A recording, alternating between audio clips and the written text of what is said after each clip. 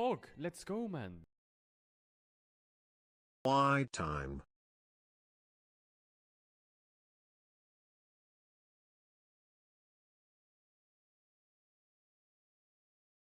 Ready to take a fight. Flash over. Just canceled. Wait, Caedrel just canceled it.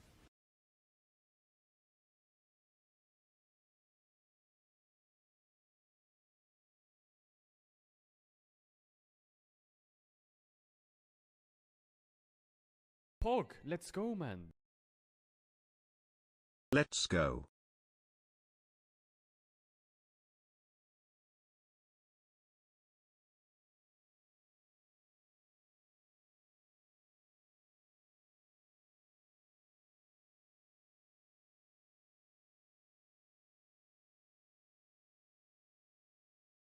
All my world rats say IT with me. Ready to take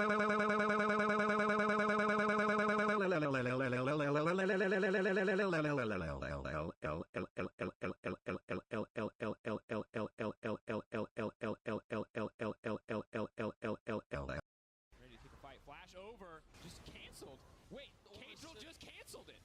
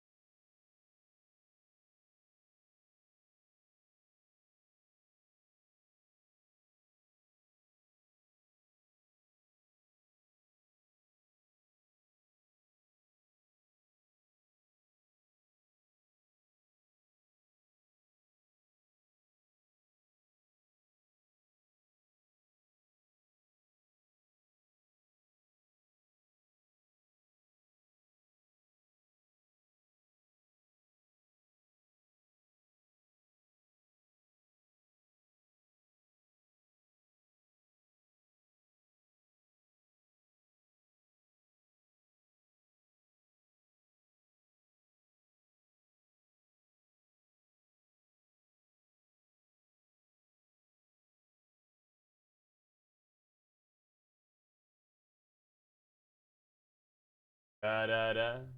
Da da da. Dee dee dee dee dee. Da da do. Da da da do. Dee dee dee. This time I want you.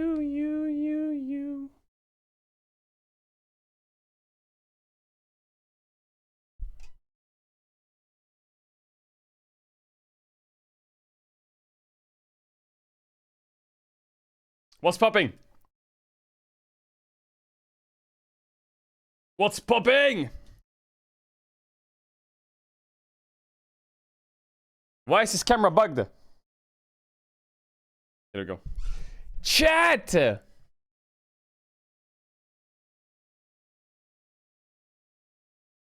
hold up. We're doing some codings.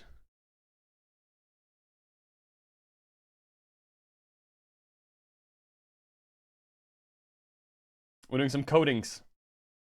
For the world's giveaway. PogChamp. How are we doing, chat? 6 is good, 9 is bad. How are you doing? I had to mute alerts because you're being ill. We got the Swiss stage day start. We got the Swiss stage day start, which is huge today. We also have to do this, chat. 13 months of being subbed to the Rat King. Much love. Pog, let's go, man.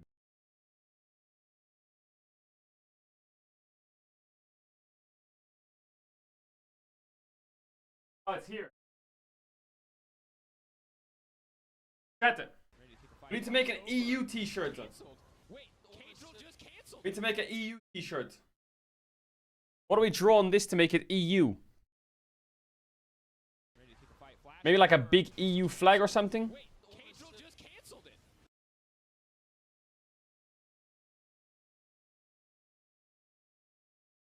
We'll check the Swiss teaser in a sec, chat, don't worry.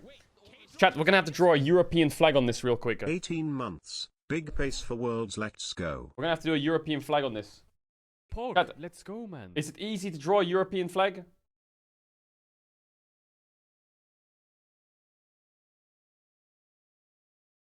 The teaser bangs. Chat, I'm gonna watch teaser in a sec. I just need to get this order of business done. Pog, let's go, Because I don't have man. a jersey for Mad or G2, and Mad plays Thank first. you for your amazing world coverage at Caedrel. I have to draw it quick. This is the T1 jersey. Pog, let's go, man. Yeah, clean. This is the DK jersey. I didn't go to Berlin, so I don't have their jerseys. Ready to take a fight. Flash over. Just canceled. Wait, Caedrel just canceled it. No stream crash today. No stream crash. Now, what do we do for Mad and G2? Wait. Fight. Flash over. Just canceled. Wait, Caedrel just canceled it. Rat trapped. Can we draw the Cat Despair? Just canceled. Wait. Yeah, chat. World starts in 2 hours. 2 hours. Been here since. I don't have gold. I don't Pog, have gold, let's chat. go, man. I only have... Cathedral. Shut up. I have green, blue, red, and black. Ready to take a fight. Flash over. I have an idea. Canceled. Caedrel just canceled it. What if on one side I have one thing, on the other side I have the other thing? Pog, let's go, man. So I just have to wear it back to front.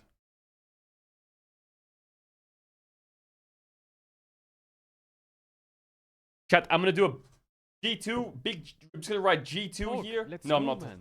What am I gonna write? That just looks dumb. I'm just gonna write Euphoria on it, chat. I'm just gonna write Euphoria on it. It's easier. Pog, let's go, man. Chat, Euphoria across Less the than side 3. and up, or across the middle? Middle or up the side? Middle. Pog, let's go, man. Who's going to win today?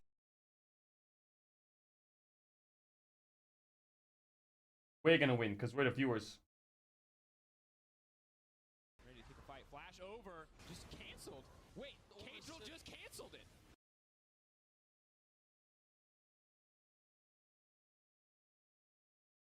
Pog, let's go, man. EU, you see that? EU, TLS don't alt today aware. Korea.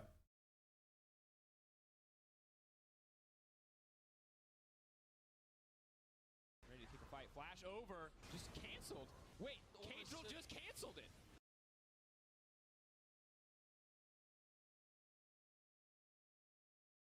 Ready to take a fight. Flash over. Just canceled. Wait, Caedrel just canceled it. I fucked up. How is it getting smaller? Take a fight. Flash over. Just canceled. Wait, Caedrel just canceled it. XDX. Pog, let's go, man. New jeans. Hold up. Ready to take a fight. Flash over. Just I need to canceled. do this and then we're ready for Worlds. Caedrel just We can do all the canceled. T's. I was gonna do it yesterday, but my internet crashed. Pog, let's go, man. Let's go T1 new jeans.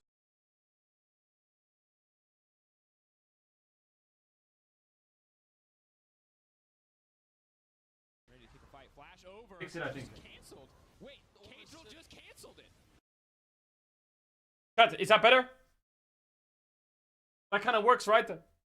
Pog, let's go, man. Have more of an E. Don't say EU, don't say EU.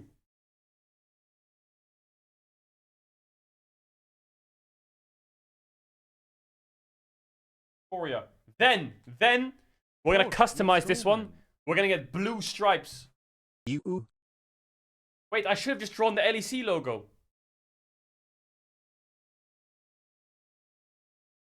That is so stupid. Why did no one say that? Fight. Flash over. Just canceled. Wait, Caedrel just canceled it. But put blue stripes on it. Pog, let's go, man. I dream of a chat full of garlic. Damn, these blue stripes go kind of hard. Nice. Then we draw the LEC Pog, logo and then let's we're go, done. man. Let's go Euphoria.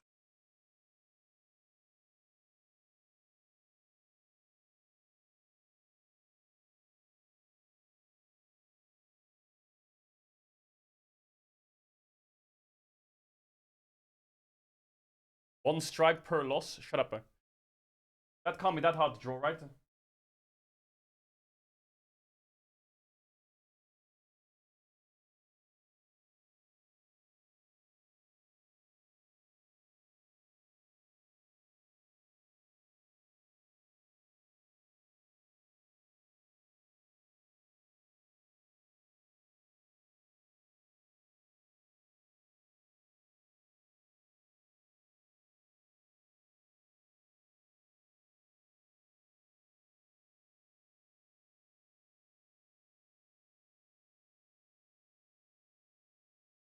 I did it, Chad. I did it.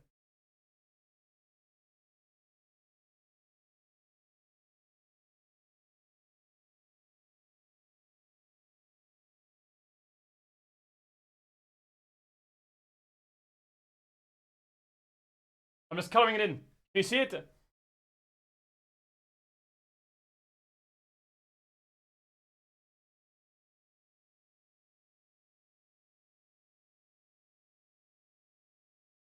Can you see it?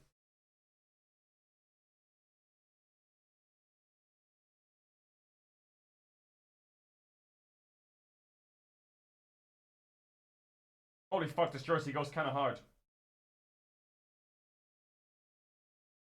Not adding this jersey to the game.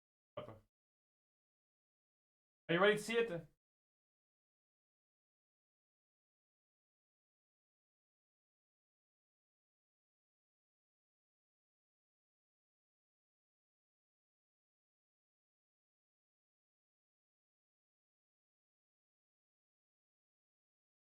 Yeah, I did it, chat. The EU jersey, what do we think? What do we think? Actually kind of cool, no? The blue stripes. I kind of cooked that, no? I kind of cooked that. I kind of cooked that.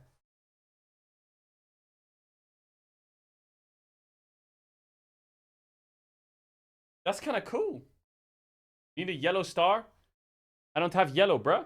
The fuck do you mean yellow star? Why does it say low energy company? What?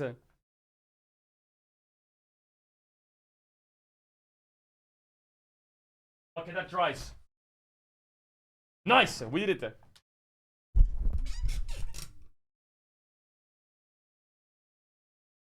We did it.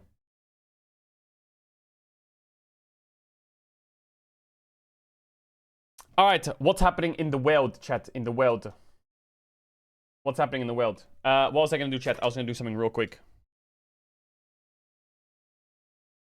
The world teaser's out. OCE is absolutely cooked. 1 a.m. T1 Faker. Worlds, no matter when or where, is our home ground. Damn. They want that luck skin. They want that luck skin. Chat, by the way, quick thing before we get into it. Two quick things. We'll get the two quick things done. Hold on.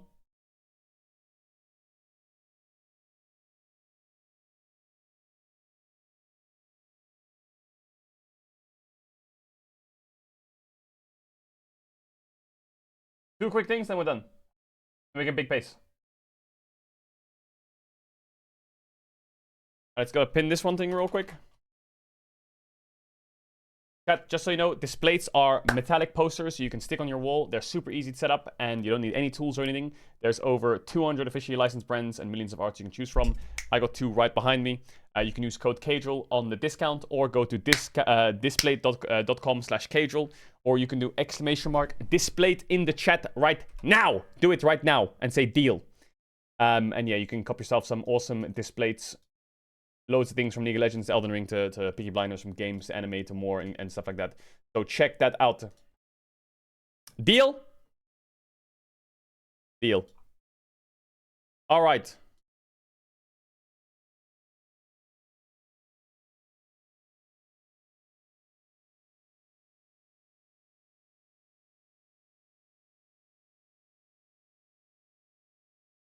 All right.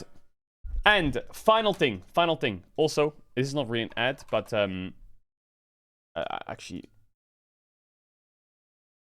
wait, I need to ask him if this.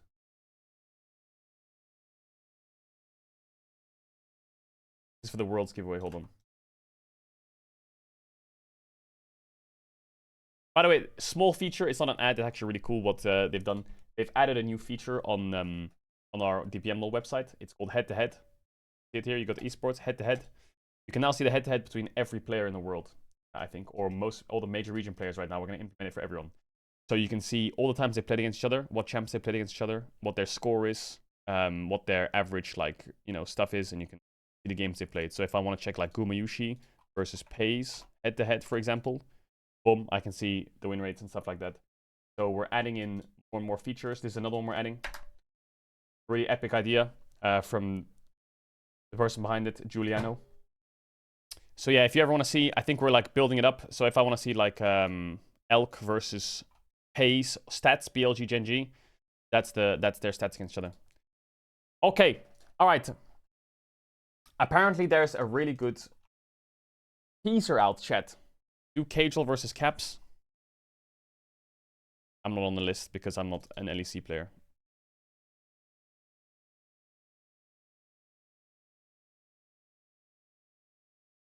I'm on the list. Okay, let's see the teaser, chat. Let's see it. Apparently this teaser is absolute cinema. Ooh, 7 minutes long. Oh my god, I feel spoiled. I don't want to watch it yet, chat, because not everyone's here. There's still 2 hours till Worlds. We'll watch it in 30 minutes. Deal? 30 minutes, we'll watch it. Because otherwise people are going to come in 30 minutes and be like, have you seen the teaser of the Worlds thing? Have you seen the Worlds teaser? Have you seen the Worlds teaser? That's what they're going to say. T10 said he'd be open to go to NA or EU if he was given a good opportunity. Faker Caps, first date. We saw that. Youngest and oldest players, we saw that. What is this? As you wish. Let's finish this. What is this?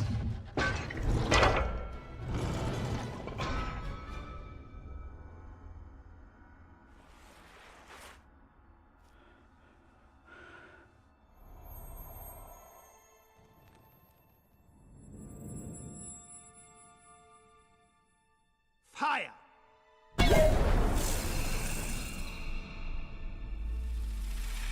Inner peace. Inner peace. Inner peace. Lock in.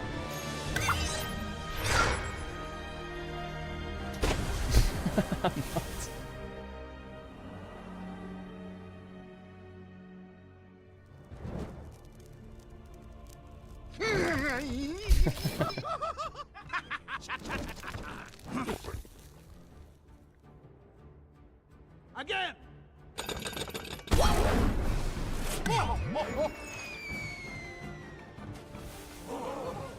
Yeah! D plus Kia, what the fuck? Somebody kill him!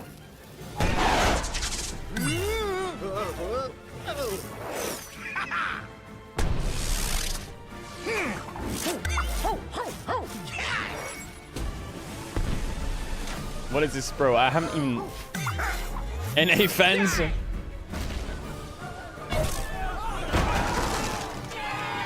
What? No! Mad Lions, attack her!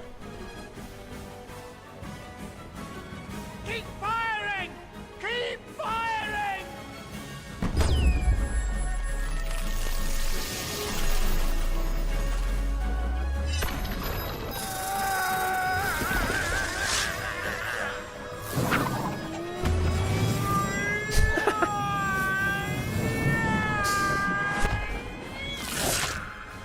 Skadoosh. Skadoosh.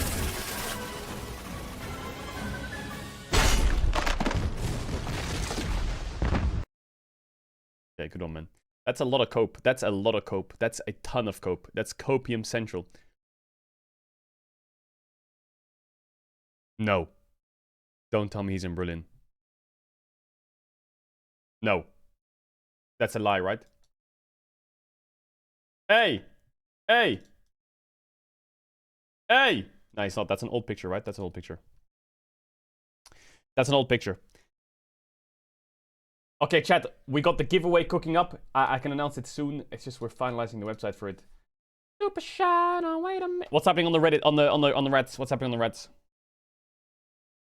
Sally gonna react to Swiss Stage trailer in 20 minutes. Yeah, PogChamp.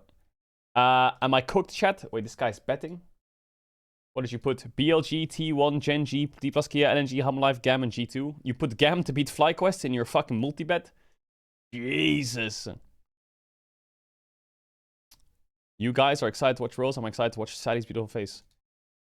Caedrel with chat. What is this? One for the plug and one for the load. I got two phones, one for the bitches and one. Bro, how many rats does she have? One of the best Worlds trailers already? Really? Bro, I don't want to spoil it. Everyone's saying this is one of the best Worlds trailers. Did Phil cook or what? Did Phil fucking cook hardcore? Sally? That's not me. Okay, bro, I swear I open up the Reddit or the Twitter sometimes, and it's literally the same posts. Over and over. Over and over. Who's playing right now? Levi and Xiaoyu?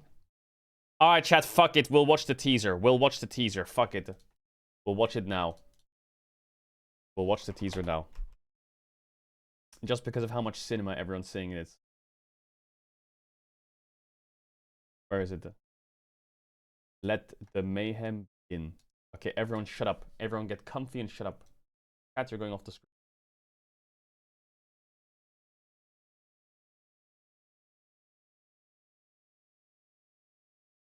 Everyone locked in?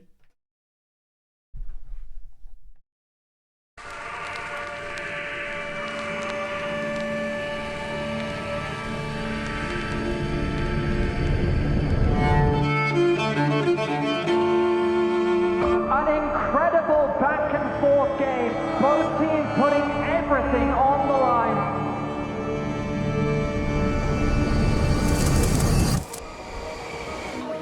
Such a solid Jarvan game here in the end, 2-0. And if I had like a dark arc, that's gonna be interesting. Don't spoil, don't spoil. I didn't see the trailer. You watch? Personally, I'm excited for everything. Yeah, always fun with some noise. Big, there's a winner in the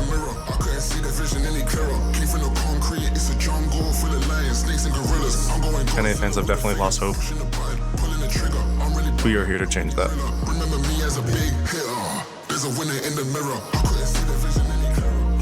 2019년도에 Chat. 이제 제가 I 신인이었어가지고 trolled. Chat, I trolled. We're gonna have to rewatch this. I trolled big time. Because I can see the ads are about to start. We're gonna have to rewatch this. I have to pause it. I can see it. I just went to the ads page to delay them, and as I went there, it said ad in progress 255, which means they ran 5 seconds as I got there. I knew it. I knew that would happen. I went there just to check, and the second I saw it, it said ads. We're gonna redo. Redo! Hey, it's a bit scuffed. We redo. But imagine getting ads in 2024, though. Sus H. Wait, hold up. In other news, while we're here...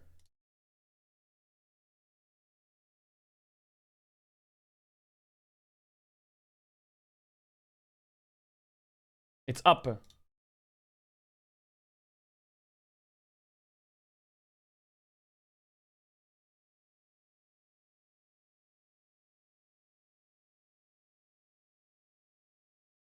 It's up, chat. It's up. It's up.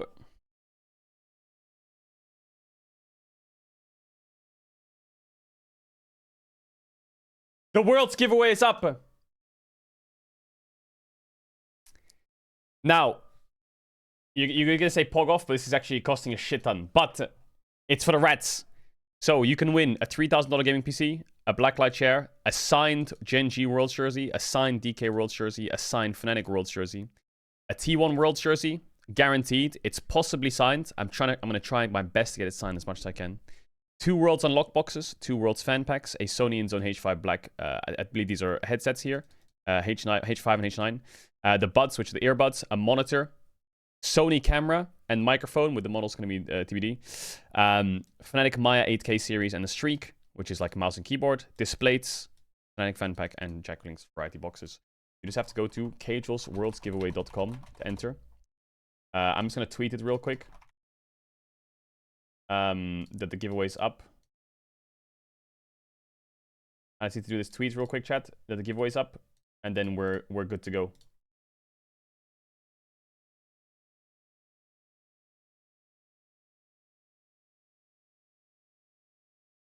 Where's the fucking picture?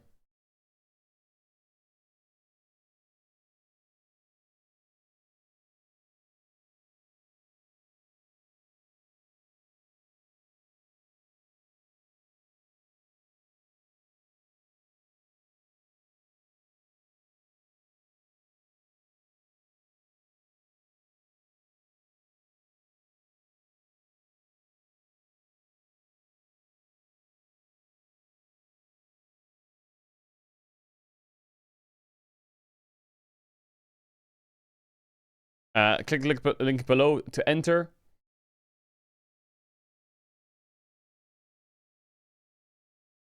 Wait, hold up. I just have to do the tweet. Including fully signed Worlds jersey, $2,000 PC, and many more prizes. Click the link below.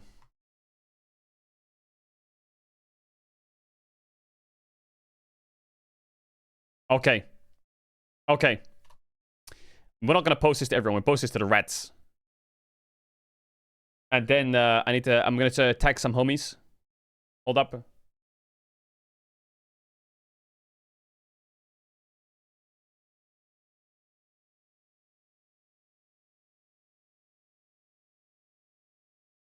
Chat, let me just finish this, and then we're super pace.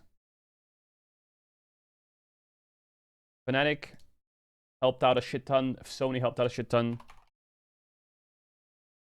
Sony.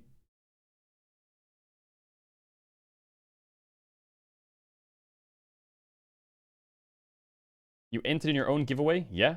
Bro, if I win, that's fucking mine, bro. It's yoinked. Also, Riot's helped out a lot with giving away prizes as well, which is super nice.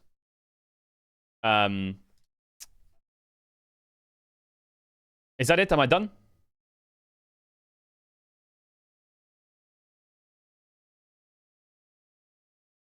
Is that it? Do I have to add anything else? No, right? Maybe I should post it to everyone, chat. Nah, I'll do it like this.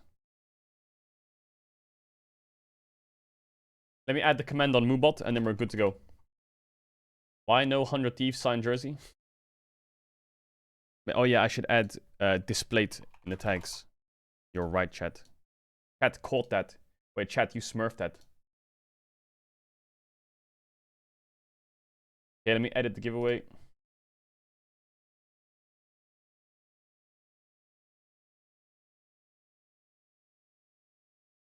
Tag LeBron James. Okay, the giveaway command is up. I think it should be working. But don't spam it. But don't spam it.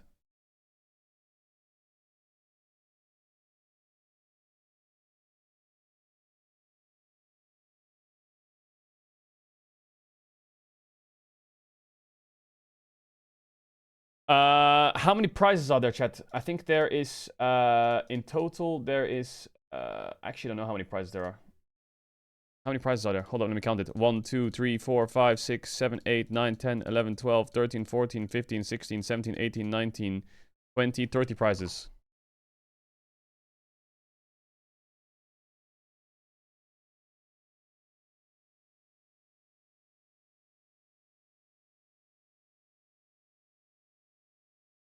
Okay, done.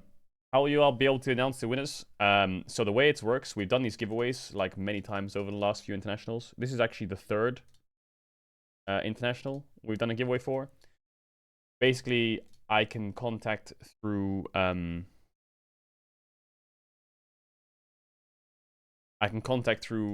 get everyone's emails, or I get your usernames. It depends on what you use. If you use Twitter, for example, the way the back end of the giveaway works, it says MSI 2024. What do you mean it says any MSI? Where does it say MSI?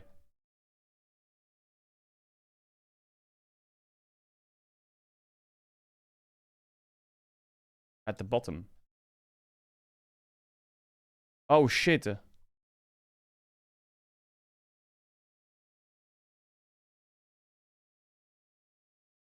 Fuck, it's because we're using the same site. We're just alternating between the giveaways every year. It's because we did one for MSI. That's why.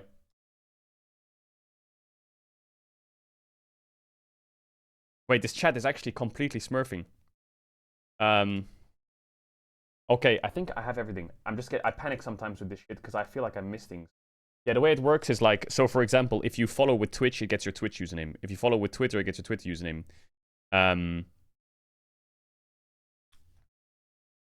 Green tick. If you follow with...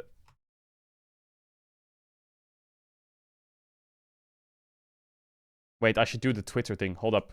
I'm not trying to stall. Just better for people to see.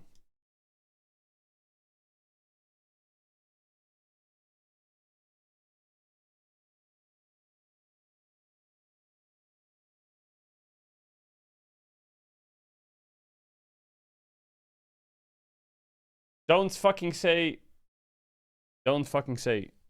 It's worldwide, by the way.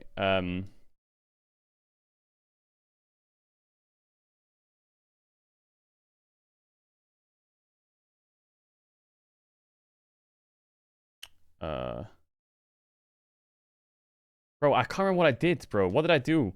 Caedrel's MSI giveaway 2024. What did I tweet? I forgot. I don't know how I fucking structured this shit. Oh my god, that looks so much cleaner. Why didn't I just fucking do that?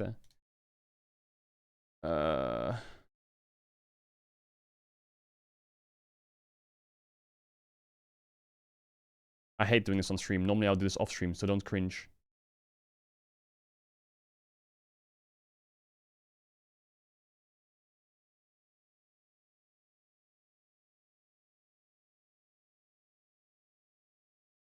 Okay, I got it. Oh my god.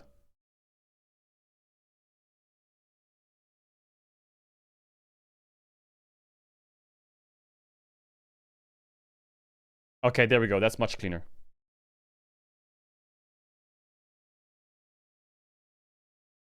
Done. Done. Done. Now all I have to do is add one more entry where you have to retweet this, and then it's done.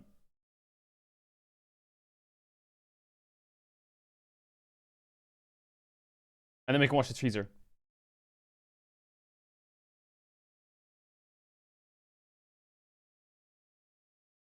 The mail you say when you enter, it says MSI? Really?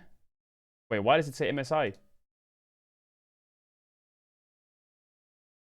Wait, someone says... Huh? The mail you get when you enter also says MSI. Why?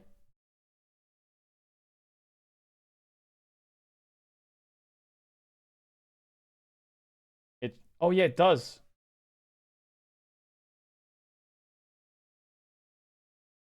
Why does it say MSI?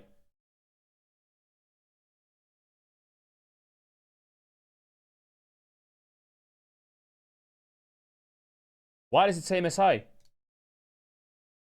Eh? I can see it here. It says... It's not a scam. It should still work. I'm wondering why it says MSI.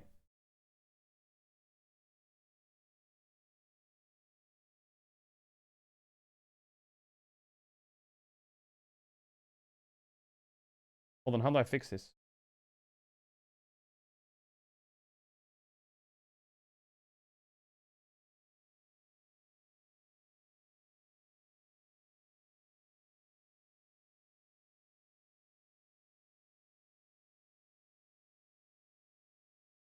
Oh my god.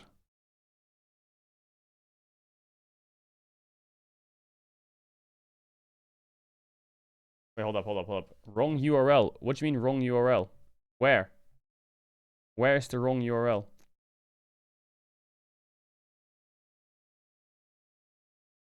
It also says notify me of other Caedrel's MSI giveaway.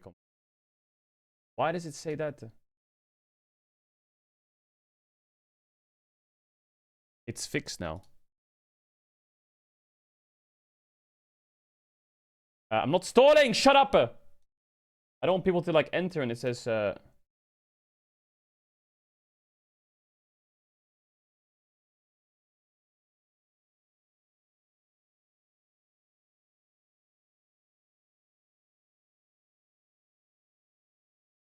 I'm gonna put on a sign-ups while you're all yapping. Because I need to fix this real quick. I don't know where the settings are. It's all correct. It all works perfectly, I think. It's just, for some reason it says MSI when you enter.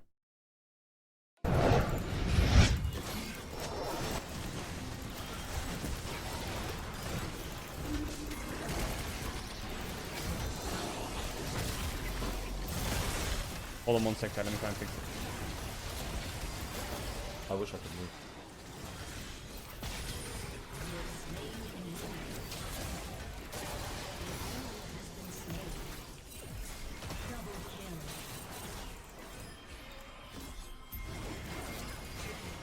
I'm actually fucking him, I ain't even gonna lie.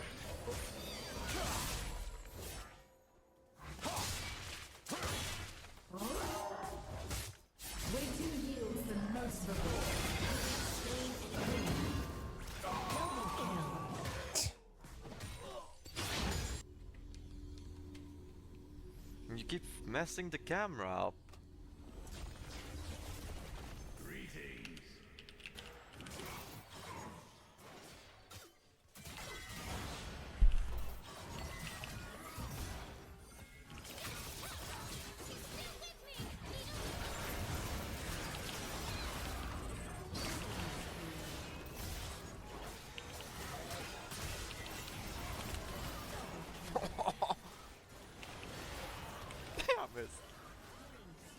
Come on!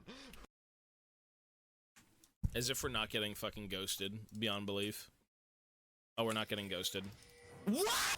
If we unmuted, I'm sure there'd be a very mean word in all chat. Everyone pays.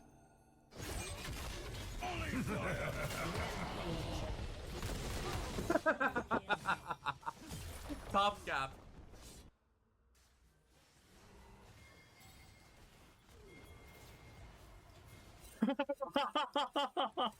That's crazy.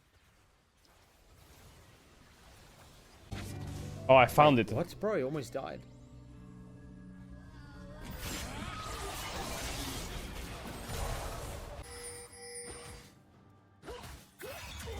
I fixed it, I fixed it, I fixed it, I fixed it, I fixed it, I fixed it. Did you I really fixed just it. get out? It should be fixed now. It should be fixed now, chat. Thank fuck for that.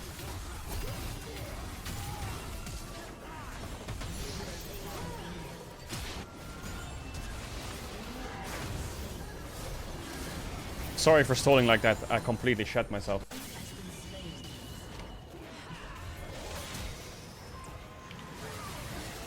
Let me just double check it's all good, and then we're super locked in. Well,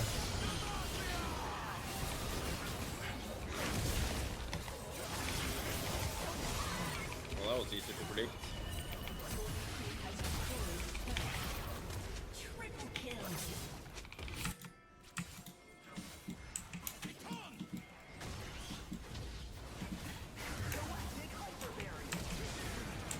Okay, done.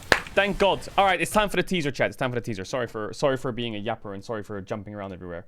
It's done. We fixed it. I fixed it. I fixed it. I, for some reason, tied it to the MSI giveaway. So basically, it's the Worlds giveaway. You go to caedrelworldsgiveaway.com. Now at the bottom it says Worlds giveaway. It's all tied to the Worlds giveaway. Everything's Worlds giveaway. The branding was all fucked. I also added the last one, which is where you have to retweet the tweet, and then if you want to join with an extra entry, very quick update. All right, let's get to the teaser. Ready? Everyone, shut up. I want to fucking watch this teaser.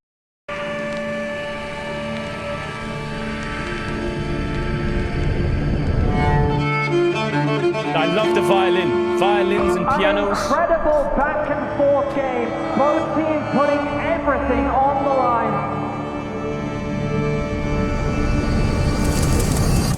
It's a bit loud. Yeah, I like it.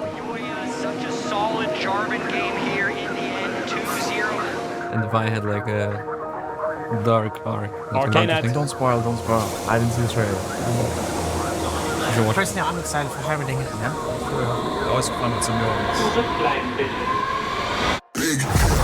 There's a winner in the mirror. I couldn't see the vision any clearer. Came from the concrete. It's a jungle full of lions, snakes, and gorillas. I'm going. NA fans have definitely lost hope. We are here to change that. Remember me as a big hitter. There's a winner in the mirror. I couldn't see the vision. Showmaker. 2019년도에 이제 제가 신인이었어가지고 첫 월즈였는데 이번에 다시 베를린으로 복귀했을 때 꼭 우승까지 할 수 있다고 확신하고 있습니다. 上次来欧洲比赛，我拿到了世界冠军。这一次，我依然会全力以赴。 You should never underestimate us. No one wants this more than us.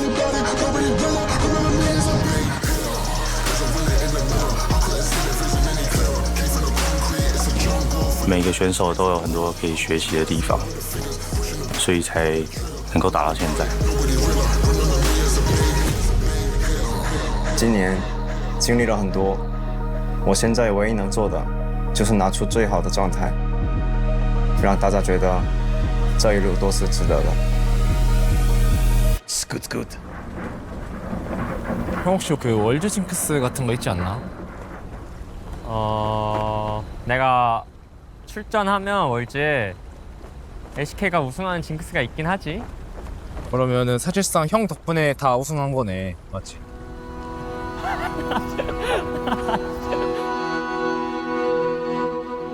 Victory color.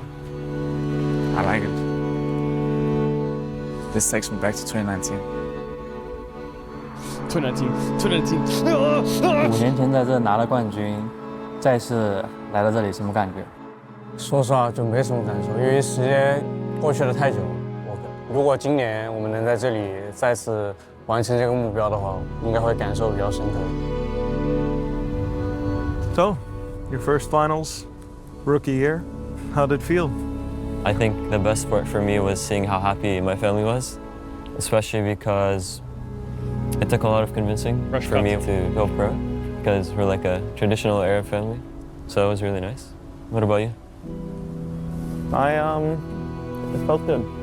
I felt like for the first time in a long time I could be myself. 형은 프로 하면서의 목표가 뭐야? 월드 우승이지. 월드 우승 빼고 다 해봤으니까. 우승만 하면은 약간 목표가 끝나는? 약간 목적이 다 달성되는 그런 느낌인가? No. No. Peanut stays.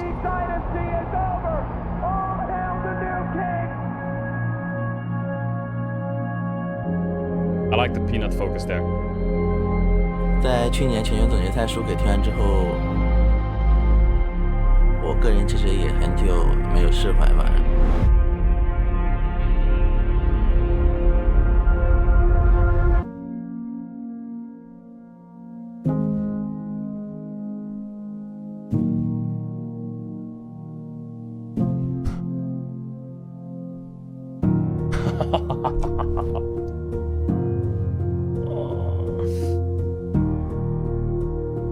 2022년 월드 어땠는데? 사실 우승하기 힘들었었던 상황이었는데 또 우승한 거니까 역배였다 보니까 이제 우승이 되게 좋았던 것 같아. 2018 was really important to me. I just felt like it was winnable, and I kept saying it until we did win. We didn't win it all, but we got pretty close. Conseguimos, irmão. Chegamos, mano. A gente tá reacendendo a chama do povo brasileiro, essa esperança, tá ligado? Acho que é um sentimento único, mano. 我们今年一整年感觉都过得挺艰难的，你觉得今年我们可以做到吗？我觉得可以做到吧，因为我们也付出了很多，就等待这一刻。对，肯定得有啊。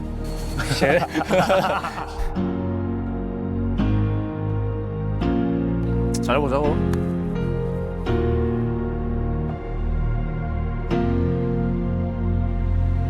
How was it back then? In 2019.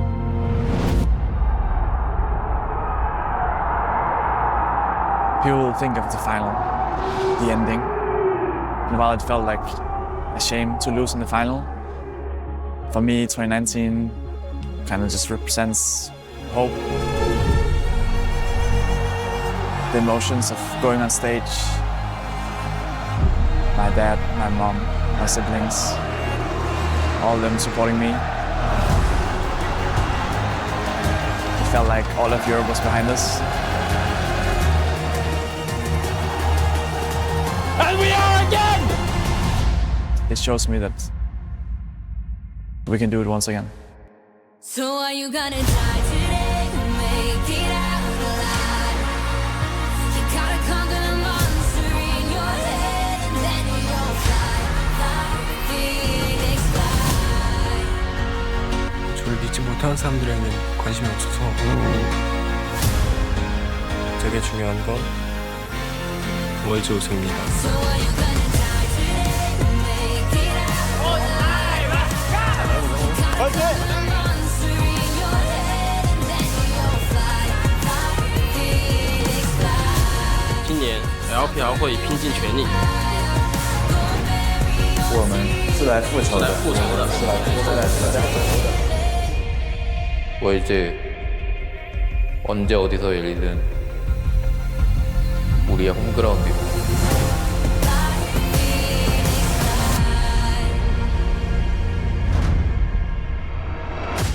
We're back. We're back. We're back. We're back. We are so fucking back. Holy smokes, we're back. I feel like those kind of teasers, the teaser for the first day of Swiss is always the hardest teaser because you got so many teams and stories. So getting that all into 5 to 7 minutes of content is so hard. But I liked it. I liked it a lot. I liked it a lot. I liked the ending, obviously, where all the LPL says they want revenge and then he wants there. But I think the main stories for me this Worlds is like Peanut. Is he going to choke again? He has Zeka and Viper. Or not choke, but is he going to flop again? Peanut, I love the Peanut story. Like, when the Peanut story was there, I loved the Peanut story. And, like, Zeka's by his side.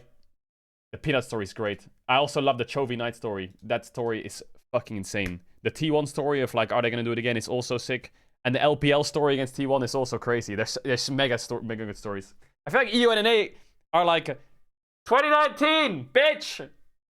And then we just fucking lose. So we need to have more of, like, this 2019... Listen, guys. We've been sold this 2019 story for 5 years.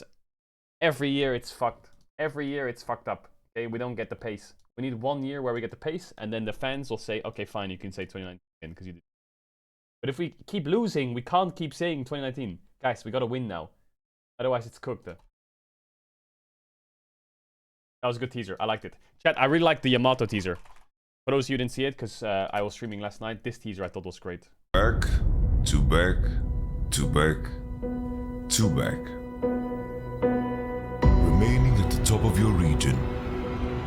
Batting down challenger after challenger. Year after year. That is no easy feat.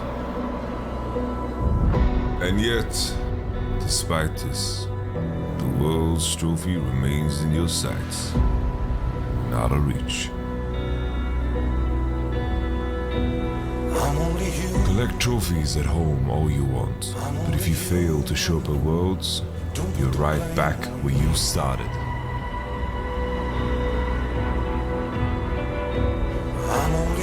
But with Worlds finally on the horizon once again, this is a chance. And maybe, just maybe, one more chance is all you need. There's Kingslayer, I point to trouble as well. The E dodged away from, flashed away from, but it's a double kill as he has another stopwatch. Knight is unbelievable! Ignite ticking on caps, using the stopwatch to dodge the spear. He's gonna come back up and with the ammo, oh my god! Oh, that is disgusting! But are they gonna commit for this one? It's absolutely psychotic. They say it counts! Just like that, scoops up 3! He's frontlining for his team, what a huge play! And Toby gets a massive swing! Knight jumps to the rest of his team. Inside the shroud, can he finish him off? Yes, he can! Knight is insane! Dub in trouble, the 5-point strike's good, that's the triple, that's the quadra! Hop's gonna be the pentakill, and Chovy! Nice like drag, the timing comes back.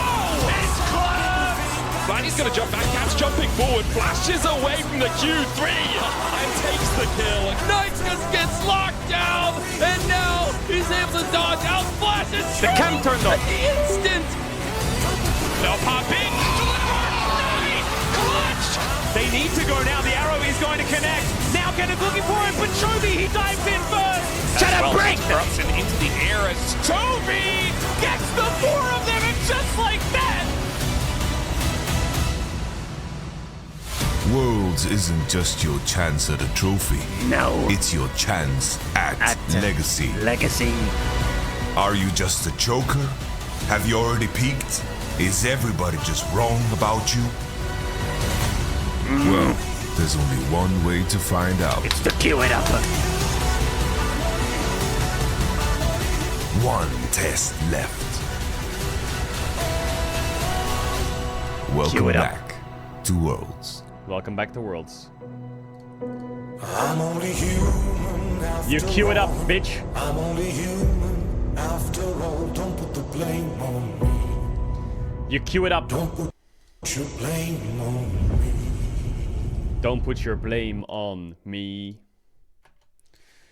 Alright, chat.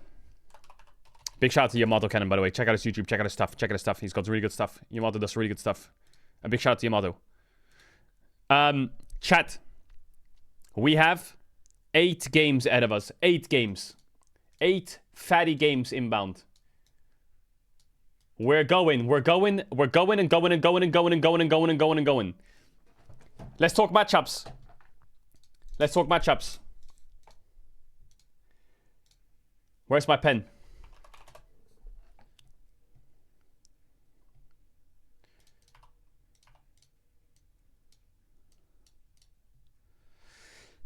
Let's talk matchups. So, this is the Swiss stage, by the way. This is the Swiss stage. Winners, quick thing on the format, okay? Quick thing, it's quite easy. The way it works is winners play winners, losers play losers, okay? So this might look complicated, but it's not. It's actually not complicated at all. Whoever wins goes through to the next round, and they get drawn against each other. Whoever wins that gets drawn against each other. Whoever wins that goes through. It's best of 3 on 2-0 or 0-2. It's always best of 3s, no matter what. World starts in 1 hour and 20. Alright, BLG Mad. This matchup, everyone's going to favor BLG. Okay, it's quite an obvious, clear favorite. BLG are favorites to win the tournament. It should be pretty easy game for BLG, right? They're against Europe's 3rd seed. The thing with Mad, though, is you never really know what to expect from a team like Mad. Where's the... When Mad was in play-ins, they played insanely well. Mad has a really good macro. Who was it they played against first, chat? Who was they played against? There's no stats for main event. Play-in stats. Yeah, they played against... they played against VKE. They might... Like, if they... Oh my god, I don't want to watch my highlight. I don't want to watch my highlight. And why is it only highlights? Where's the game at? Where's the full game at? Here it is. Now, what you might expect from Mad is their degeneracy. Like, their drafting is weird. They might first pick Nidalee, they might flex it. They might play fucking random shit. The weird thing is, against VK, they played the same comp twice. I have one concern for Mad, though, and it's Frescoe. I think in play-ins, everyone was pretty impressive, apart from... I mean, their jungle bots were really impressive. Like, Elyoya, their map movements, their macro was great. They were on objectives early, they were setting up well, they were... just playing through their lanes really well in terms of micromanaging everyone around sides. The only like person who was lackluster, I think, in my eyes, was Mirwin. Ran it down a bit. He got caught on sides. Mirwin getting caught on sides, and Frescoe's lane phase. And if you have those weaknesses against Bin and Knight, I don't think it matters how well your jungle bot play. So I think Mad need to be mega creative. Really, really creative. What have they been up to? Have they been playing anything crazy? Elyoya's been spamming Nidalee. Skarner, he has a bit of Rengar. Mirwin's been practicing really hard on Aurora, which doesn't surprise me. Has he played anything crazy? He's been playing Nidalee top a bit. I don't really think there's much you can do to cheese BLG, you know? What could they do? What's the craziest things they've done? I mean, it is just the Nidalee top shit. But I think Bin will be fine against it. I would say if Mad wins this, I would say it's one of the biggest upsets of Worlds. Like, a European 3rd seed beating the LPL 1st seed is crazy. This reminds me of Vitality versus... when Vitality beat Samsung Galaxy, or was it Gen G, sorry? Were they called Gen G back then? I don't remember. What were they called, chat? Yeah, they were called Gen G. Like, Vitality came in as the 3rd seed, I think, for Europe, and they were against reigning world champs, Gen G. And they won that game, and like everyone lost their minds. But it's happened before, you know. It's happened before where like there's been a big upset. So I would say mega favorite for BLG. HUK beat EDG in 2016 as well. Yeah, the 3rd seed and 4th seeds of Europe randomly do these upsets. The thing is with the bracket and the way the bracket works, is if Mad were to beat BLG and go up, BLG goes to the 0-1 bracket. It's absolute degeneracy from then onwards. It is complete Armageddon. Because the way Swiss Stage works is the feedback loop from losses and wins and upsets really takes its toll later. Like, if BLG lose, they play against 0-1 teams. And if they win, they play against 1-1 teams. And then that basically puts a world's favorite in the middle of the pack, which is complete annihilation. I would say BLG heavy favorites. Top esports T1. The big question is, what is T1's form? What is T1's form? The good news for T1 is Faker doesn't have to play AD carry mid anymore. That's the good news. He can play Syndra, Orianna. The meta for mid right now is Syndra, Ori, Akali, Yone, Aurora, LeBlanc. Am I missing things? This is kind of what the meta looks like for mid right now. What has Faker been playing in his solo queue accounts? Has he been playing much solo queue?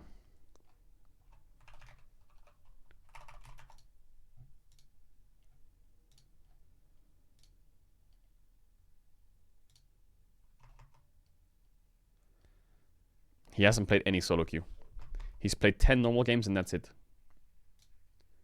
So T1 is... I don't want to say they're... It's weird. I don't know how to describe it. I feel like T1... Are they hiding something? Is my question. Mainly because Zeus is running around playing degenerate champs. Karma top, Galio top, Neferi jungle. He hasn't been in champs queue. Bong Bong Yu is owner. He has 0 ranked games as well. Taco Genius is Guma. He's been playing his AD carries. I don't think that's too much of a surprise. But out of all the world's teams, T1 is definitely the team that's just not playing solo queue. Like, if I filter it by games played, you have Showmaker. I think he was playing a bit, though. Yeah, he did play a couple of solo games.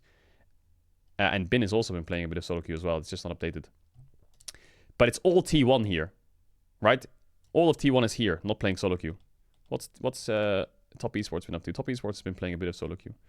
So either they're playing on secret accounts or they're doing a lot of internal practice.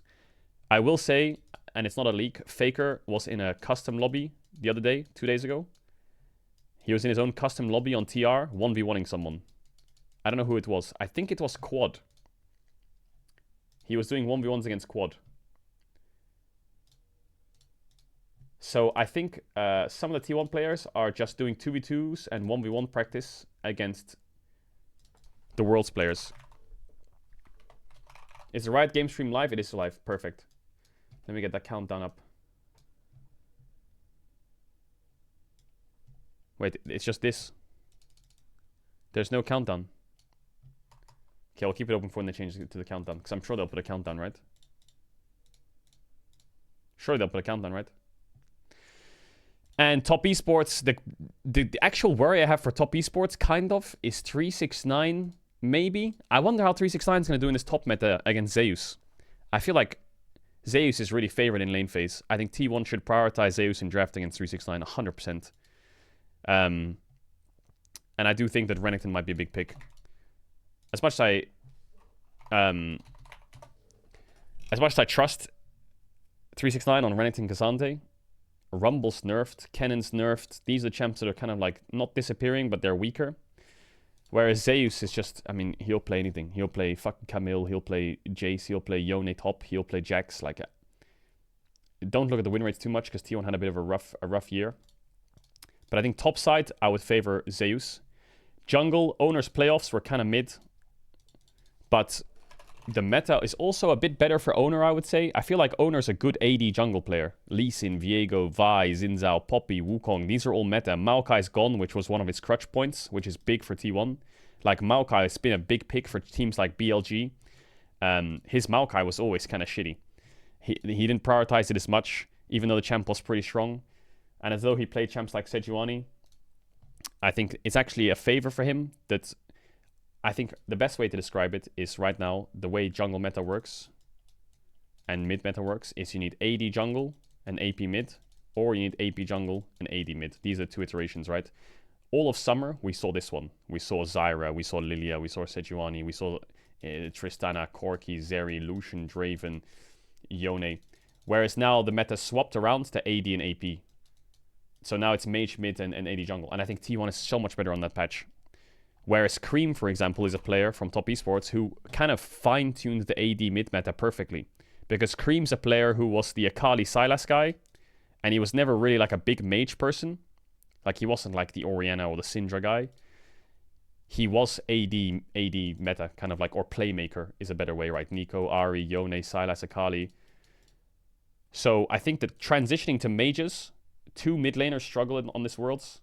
With transitioning to mages, it's Cream and Zeka who are the two psychopathic Akali players. So I think that we'll see a lot of melee mids from Cream, perhaps champs like Akali and Yone, and Zeka also will be playing champs like Akali and Yone as well. I imagine, which is amazing. Just, you know, if you think of Syndra Orianna, Zeka, it's not really his wheelhouse. You can see he has like a 40% win on Orianna all time. And Syndra, has he even got any Syndra games in his career? Yeah, he has 3. So I would say mid-jungle meta. Like, I'm going to talk about perform a little bit. Mid-jungle meta is T1 favored. Top meta, I think Zeus wins there. If they prioritize him in draft and they give him resources and they do invest in champs like Cassante Ben. So I think top side for T1 should be favored in that matchup. Bot side, I think, is Top Esports favorite, mainly because Mako is just insane on engaged supports. But again, a carry is a player where if you give Carrier resources in draft, he will punish you. Like, if you give Carrier a good Renata angle, he will annihilate you. If you give him a good Renata angle, if you give him a good Bard angle, any kind of these, if you give him even a good Rakan angle, he will punish you really hard. He can poppy flex. It's just the things like Ashe support, Lulu, Seraphine, Nico, Soraka, Karma, these range supports that he's good at are a little bit harder to pull out on the mini sport meta, I do favor Mako a bit. But it's just a case of where does T1 prioritize their draft? Do they prioritize their draft in bot lane or do they prioritize their draft in top lane? Okay, the timer's out. Hold up.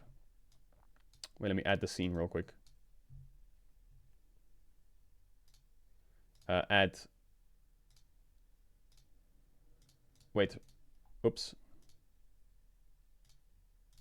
Add window capture.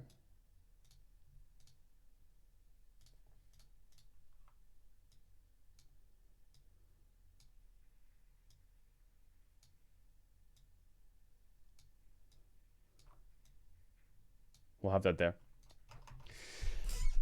So yeah, I would actually favor top esports in this top T1 in this matchup. Gen G versus Weibo. I'm convinced Gen G is the team that is going to 3-0 Swiss. Even though they lost the finals, I think Gen G, when it comes to best of ones and best of threes, I would trust them the most when it comes to preparation. I think Zhao, who's had a pretty mid split, so I think Chobi's going to fist him.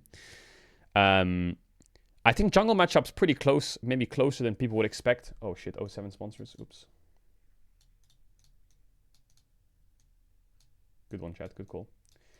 I think jungle is a little bit closer than people would imagine. Like, Tarzan's insanely good. And I've done a breakdown on Weibo. The way Weibo plays, it's very simple. They play very heavy jungle to bot, and that's where they play. The biggest worries, similar to the BLG Mad matchup, is I think the top and mid gap in this matchup is tough. Like, I think Keen is going to smash Breathe. Breathe did not look good at all in their regionals. He got slammed by Zika. So, yeah, and I think Keen's just one of the best tops in the world, so... I mean, this LNG series, he got absolutely slammed, and the JDG series was, I mean... We won't get into this series, but I think the main point is Breathe. Sorry, my brain is completely everywhere, because I'm absolutely schizoing right now, because it's World Swiss stage. Anyway, solo lanes for Gen G should gap. Jungle's a bit close, but the biggest question is, similar to Mad, Weibo play a similar style to Mad in a way, where they'll play something like Nidalee jungle, and Tarzan will just sit bot all game and dive. I did a lot of other reviews on them on the team tier list. Fnatic Damwon. This matchup, speaking about it unbiased, meta for Showmaker is perfect, actually. Showmaker, for those who don't know, had a fucking horrible summer. And this AD meta was terrible for him. He was fucking trash at this AD meta. His Tristana was good, but everything else, he had to play so many random different champs to try and find a way into the meta with like LeBlancs and TFs and Sylas's. Wasn't good, but you know Showmaker, he will play Syndra. He will play Syndra 100%. He will play LeBlanc 100%. His Sylas is good. His Akali's like fine. His Orianna is okay. So he's much better in this meta. Humanoid is also pretty good on this meta too as well, though. I feel like Humanoid kind of, if you know Humanoid from Mad Lions, he kind of made his name in the Orianna Akali meta. He played a lot of that. In like the 2011s and the 2012s, he was a big, or was it 2010, sorry? I don't remember what it was. I just remember Humanoid, Akali, Orianna were pretty big picks for him. So mid matchup, I think both mid laners, 2010. No, 2020. Chat, why do I always do this? Why do I always say 2010, 2012? I swear I've done that like 15 times. So I think mid lane is pretty close. Jungle, Razork's insane. Lucid's debuting on his first Worlds. Lucid's mechanics are good, but Lucid is also someone who... I don't know, Lucid was annoying. The way Dramon was drafting all year was tank junglers. And Lucid is insane on AD carry junglers like Lee Sin and Vi and Wukong. So I also think Lucid gets a bit of a buff from the meta change as well. Like, he is so boosted at Sejuani Maokai. No offense to him. But his AD junglers are insanely good. His mechanics are insane. Really, really good mechanic player. And the reason that I say Damwon will make top 4 this year at Worlds is because, first of all, I think people underrate them a lot. Second of all, I think the meta shift is huge for them. Kingen has had an amazing split. I think Kingen probably wins on top. So I would say Damwon win out on top. I think jungle's pretty even and mid's pretty even. That's jungle mid for Damwon has been their weakest point, actually. But with the meta change, I think Damwon's favored in mid jungle. And for bot lane matchup, I think Aiming and Moham are individually one of the stronger bot lanes of the tournament. So I think Damwon win on bot as well. So objectively, I think right now I don't see any upsets out of these 4, in my opinion. I think BLG should beat Mad. I think T1 should be favored against Top Esports. Genji should beat Weibo. I think Damwon should beat Fnatic. TL LNG is a really weird one because TL, they kind of had opposite kind of stories or opposite performance arcs where LNG has never won a best of 5 really. They won 1 and got to Worlds against a really weak Weibo. A lot of people think that LNG are frauds. I don't know, there's a weird debate around LNG. If you watch the LPL, they're fraudulent because their spring split was dog shit. Their summer regular season was good, but then this remix is making me dizzy. But then they showed up, they bombed out of playoffs and they showed up randomly in the regionals and popped off and beat Weibo 3-0. Whereas Team Liquid's had the opposite story where they kind of dominated all year and then just fucked up the finals big time. LNG has really good star players. I mean, Scout, Gala, and Zika are, to me, they're like big stars. Hong's a massive inter, and Weiwei is really inconsistent, in my opinion. Whereas Team Liquid is a very macro, lane swappy, get lead through lane assignments. This matchup will be pretty close, I think. Maybe closer than some people think. I think LNG's favored, but if TL can do their lane movement shenanigans, then they should be in a good spot to take the win. I would say LNG top is probably even, maybe slightly Impact favored. I would rely on Impact quite heavily at an international like this. Jungle, I would favor no one because Umti and Weiwei are both, I can't trust, they're both really inconsistent. Umti is like this reliable rock, but Umti is a player that double downs really heavily on lanes. And if he kind of puts himself behind at their cost. So I don't trust either of them. I would slightly favor Weiwei. Mid lane, Appa versus Scout. Yeah, Appa's had a big improvement curve. Don't sleep on Appa. He's improved a lot since last year. He really has, but I think you can't sleep on a player like Scout at International. And Gala Hong versus Yeon Core JJ. You know, I would say Gala's better than Yeon, but I actually think bot matchup combined because of Hong's inconsistency, I would say 2v2 is pretty close. 2v2 is pretty close. I would say it's 50-50 in the 2v2. So it's slightly LNG favored. You might think that's a crazy take, but I think 2v2 wise, I think it could be close. But Gala's in his own world, you know, like he's probably gonna get inted and then have to carry somehow. I'm not coping. Hum Life PSG is probably a stomp. I think PSG is gonna get blasted. I think Hum Life win in every role, other than, yeah, they win in every role. I think PSG is gonna get smashed. PSG is taking the 07. Flyke, these two games, though, are the games where I'm worried. Because if you asked me these matchups before World started, I would say, yeah, Flyke West and G2 win easy. But now, it's quite odd because GAM look really good. And quite a lot stronger than they normally do. They're not, because GAM of the past is like, who are they going to beat? You know, which team are they going to beat in an upset best of 1? So recency bias, yeah, recency bias tells you that GAM's pretty strong. I think FlyQuest should still take it, but GAM have looked really good. And then the G2 versus Pain one has got me quite worried. Just because of Pain's Champions Queue games. That's all the only information I have to go off. Because Pain Gaming in Champions Queue, they beat LNG, BLG, and G2 in Champions Queue. And Titan, in every single one of those games, had like 15 kills. I can't tell you, I can't glaze hard enough to tell you how fucking crazy this guy looks, Titan. They're 80 carry. They're going to put a lot of resources bot. He's going to play Lucian Nami. I think G2 maybe is going to try and target the Lucian Nami. Or he's going to play something like Ezreal. Any champion that has self-sufficient like dashes or playmaking, I think Titan will play. Or he'll do the Saya game like he did yesterday, if enemy team drafts a dive comp. G2, though, is kind of like shrouded in secrecy. I don't know what they're cooking. I really don't. G2 always comes into Worlds with crazy picks, or like internationals with crazy picks.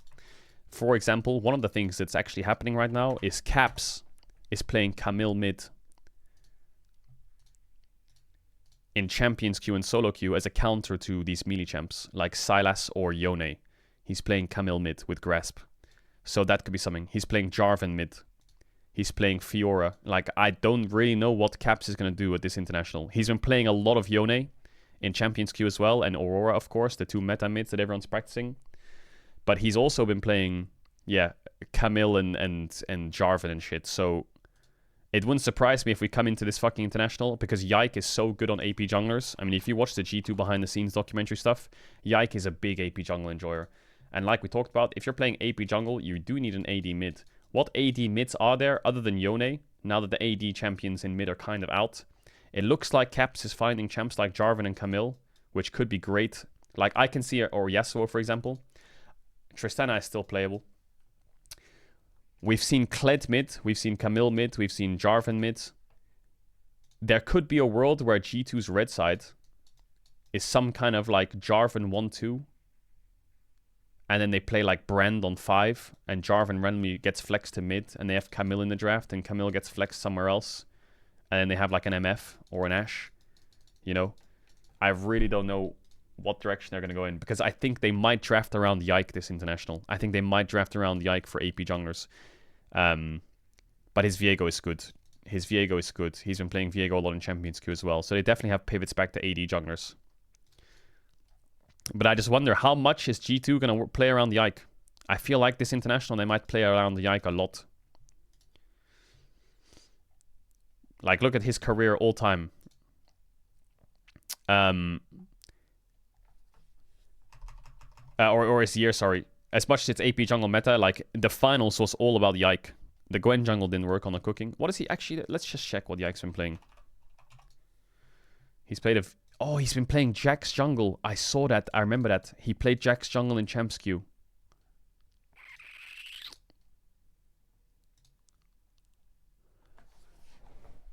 Yeah, I think Wukong is also going to be a big pick of the tournament, even though he's only got one game on it. Wukong's going to be a big pick. Everyone's cooking. Everyone's cooking. Everyone. And the way it works is there's two bubbles right now. There's the West bubble. And there's the East bubble. And what they are is they're different scrim meta reads, okay? And what I mean by that is because LPL and LCK teams got here like 4 days ago, that means they were scrimming each other for like the last 2 weeks only. And they came up with their own meta on this patch. Whereas EU and NA have been scrimming each other for 2 weeks. And they've got their own meta read as well. So now when they clash at the opening day of Worlds, this is where teams either thrive or get blasted. Has EU got the right read, or has the LCK LPL got the right read? Oftentimes, actually, and you might think this is crazy, if you watch old Worlds, there's like group stages. The LCK normally starts quite slow in these internationals. And EU normally comes out the first week like pretty strong. They either come out really strong or they obviously flop. But it depends who's got the meta read. Obviously, as the tournament ramps up, LCK becomes fucking insane. LPL is a 50-50. I have no idea what they're going to be like. But Europe actually comes out quite decent on week ones. On day ones, week ones, Europe comes out pretty decently. So I don't know what these bubbles are going to look like. These two different bubbles, like Europe tends to just go like this in international. Whereas the LCK kind of goes like this. I just wonder what those two bubbles look like. Because the idea would be like, in the LCK LPL, maybe Yone first pick is a big thing, and they practice a lot of Yone. From the outside, it kind of looks like they have high pro on Yone. And then Caps comes in and plays Camille mid into Yone. And they haven't played against that because no one in the LPL LCK was thinking of a counter pick to Yone like that. And so that dynamic defines everything. Who wins? Does the Camille mid win? If the Camille mid wins, now all the LCK LPL teams are like, shit. Maybe we need to either work on our Yone blinds or we need to practice Camille. Or practice Jarvan mid or something. Or practice whatever Jax jungle they're playing. And it's just that shift is so important. Because either the European team loses and they're like, shit, these picks aren't working, let's just go back to meta. Or the European team wins and the LCK LPL teams think, fuck, now we have to work on the counters. Or we have to be a bit more cautious in our draft. So day one decides a lot for these regions of what they've practiced. And how they play around their champs. So it's going to be a fun day. It's going to be a really fun day. We're going to see everything. We're going to know every meta pick. Like there's a lot of things that didn't happen in play-ins that I thought would happen. What was it? There was, I think, for example, Renekton Prio in play-ins was decent, but it wasn't like super first pick heavy. Whereas I feel like if you're against BLG, like Bin, I can't spell. He is just going to first pick Renekton. It's going to happen, and you're going to have to deal with it. Rumble Prio in play-ins was very high, but LPL teams suck at Rumble. They do. I don't have a better way to say it. Like, I can show you Bin's champion pool. He has 3 Rumble games, right? Not bad. 369, he has 4 Rumble games. Zika has 6 Rumble games, and Breathe has 4 Rumble games. Okay, it's not that they're bad. It's just if you compare that to someone like Keen, or not Keen, he has 1 Rumble game, or like Doran, for example. The LCK top laners are very Rumble prio heavy. Like they love their Rumbles. So, I mean, you can remember the MSI, right? Like, or Worlds last year, was it, with JDG, where they couldn't pick Rumble, and they picked Rumble game 1, and then they trolled. And then the Rumble problem was like, they played Rumble game 1, 369 looked terrible, and then you go into game 2, and then you go into their first draft against each other, and they realize, yeah, maybe we're pretty bad at it, we'll just ban it instead and not first pick it. So, yeah. LPL Rumble, I'm not sure how it'll do. I think Bin's Rumble, how good is Bin's Rumble is the question. Will we see Rumble? I think we might see Rumble if Jarvan Vi are in the draft. I feel like without Jarvan Vi or Rel, I just feel like this champ, the lane phase just isn't as strong as it used to be. They nerfed his lane phase. He still is really good at pressing R. He's still really good at pressing R, and then like team fight happens. But that's about it. Shall we need our daily listen to?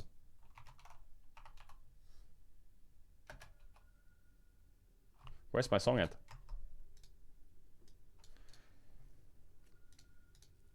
Alright, 36 minutes till World Shot Chat. Anything else we need to go through? Can you see my pick'ems? Yeah, you can see my pick'ems.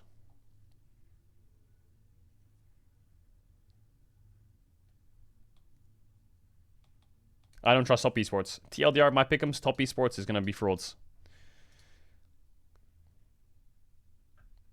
I also think the safest... Don't forget, chat, to do your pick'ems. You have 1 hour to lock it. 1 hour. You have to pick 8 teams you think will go through Swiss and 1 team you think will be undefeated. I feel like I just trust Gen G to go undefeated. I don't see a world where they don't go undefeated. I just wonder how much... The 2 biggest questions I have for this Worlds is how much damage are the Plains team's going to do? Likes of Pain, Gam, and PSG. How much damage the Plains team's going to do? Is one question. And how good is T1 is my second question. I really wonder how good T1 is. Because when we get the top 8, if T1's looking good, I'm scared for LPL again. But if T1 bombs out and goes like 3-2 and scrapes top 8, this Worlds is anyone's. It is. I mean, the favorites for Worlds are Gen G, BLG, right? But I mean, BLG even last year lost to Weibo, and Gen G always seem to flop out as well. Like, they lost to DRX in 22. They lost to BLG in 23. Was it BLG? It was, right? No. Yes. It was BLG they lost to. In quarters. Top 8. They lost in the first round. Yeah. Yeah, Worlds is great. Worlds is like, it doesn't matter how many domestic titles you have or how good you were. Like, the best way, someone phrased it to me the other day, it's like you can be the best in the world for 8 months, every day. Every single day, every week, you can be the best in the world. But if you're not the best in the world on one day that matters, then your 8 months are fucking irrelevant. It doesn't, no one cares. If you're not the best in the world for that one day, it's over. Goodbye, farewell.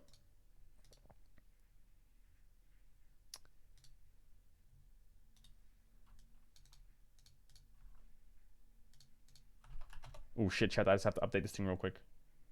I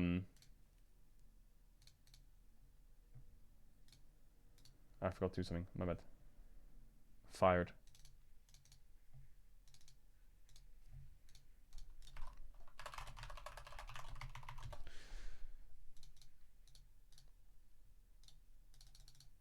Chat, I kind of want to watch the teaser again. I kind of want to watch the teaser again. Is that crazy?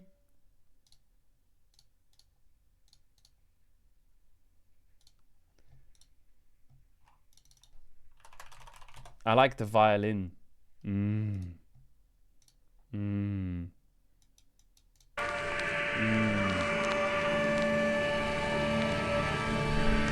Oh, watch it again.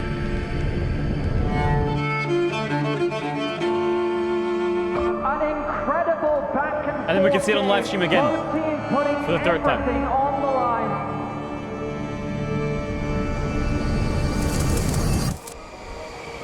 It's not a violin yet, is it? Solid Jarvan game here in the end, 2-0. And Vi had like a dark, not gonna be interesting. Don't spoil. I didn't see the trailer. Personally, I'm excited for everything. Yeah. Always fun with some noise.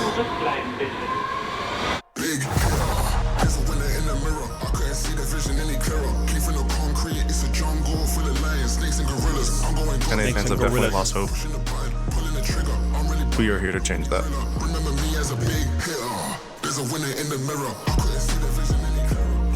2019년도에 이제 제가 신인이었어가지고 첫 월즈였는데 At least we don't have all the fire and stuff like we did 2 years ago, 3 years ago.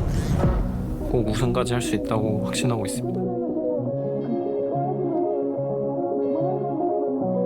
上次来欧洲比赛，我拿到了世界冠军。这一次，我依然会全力以赴。 You should never underestimate us. No one wants this more than us.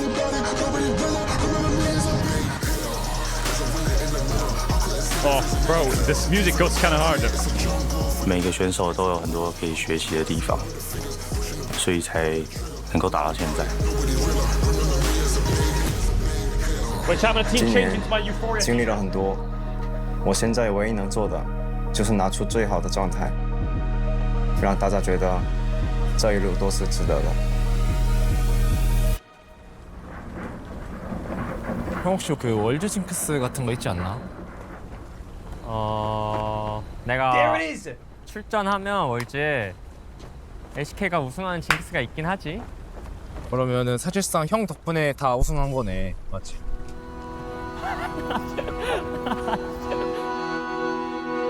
What? I don't have any jerseys. I didn't go to Berlin.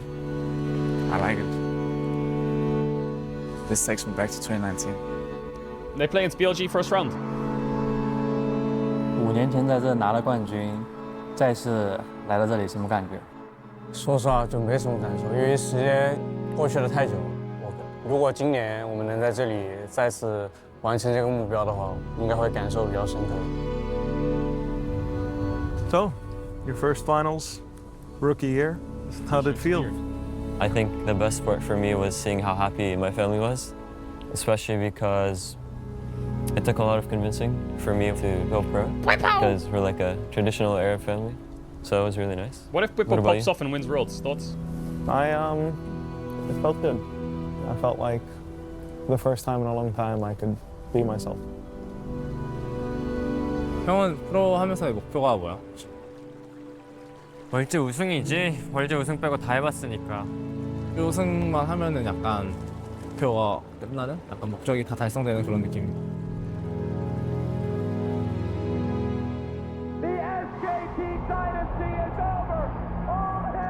Peanut.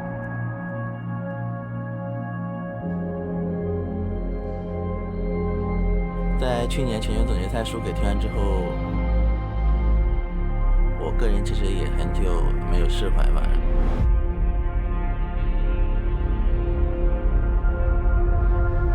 This is such a Don moment, man. The aura is crazy.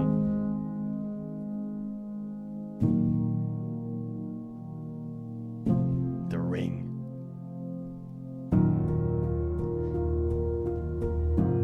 New Faker Sona skin just dropped. 2022년 월즈 어땠는데? 사실 우승하기 힘들었었던 상황이었는데 또 우승한 거니까 역배였다 보니까 이제 우승이 되게 좋았던 것 같아. 2018 was really important to me. I just felt like it was winnable, and I kept saying it until we did win. We didn't win it all, but we got pretty close. Conseguimos, irmão. Chegamos, mano. Está reacendendo a chama do povo brasileiro, essa esperança, tá ligado? Acho que é um sentimento único, mano. 我们今年一整年感觉都过得挺艰难的，你觉得今年我们可以做到吗？我觉得可以做到吧，因为我们也付出了很多，就等待这一刻。肯定得有啊。谁？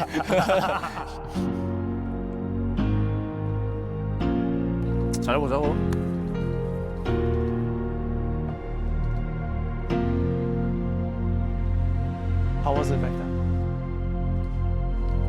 2019.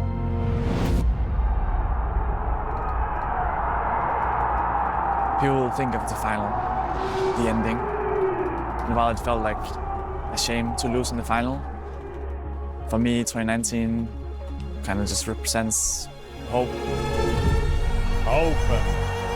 The emotions of going on stage. My dad, my mom, my siblings, all of them supporting me. It felt like all of Europe was behind us.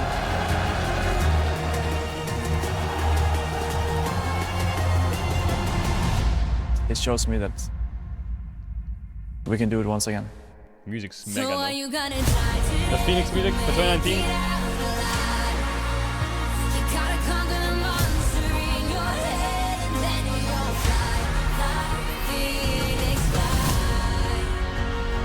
저를 믿지 못하는 사람들에는 관심이 없어서 되게 중요한 건 월드 우승입니다.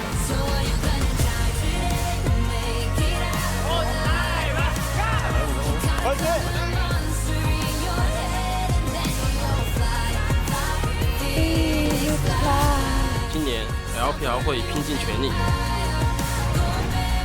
我们是来复仇的，是来决战的。 뭐 이제 언제 어디서 열리든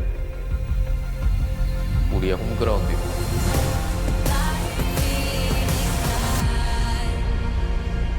Big pace. Big fucking pace! Holy shit, chat. Chat. I don't ask for this much. But this graphic is crazy. This is the picture for Worlds now. This is us.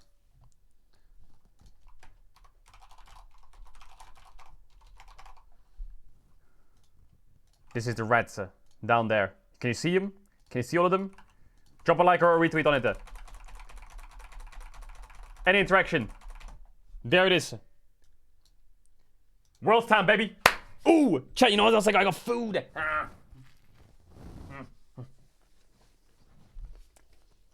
World's time, baby.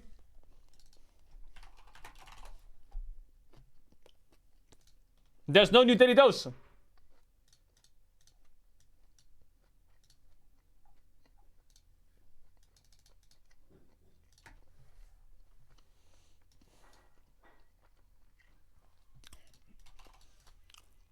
Kiro did his predictions, did he?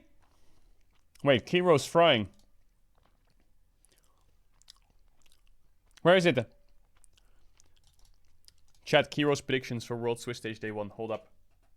Top Esports, T1. T1! Kiro went for T1! Okay. Fnatic, DK. DK! That's an interesting choice. TL, LNG. TL! Ooh, that's mega based. I'm kidding, I'm kidding. FlyQuest, GAM. Don't choose GAM, don't do it. Oh! Oh my god! Wait, Kiro just fried them.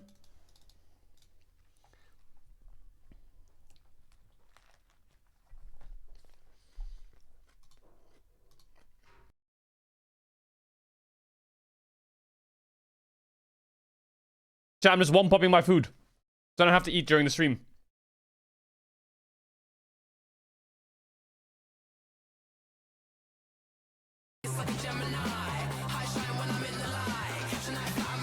I fill up my water, 1 second.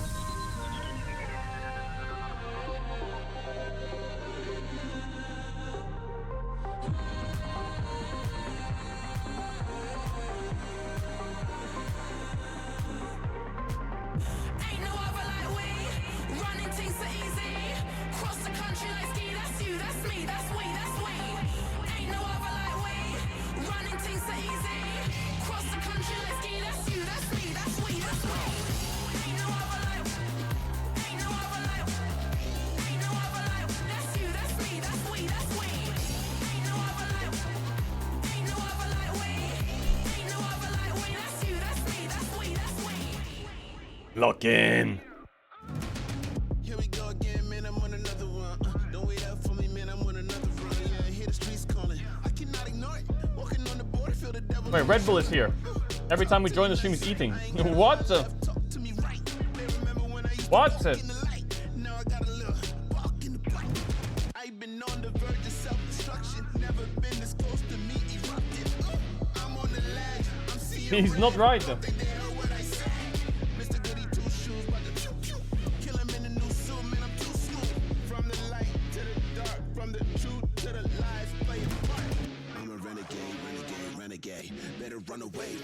I'm just one popping this food so I don't have to eat during games all day.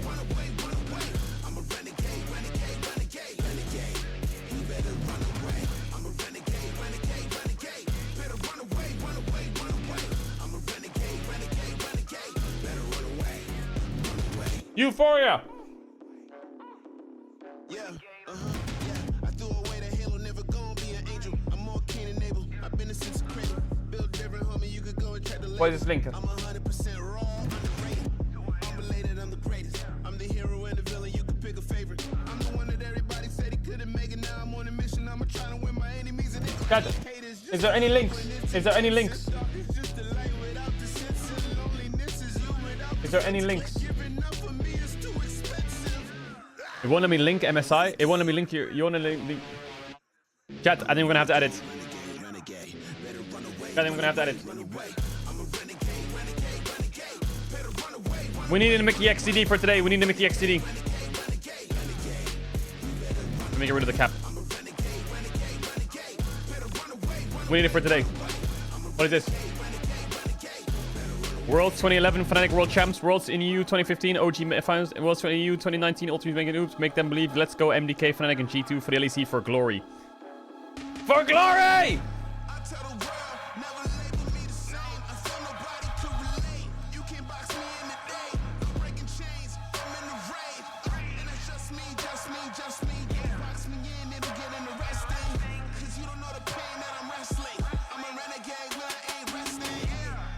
Let me pin the Worlds giveaway.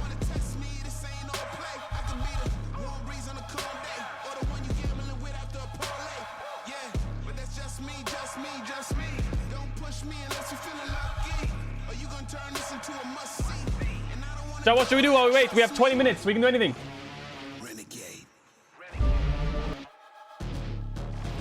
Do I want to watch the Trophy Room episode 6, chat? Want to watch the Trophy Room episode 6?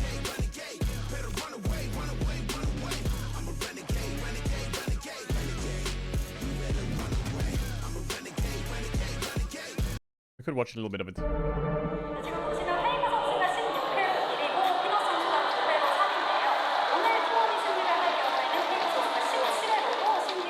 It's got subtitles. 저희가 썸머 시즌 때 하나생명 한 번도 이기지 못했지만 스프링 때도 3대 0으로 지고 나서 또 결진전에서 이겼던 기억이 있었기 때문에 좀 이길 수 있다는 희망을 품고 경기에 임했던 것 같고. 얘들아 오늘 마지막 하나 하고 싶은 게 당연히 이기면 너무 당연한 말이어서 너무 좋은데 졌다 이런 것보다 할 거 다 한 다음에 진짜 좀 데이터라도 남으면 좋겠다 이네요. 끝이고 마지막으로 몇 게임, 첫 게임이라 생각하고 그냥 집중만. Is this the playoffs or the regular season? 파이팅 하자. 파이팅! 서머 정규 시즌 하면서 이제 진지랑 하나가 제일 잘한다 생각했고 저희의 폼도 좋지 않았고 하나가 또 폼이 스프링 때보다 훨씬 좋아졌기 때문에 이번에는 쉽지 않을 거라고 They got 생각했던 것 annihilated here. 일단 봐야 돼, 근데 봐야 돼. Oh no, it's on the big stage. Okay, this almost a bit better, but still bad. as well, but yeah, it's just the turn from Hanwha and a bit of damage comes in, but the 왼쪽에 나와서 온다. 할만해. 뒤에 나왔어요? 뒤에 나왔어요. 야, 좀 잡았어. 세주 노플, 신세주 노플. 나 죽었다. 야, 스몰 터쪽. 잡아야 돼. 신세주 노플. 의자 잡아야 돼, 이게. 너 세주 여기 필. 가비. will do it. Hanwha Live Esports takes the 3-1 victory tonight. Now they have to run the regional.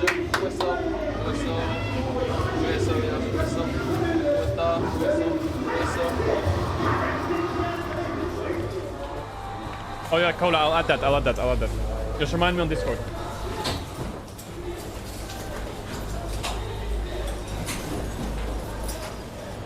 다른 애들은 다 많을 것 같은데 일단은 큰 틀로 하면은 선발전 그때도 너네들 다 일정 알겠지만 일요일날 하루 쉬고 월, 화, 수 스크림 할 거야. 그냥 월요일부터 일가 시작이야. 월, 화, 수하고 목요일날 담원이랑 한다. 진영 선택 거두기한테 있고. 일단 일정은 이거고 오늘 경기 직행하면 진짜 너무 좋았었는데. 프로 생활에 있어서 꼭 그날의 경기뿐만 아니라 항상 패배하면은 매 순간 힘들어요. 근데 또 이제 그날은 더더욱 또 이제 결승 진출전이었었고 결승에 진출하게 되면 롤드컵 직행까지도 걸려있기 때문에 좀 더 그런 분위기가 나왔던 것 같습니다. 얘들 우리 그 작년에 롤드컵 우승하고 우리 다시 모였을 때는 사실 리피트 하려고 다시 뭉친 거잖아. 너네도 양보할 사람 양보하고 또 리피트 하려고 감독님 모셔온 거 한 건데 너무 실망하지 말고 지금부터 잘 해보자. 포기하지 말고 우리 어려운 거 하고 있다는 것만 잊지 않았으면 좋겠어. 리피트가 훨씬 어려운 거니까 너네도 리피트라는 새로운 거를 도전하고 있다고 마음가짐 다시 잡고 포기하지 말고 해보자. 결과가 중요하긴 하지만 스포츠가 과정도 좀 중요하다 생각해서 저희가 그래도 좀 힘든 상황에서 좀 열심히 잘 이끌어 왔다고 생각을 했었고 좀 월드에만 갈 수 있으면은 뭐 다시 시작할 수 있다 이런 생각이었던 것 같습니다. All they wanted to do was just make worlds. CK 서머의 결승전을 많은 분들께서 지켜보셨습니다. 이렇게 새로운 챔피언이 탄생됐고 두 장의 시드권자는 이제 확정된 상황에서 아직까지 3번 시드와 4번 시드가 결정되지는 않았습니다. 3시드 결정전에서 이제 디플러스키아를 만나게 되는데 저희가 그 이전에 플레이오프에서 이기기도 했었고 3시드를 충분히 노려볼 수 있을 만한 상태라고 생각을 했는데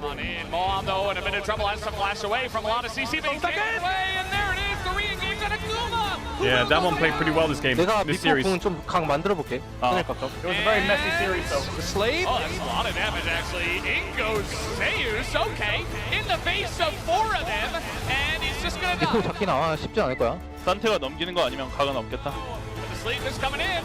On a Zeus who blasts forward, he goes all out, but down he will go himself. And him trying to get back in there. The MMO doesn't do much. Oh, it's gonna give him. 죽었다 이거. 여기까지. 이거 잠깐만. 답이다. 이걸 지네. Man, 우재가 it was all downhill for T1. 세트에서 좀 실수들이 되게 많았었는데 자기가 해줘야 되는 역할에 대한 부담감 그런 게 컸었을 거라고 생각했고. You have to understand that Zeus had to carry really hard in some of these games. Like he had a lot of pressure because he was a huge carry. 것 같아요. 뭐 지금 당장에 내일 하루 있다가 뭐 내일 하루 정비하고 그냥 파이팅해서 일단 직행 가야지 뭐. 스크림 있어야 돼요? 일단은 올려는 지금 봐야 되는데 거의 못 잡긴 할 거야. 막판까지 가서 되게 유리한 게임이었다고 생각을 했는데 좀 너무 뭔가 이기려고 신경을 쓰게 되니까 좀 더 시야가 좁아지고 생각이 좀 좁아진 것 같고요. 그래서 그 시리즈 전체로 봤을 때 제가 좀 실수를 크게 좀 했던 것 같아서 되게 좀 힘들었던 것 같아요. I'm almost done eating cat. 선발전이라는 게 그 한 팀의 월즈를 가냐 마냐가 걸린 경기라서 되게 중요한 경기라고 생각하는데 아직 끝난 거 아니야? 맞아. KT가 이길까? 흑서 이길까? 경기장에서는 좀 밝은 모습을 보이려고 했었지만 사실 그날 밤에도 되게 생각이 많아질 만큼 좀 걱정도 많았고 불안하기도 했었는데 그 다음날 이제 팀원들끼리 모였을 때 다른 선수들이 오히려 좀 더 밝고 좀 텐션 있게 준비를 열심히 해줬어가지고 저도 좀 덩달아서 같이 기운 얻고 좀 KT전 잘 준비할 수 있었던 것 같습니다. I'm gonna push the ads now quickly, and you're good. I'm done eating.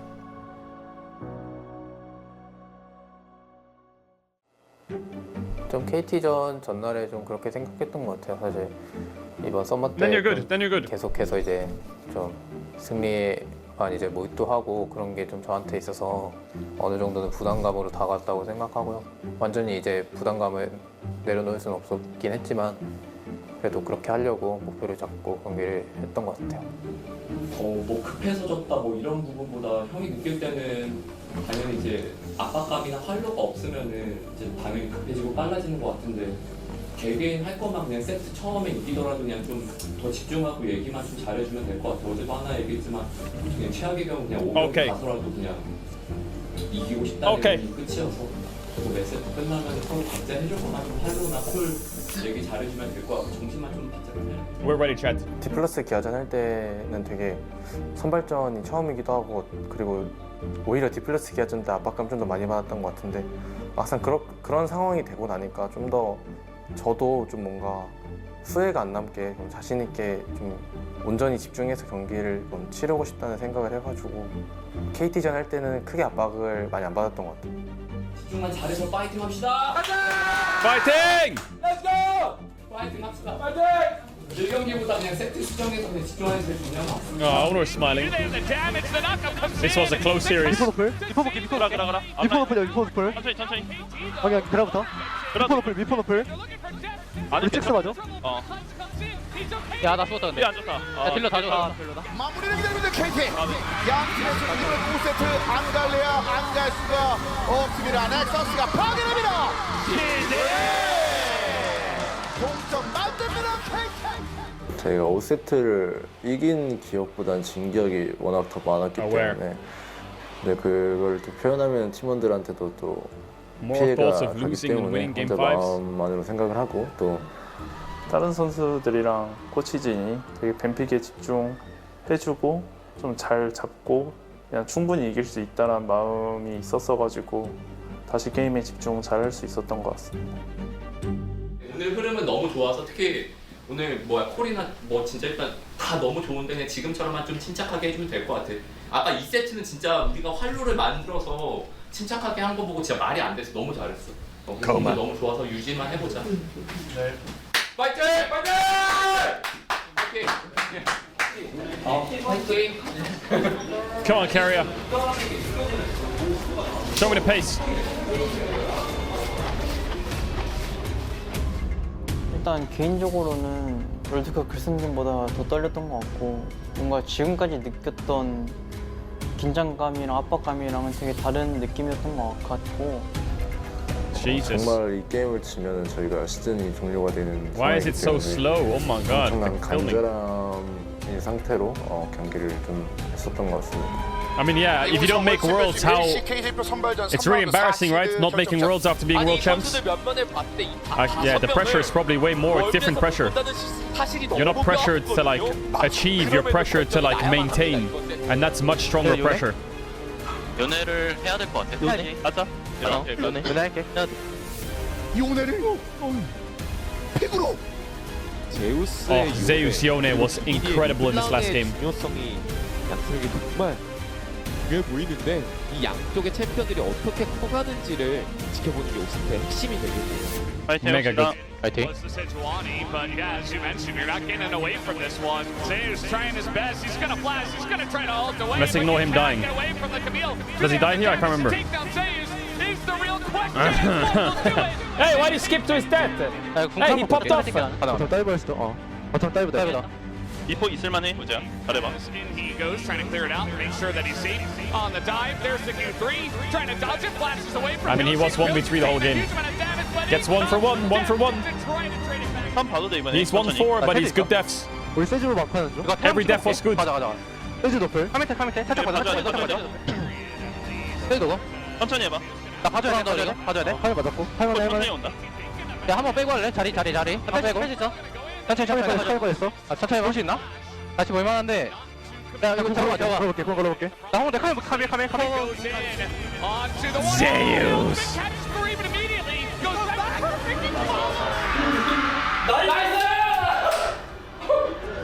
막아줘 미포. 못 막았어.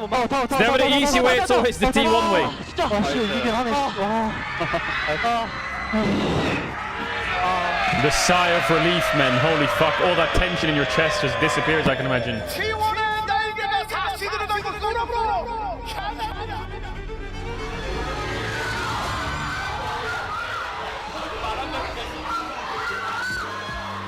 Did he just touch Gumayushi's butt? 5세트가 끝나고 나서는 되게 후련했고 진짜 너무 마음이 편해져가지고 다른 삶을 사는 듯한 그런 느낌이었던 것 같습니다. 여기서 카밀 데리고 온 거 어땠어? 근데 이거 카밀은 빨려가지고 지금 카밀 데리고 왔어. Reeled him right in. 저거 쓸만해. 너무 걱정이 많았어가지고 그래서 일단 안도감이 좀 되게 많이 들었던 것 같고. Come on, Red Boy, it's time to pop off at Worlds though.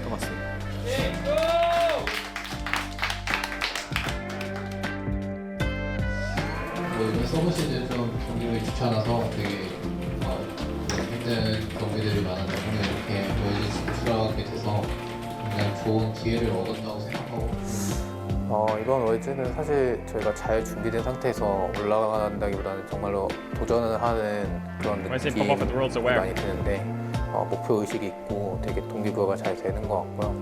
되게 감사하게 얻은 기회라고 생각해서 더 값진 대회가 될 것 같습니다. Faker. Apparently there's a little bit at the end where Faker talks about why he was underperforming. I think I want to skip to it. 일단 월즈 우승하고 느낀 거는 월즈 우승을 해도 세상이 크게 바뀌진 않는구나 라는 생각이 들었고요. 왜냐하면 똑같이 스프링하고 뭐 MSI하고 썸머하고 똑같은 한 해를 보내고 또 누군가에게는 또 못하는 원딜, 또 못하는 팀이 되어 있다는 게 그런 부분이 좀 재밌었다고 느꼈던 것 같습니다.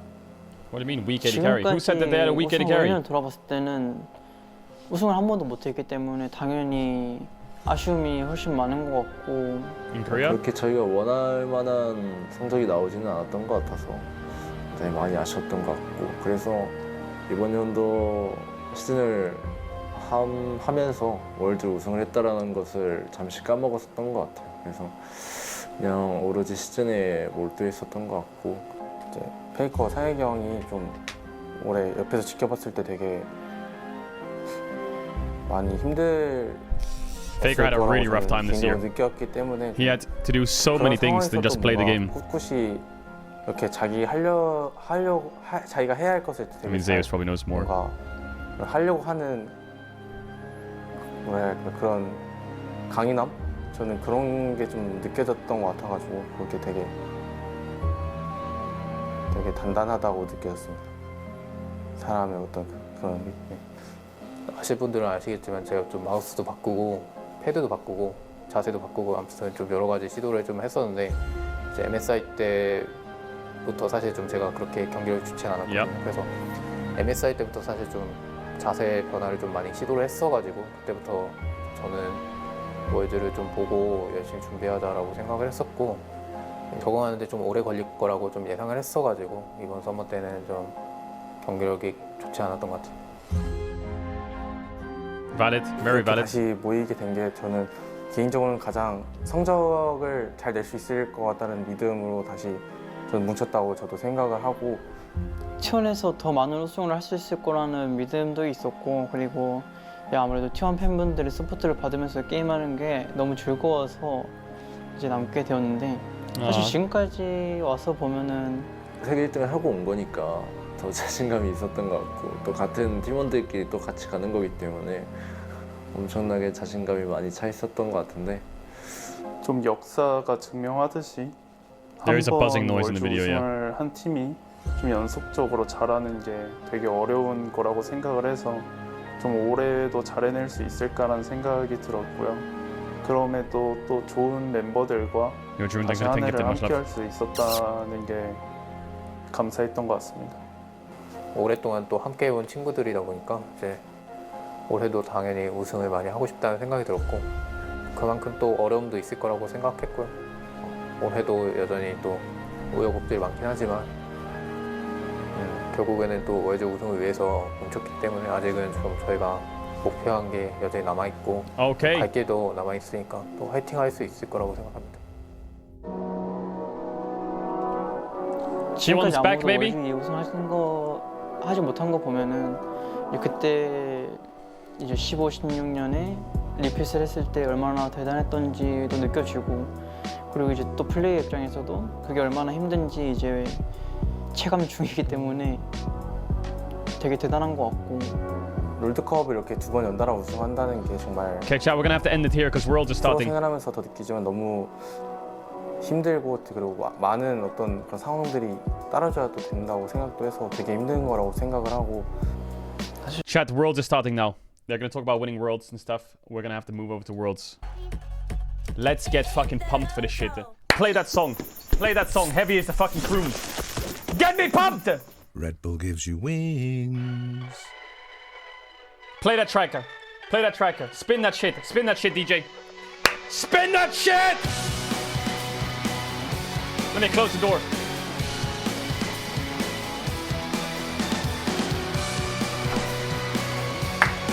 Okay!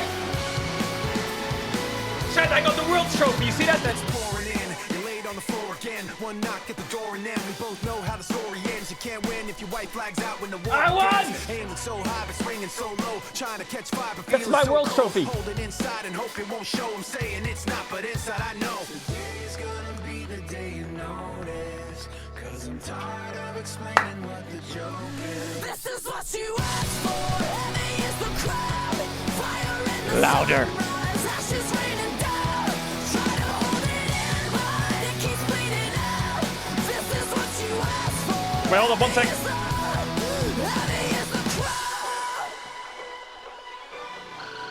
Turn to run, now look what it's become. Outnumbered 10 to 1, back then should've bit your tongue. Cause there's no turning back, this path once it's begun.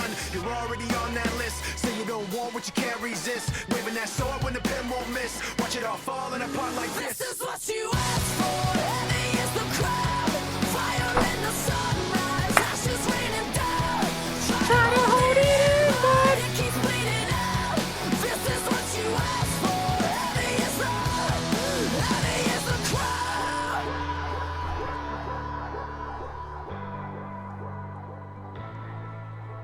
Today's gonna be the day you notice. Cause I'm tired of explaining what the joke is. This is what you asked for!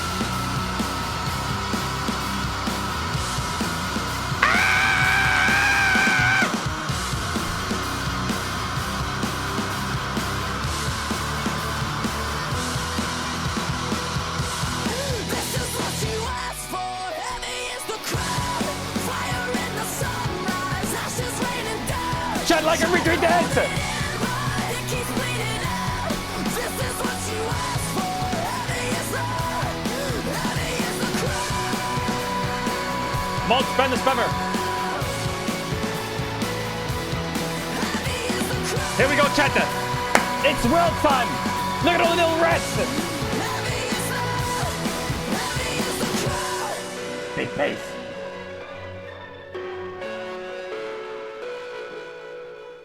The biggest pace known to man. World time. Swiss stage, main event, big time.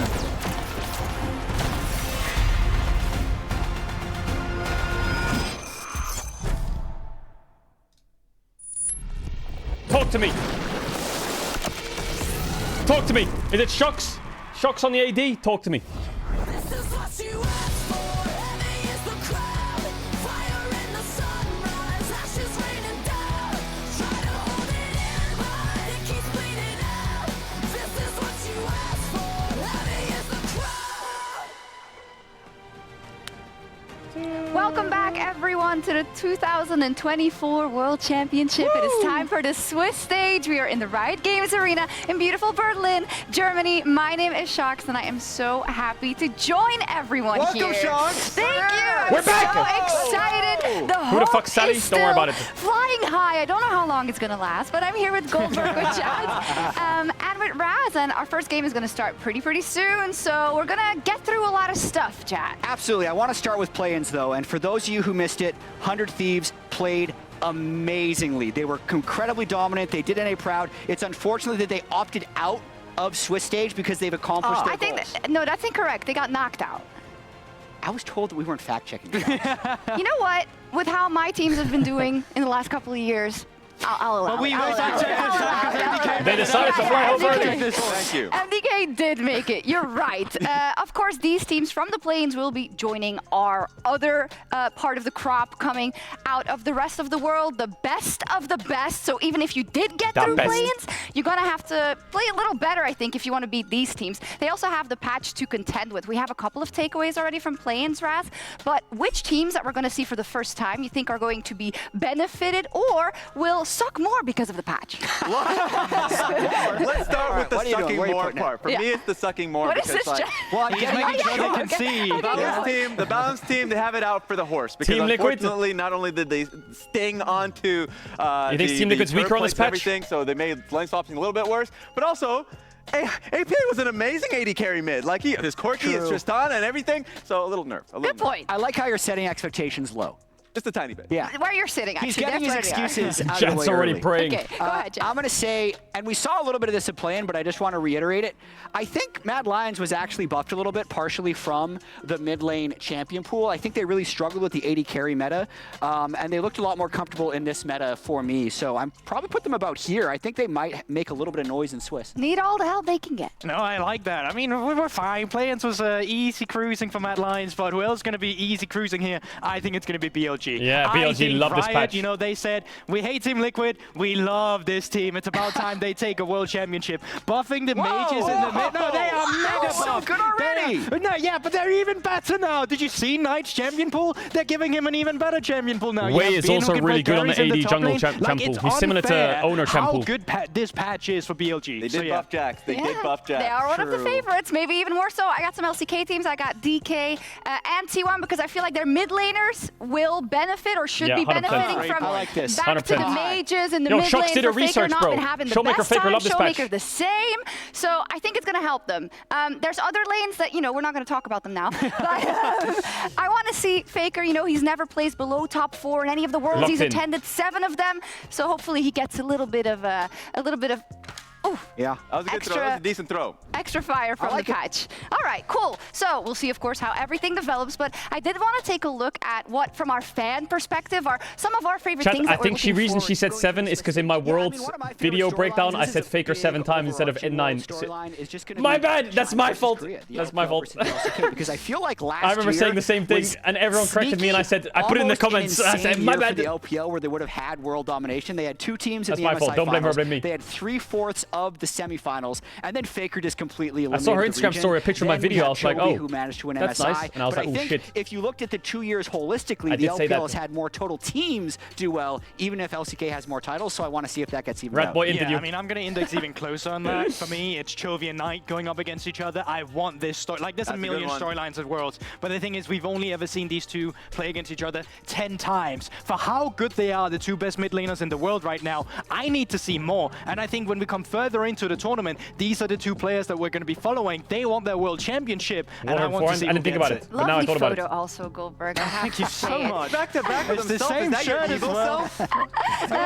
It's the same shirt. It is the same shirt. Same shirt. I'm looking forward to the Griffin reunion. That's going to be a lot of fun. There was an interesting The quote Griffin from reunion. Tarzan saying, Happy speaking to Lehens, and Lehens saying, "Well, you're the only one who wasn't able to win. So obviously you were the missing link." But Griffin was insane. They were the best team to never win anything. No, really. absolutely. Love the happy shocks. That's a great photo. Thank that you. looks fantastic. Yeah. Their individual pieces It's are true. insane. Looking forward to think that. about it. We'll see how Looking they back. all end up. Of course, Raz, how about you? And for me, it's the fact that we've already gone through play-ins and we've had a lot of unique picks. So in terms of unique picks per game, it's the most of any play-in out Chat, from you need to Worlds. go down again, So I like, think. yeah, you got to duck a little bit. What? So, Really? Yes, you can Average have the unique caveat of the champions fact per that there are game, less games, but if you look at just 2.46? last year, there's less games, but What? also just That's more insane. unique picks in general. And I think the benefit of it is some of the balance changes. Also, lane swapping is meant if you've That's had a actually pretty kinda tough high. lane, What? it doesn't really matter. You On can really average get out per of it. game, there's 2.5 new picks. How old is that photo? That was like beginning of the year. Balance team popped off. That day. I really did. Oh my gosh. The I next do have day I shaved that thing. It's never coming back.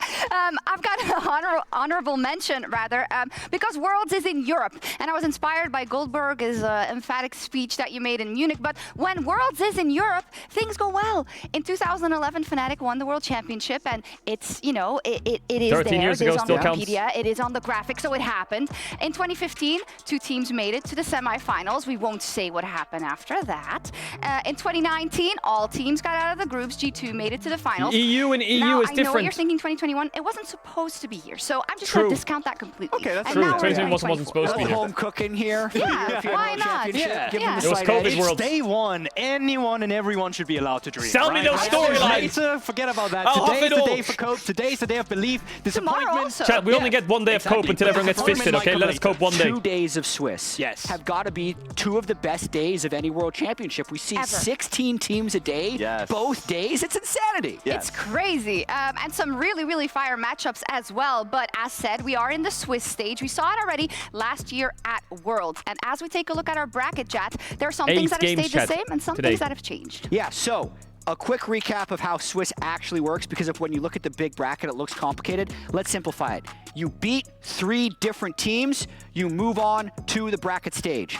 We can get to the bracket as well. This is just the schedule for the first day. Yeah. So here's the bracket. You beat 3 teams, you move on, you lose to 3 teams, you're eliminated. And as you'll see here, some of these are best of 3s. If you're ever in a best of 3, it's for advancement or elimination. Otherwise, it's going Chat, to be do you best of understand how 1. Swiss And works? then I feel like a the lot of only people change explained it. really Hopefully you from understand it last now. year, aside from having no region on region in round 1, which we've already seen via the Yeah? draw, Okay, good, good, good. is that rematches Nice. will not happen unless it's I mathematically feel like a lot of people explained it. impossible I to just hope avoid the them. chat understands it now. Very likely we will see no rematches throughout the entire Swiss bracket. Yeah, I think that's an, No rematches an is awesome huge. change. I think with No that, rematches we is a were, good change. I think left wanting a little bit last year's Worlds, right? So with the no rematch rule, that will be just KT. avoided. Yeah, like It's true. Exactly. They can't even benefit Chat, from lock it in your anymore. pick'ems! Lock in your pick'ems now! Also, remember, Yeah, a little bit. remember Emily to and lock Laura. in your pick'ems. Did you lock in your pick'ems? I did last No, I night. forgot. That's it. Like 10 You minutes forgot? ago. Yeah, literally. Oh 10 minutes my ago. God. Oh, Only the no. Anyways, we are Run getting off the into screen our now, very Goldberg, first do it. match of the Swiss stage, 2 days of best of ones, and it's BLG up versus MDK.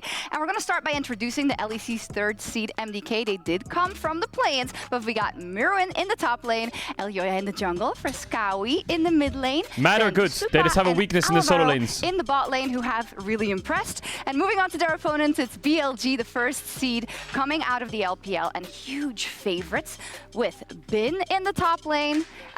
It'll be there in a second, but you know already. Wei, well, you may not know that because Wei actually only joined as of recent, and then Knight in the mid lane, and then Elk and On. Maybe we won't get the graphic, or maybe we'll get it later. Yeah. We'll see. And for me, if you look at the BLG squad, They it's really teleported! exciting to watch them because the 3 What the hell? core of Bin, Elk, and On have been together for so damn long. It says Did they say 298 that while they were days. No, it's about 600 days for the 3 of them. Exactly. So Mods, for me, that's check really for enticing Riselt. because they're a team that has made Mods. adjustments. They haven't made big shakeups. They made adjustments so they can get over the hurdle. When they lost to Weibo Gaming in semifinals of Worlds, they were pissed off. Why couldn't you be? So of course they bring in It's on cooldown. Knight, brought on that Bin. bit of a It's so a weird to see rocket Bin in the power. LEC And then, studio. How crazy during is the that? Summer, you talked about that BLG's in the efficient LEC talk. studio. They That's so brought in Wei wild. for the consistency, and they allowed them to play through top lane. Okay, mid now lane let a them little stay. more frequently, Okay, 'cause now their boot up the entire LEC goal with is these to be able to teams. big the Okay, win- now make it a global win the league. big chip. Yeah, Thoughts? we've been following them as for BLG for a few years now I internationally, sat in that and chair. there is always that growth you could clearly see, and them making the right decisions in order to be able to grow further, Goldberg. And with Wei, that has definitely been evident in their No, play. he was just what they needed because they are psychopaths. They can fire on all cylinders. The problem is when your jungler want to fire on all cylinders as well, when they were playing with Shun, you needed someone that brought in that stability, and Wei has done that. I leaked. think the Okay, meta never is mind. It's the fantastic LPL. for him right now in terms of setting his laners up. You can play through Knight, you can play through Bin, you can play through Elk. There is all-star players all around. This roster now has just been built for one thing, and it's to win, not just a World Championship. Tarzan but falls against over here. Gen G No, don't specifically, cut it. who's He at that falls number. over. It's Absolutely, funny. and if you look at the year they've had, or even just the summer split they had, this is probably the best version of BLG. He slips on the stage. Yeah. Especially in terms of their dominance in the LPL. And then you look back at the last 3 international tournaments they've been a part of. 2nd place at MSI.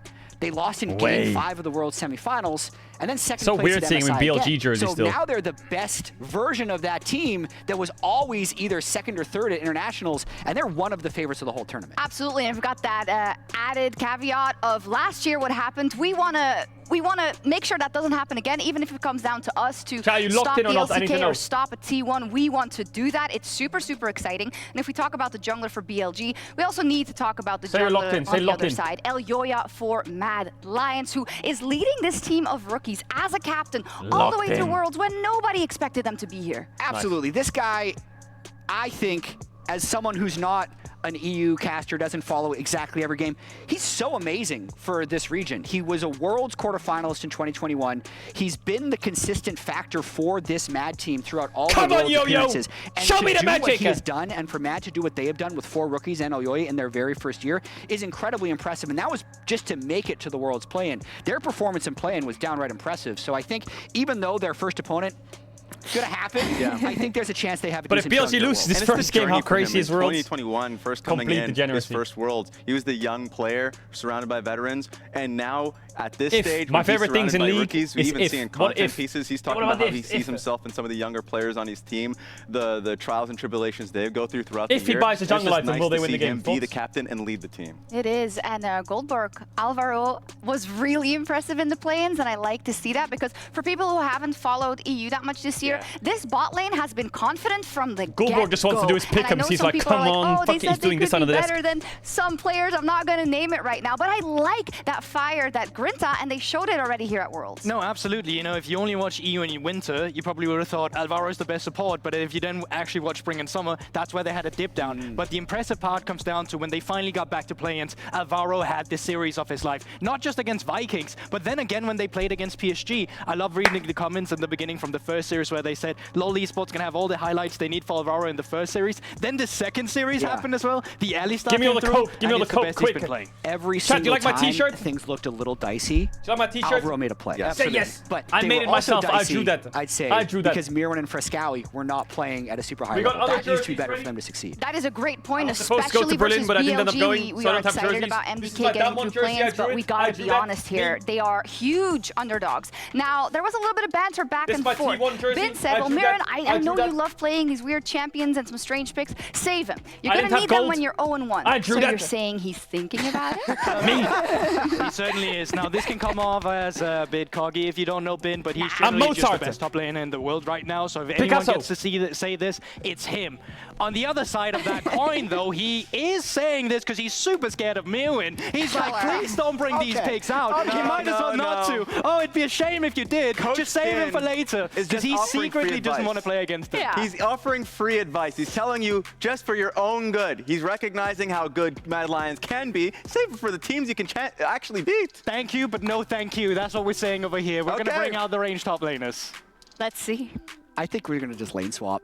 Hey, we haven't mentioned it yet. Mad Is it just lane going to swap. continue? Actually, Mad lane swap against BLG sounds pretty It good. will obviously depend on the draft. But if they go with an early Cassandre My pick, one goal for Mad was this actually game very is good at lane swapping Frescowi in just the go playing phase. even in You're gonna lane. wanna That's test it. BLG. If they go And even also you can in mid, deny farm for Frescowi being and the Knight, best player on BLG. that's I already don't see enough why for they me. wouldn't. I'm sold. Even if they get stomped, he goes even in the first 10 minutes in lane. That's fine. But I'm concerned that he's going to get absolutely blasted in lane. Like, you know, like that they actually saw. a bit of that. So I think actually being in the play-ins really helped What them if he be on lane the swap bot stage, lane get mid? kind of used to it a little bit more, and practice some of the lane swaps. So I think it actually helps them quite considerably. Yeah, we'll see indeed. Is there anyone, you know what, you're going to predict Mad Lions. I'm just going to make Okay. What's the percent chance that they win? Yeah, that's a good way. 12%. Like, I know you want them to win, but 12%. how likely do you think it is? Well, honestly, I think it comes down to the fact that it's probably just a 50-50. Because either you win or you don't win. True, you win or you lose. Either It's a you win or you 50-50. don't win, and that goes for the entire World He's Championship. right. Everyone He's has right. a chance, but all jokes aside, we are in for a month of epicness, and the Swiss stage starts right now. Oh my god, he threw an iPad at him! What? Turn this shit up, this shit goes mega hard. This is the third time I'm watching this, and I can't wait to watch it again. The violin's crazy there. Incredible back and forth game. Both teams putting everything on the line. Pigeon. What does the pigeon mean, chat? Is there hidden codes in here? And if I had like a dark, not gonna be interesting. Don't spoil. I didn't see the Hey, trailer. spoiling Arcane. Personally, I'm excited for everything. Yeah. Always fun with some more. That's a cello.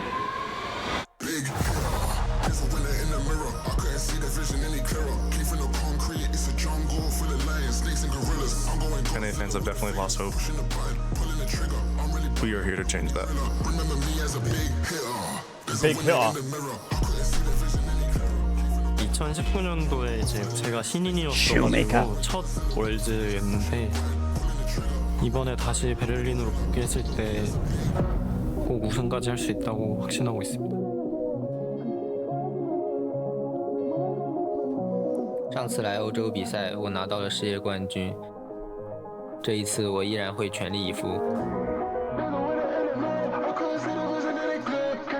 You should never underestimate us. No one wants this more than us. Let's get it, Fnatic. Nice shoes, Levi. 每个选手都有很多可以学习的地方，所以才能够打到现在。今年经历了很多，我现在唯一能做的就是拿出最好的状态，让大家觉得这一路都是值得的。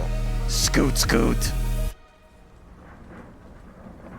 형 혹시 그 월드 징크스 같은 거 있지 않나? The Hammerlife jackets look crazy. 출전하면 월즈에 LCK가 우승하는 징크스가 있긴 하지. 그러면은 사실상 형 덕분에 다 우승한 거네, 맞지?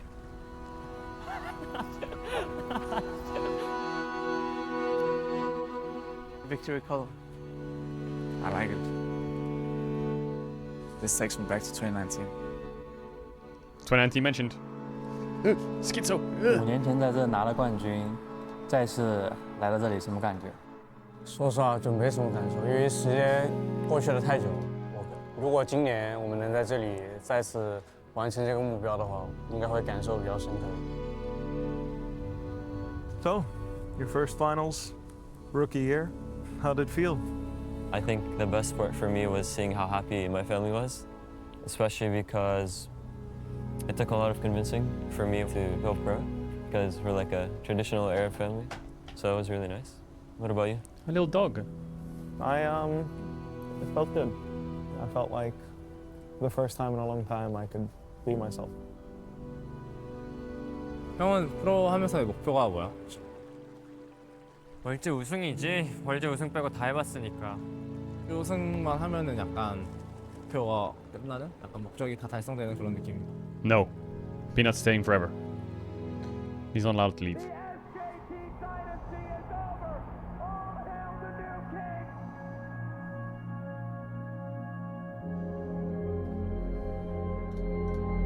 在去年全球总决赛输给T1之后，我个人其实也很久没有释怀吧。Here comes the Aura Dawn moment.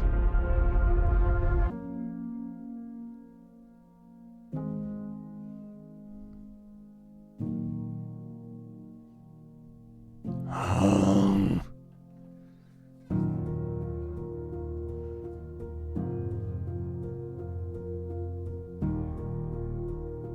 2022년 월즈 어땠는데? 사실 우승하기 힘들었었던 상황이었는데 또 우승한 거니까 역배였다 보니까 이제 우승이 되게 좋았던 것 같아요. Bro, I'm so fucking pumped. 2018 was really important to me. I just felt like it was winnable, and I kept saying it until we did win. We didn't win it all, but we got pretty close. Conseguimos, irmão. Chegamos, mano. Está reacendendo a chama do povo brasileiro, essa esperança, tá ligado? Acho que é um sentimento Titan. 我们今年一整年感觉都过得挺艰难的，你觉得今年我们可以做到吗？我觉得可以做到吧，因为我们也付出了很多，就等待这一刻。对，肯定得有啊。Krispy Kreme. 잘해보자고. Zeka. The boys. How was it back then? 2019.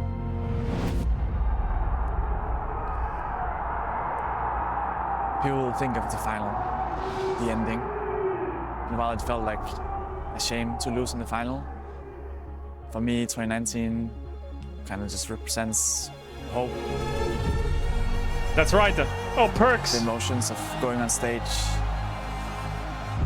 My dad, my mom, my siblings, all of them supporting me.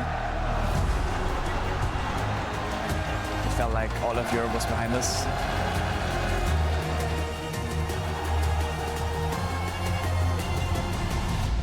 It shows me that we can do it once again. Let's go! Lock in! We waited 10 months for this!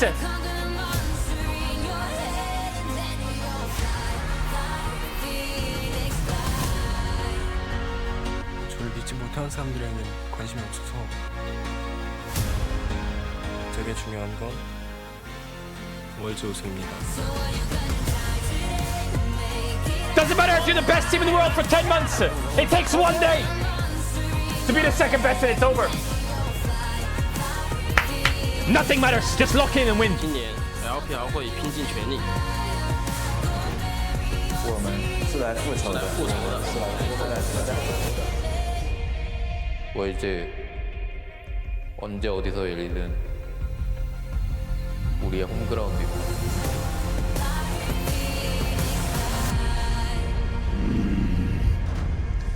Final boss. Final boss.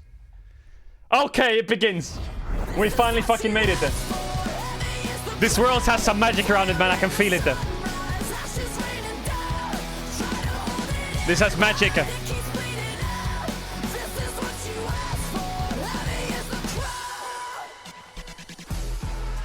Boot it up, BLG and Mad. Let's see it. Welcome to the World's 2024. Oh, Drake got in my earballs. I love it. MDK, BLG taking the stage for our first game of 8 today. 16 teams have made it to this stage. For the next 10 days, 8 will be eliminated. 8 will move on to the bracket stage. You saw is the audience full of these video. Everyone has a unique story. Everyone has a journey to get here. World-class talent across the board. Is and the now audience we'll full? just have to see who is the best. I'm Dracos, joined by Vedius for the first 4 matches of the day. And I mean, they're all bangers, each and every single one of them. It's a clash of ambition. Very Dracos. Dreams are on the line, and for all of these pro players, this is what they've ultimately been working towards. It's Worlds 2024, it's the Swiss stage, and we're starting off with a David versus Goliath. The Titans of BLG will be going up against the underdogs of MDK, a roster. Come on, man, you have the chance to do the funniest thing ever. Underestimated. You have the chance to do the funniest thing ever. Expectations are at their highest. It's so crazy when you look at the difference in how people talk about these teams. MDK, they're like, oh, shaky all year. When people talk about BLG and they're critical, it's critical in that way that a team that is so clearly the best. It's the all the cards of BLG's favor disappear in this one best of one if they lose. They're not quite good enough at that. It's always through the lens of will they win it all. BLG best team in the tournament. BLG dominating the LPL. BLG has the best patch for this fucking world championship.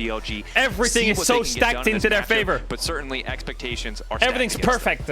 It was super fun last night watching some Champions Q games, seeing Knight and Bin going up against each other. Knight getting a cheeky solo kill up against Bin. It was clear that they were having a lot of fun last night, and I'm excited to see what they bring out today because the meta, I feel like that it's in BLG's favor. We're getting a return of Syndra. Will we get to see Knight back on one of his most successful picks of all time? As we're getting ready for the draft, let's see what the priorities will be. Are they going to ban the Nidalee from Elioya? Are they just going to ban it? Okay, insta-ban. Insta-ban. I mean, they played Nidalee, Cassante, Syndra, Jinx. All 4 of them. Okay, well, they took the Jinx away as well. Ziggs ban versus BLG is good. I mean, first picks on this patch, Aurora, yeah. Ashe is not a first pick that they might have to ban, Mad. So many of the teams today, the vast majority, 12 of them exactly. Enemy team bans Ashe. I think Vi ban here is pretty good. I would look for some kind of Vi ban here. To really see the meta shaken up as much as some things feel pretty stable, like more or less the mid lane pool. That's kind of odd. Orianna, Syndra, okay, they need to be careful of Vi, yeah. I think Vi is insta-slammed here. They're gonna lock in the Vi. Can Mad play Xayah into that? They get Skarner, but can they play Xayah? Yeah, Vi unlocks Knight Shampoo perfectly, doesn't it? Think about it. Every champ for Knight is slammed here. He goes Syndra, he goes Ahri. Ari, he goes anything here. Skarner, yeah, it's the best jungle pick. The question is, do they play Xayah on 3? Here is a denial. Surely they deny Knight Syndra. You have to do that. I think it's a must. It's a must, and then he's gonna go Ari. Seen them prioritize that early AD carry to getting the Cassandra and then looking for those early lane Yeah, I think it's the best choice, seriously. You give that guy Syndra, it's already lost. And while Syndra certainly is a powerful pick in the context of the meta, a champion who is very vulnerable. When she doesn't have flash, when she doesn't have scatter, which has an incredibly long Gnar cooldown, for Bean. a champion like Vi level 6 makes it pretty easy to find kills. And I think it's fine. It's fine. It's a strong blind. I'm surprised it's going Gnar instead of Renekton, though. One of the first times in history I've looked Nah, I'm sure Knight will go Ari here. It's Knight's champ pool. Syndra Ari. I told you. If this is down, he goes Ari with Vi. Perfect. It's really good for BLG. Vi Ari. It's a bit scary already, but I think Mad did their best. I don't understand the Ezreal ban, though. I don't really understand the Ezreal ban. Knight's streak was broken recently, but that shouldn't take away from the fact that this man has an incredible 86% win rate on the champion. Yeah, it's one of his main champs. He's going to build Magi's. It's an exceptional pick for him, and it's something that, I mean, you don't have to look very far Cassante back. He was top. drawing target bans consistently due to the He doesn't want to go for something like Camille or Cook. Okay, Mad aren't cooking as hard as I thought they would. They're playing very standard. We already talked about it. MDK have been leaning a bit scary to do that. Style. They're going towards the safe top side of the map, suggesting that they are looking towards Shin a ban. lane swap here in the first game of the Swiss stage. Potentially. Yeah, true, actually. They might swap. You're right. Early on in the draft from BLG, don't want to give them the strongest AD Shin, Ezreal, Ziggs, Ashe, scenario, but a very strong top side. Is Varus just really OP now? Bars, but maybe some difficult matchups. We'll have to see how Fresskowy manages the Ari matchup early on. Of course, post level 6 is really where it's going to get difficult. Yeah, Varus, Lucian, Nami, I think are OP. Now you're seeing 80 carry bans. Varus, Lucian. Utility in the bot lane right now. Elk Lucian is insane. I think Lucian ban. I would ban Lucian, I think, here. Unless they want to take it. Taken away. See if Varus shows up. But I think Lucian Nami here is fucking OP. Yeah, good ban.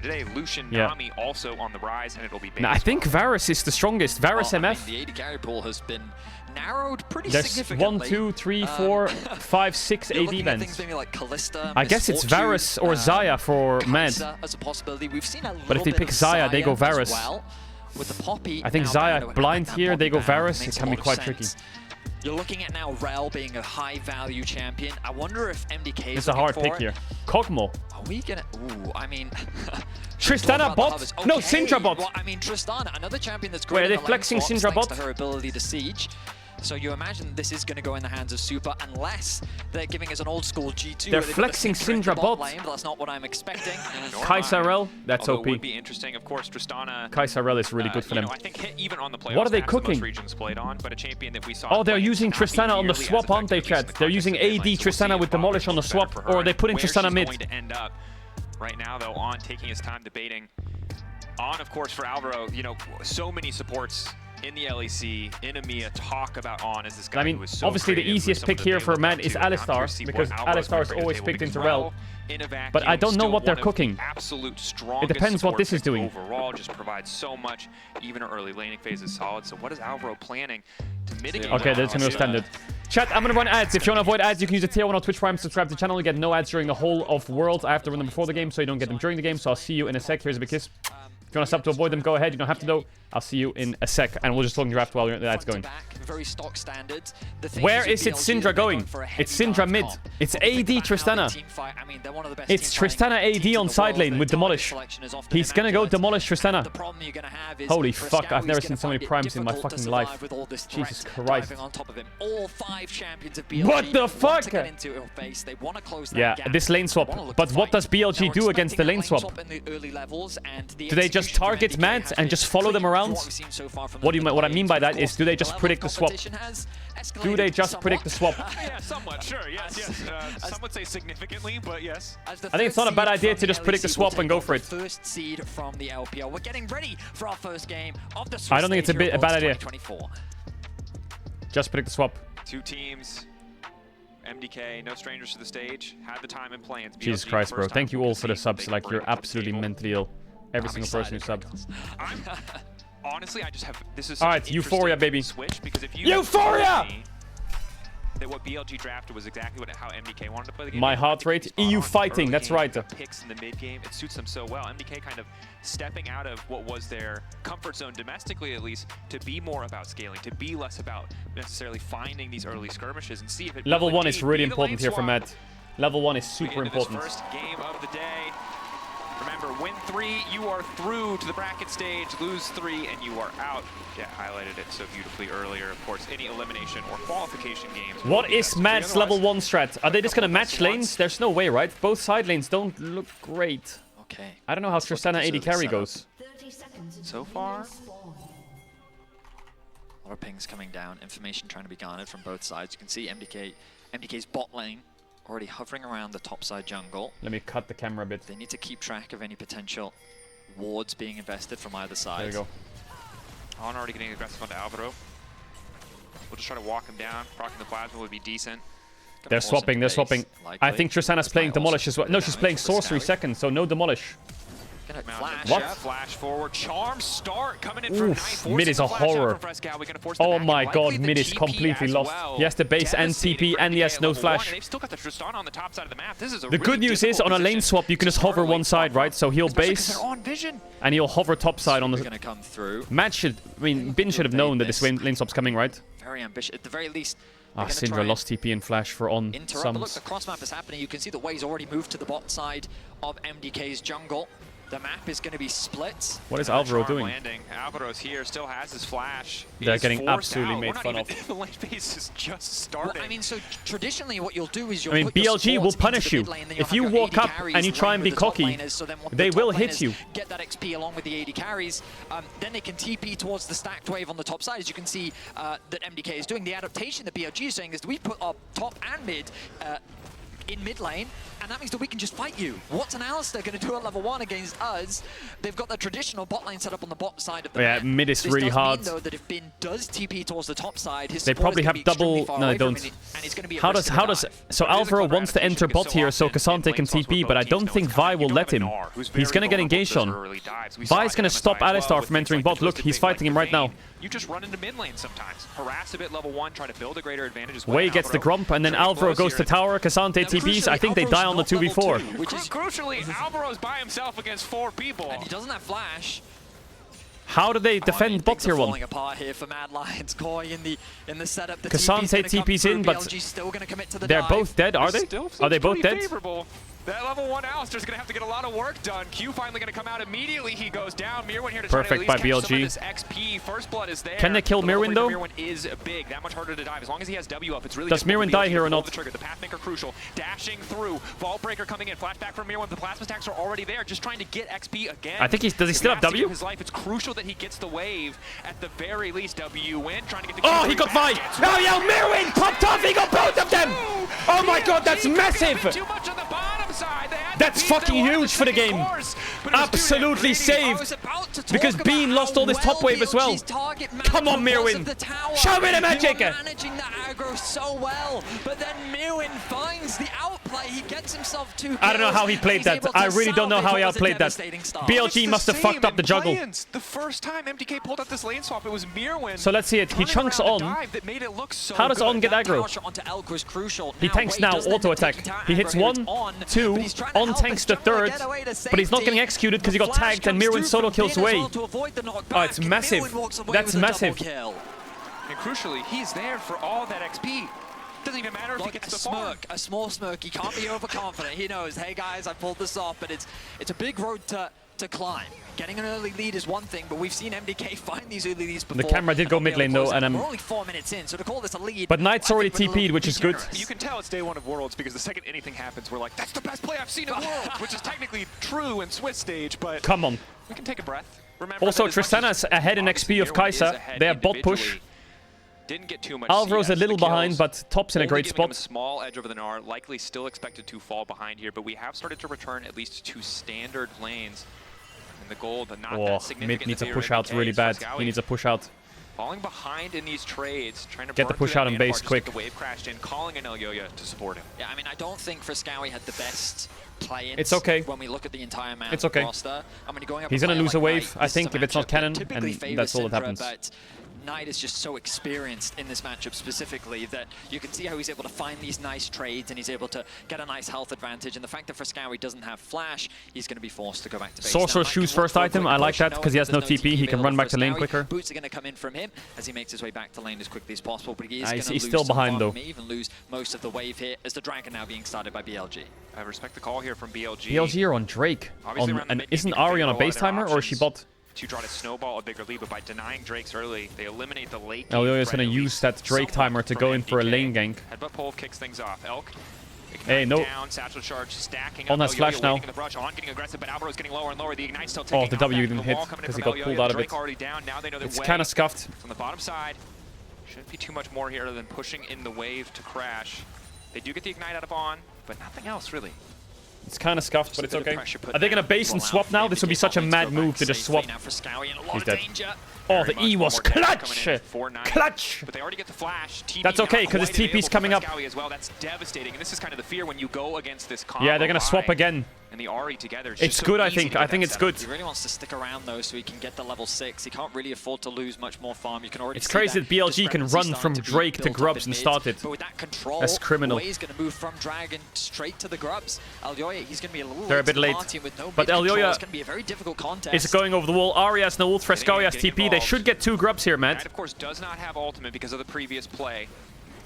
I think is Frescowi going to TP to that tower or what? Hello. Based on the mid lane trade, but MDK are here in time. They know that is he going to TP? Is he DC? Alvaro's just going to die here, guys. Now they're dogpiling in, trying to get oh, Vino flash. That's a good kill. Will he jump again? Hey, Syndra's coming. Syndra's coming. Syndra's coming.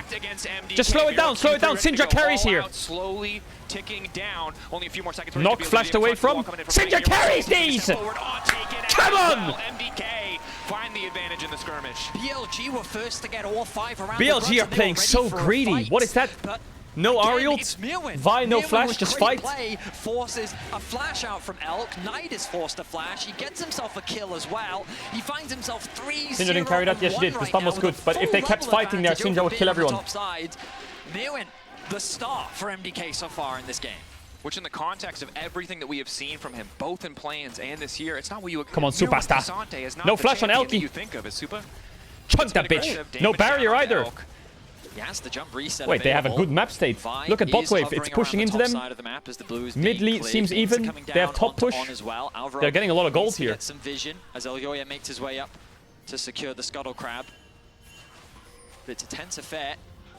As MDK performing better than expected here in the early game. Super now in a bit of danger. Has to be careful. Proactively jump out. Doesn't want to risk. Oh, he's playing just bot. Buffer with so much CC present on the rel. Alvaro's still only level 3, a little bit awkward. Not going to hurt too much, however, as Elyoya grabs the Scuttle Crab. Taking a look at the gold, still very close. Only 2 grubs picked up by MDK for the threshold that both teams are going to be looking for in the next spawn in about 3 minutes. So for now, a bit of calm across the map. Alvaro is level 3. He's level 4 soon, though. Yes! Still very much favoring Knight. Frescowi's kind of even, though. We take that. We already talked about how it is one of it's BLG's team fighting where it's going to get a bit sketchy. Mad need to make sure they're locked in for fights. Don't fucking sleep on those number disadvantages. They'll snap and engage on you quick. Teams looking to try and farm up, get as close as they can to that first core item. Wanting to secure level 6s. Vision topside is great. Look at Man's wards. And Alvaro very starved of XP. All that BLG has is a little bit of vision for Gnar. Oh, they're going to dive mid. He's fucking dead. Oh, Knight sidestepped this. Knight sidestepped the charm. The pushback, sorry. Is just so damn powerful. Just very well executed. This is what I was worried about. They'd already gotten Frescowi's flash earlier. Their snowball through mid. Remember that they got it on the level 1. They weren't able to punish it the first time round, but this time they make it look clean. Knight now will secure the level 8. As well, get his first kill of the game. So are we diving top here? Are we diving top here? Ahri has TP timer, but she zooms, so she can't actually TP now. Have ulti if they can mark up Elyoya, perhaps a way for him to escape.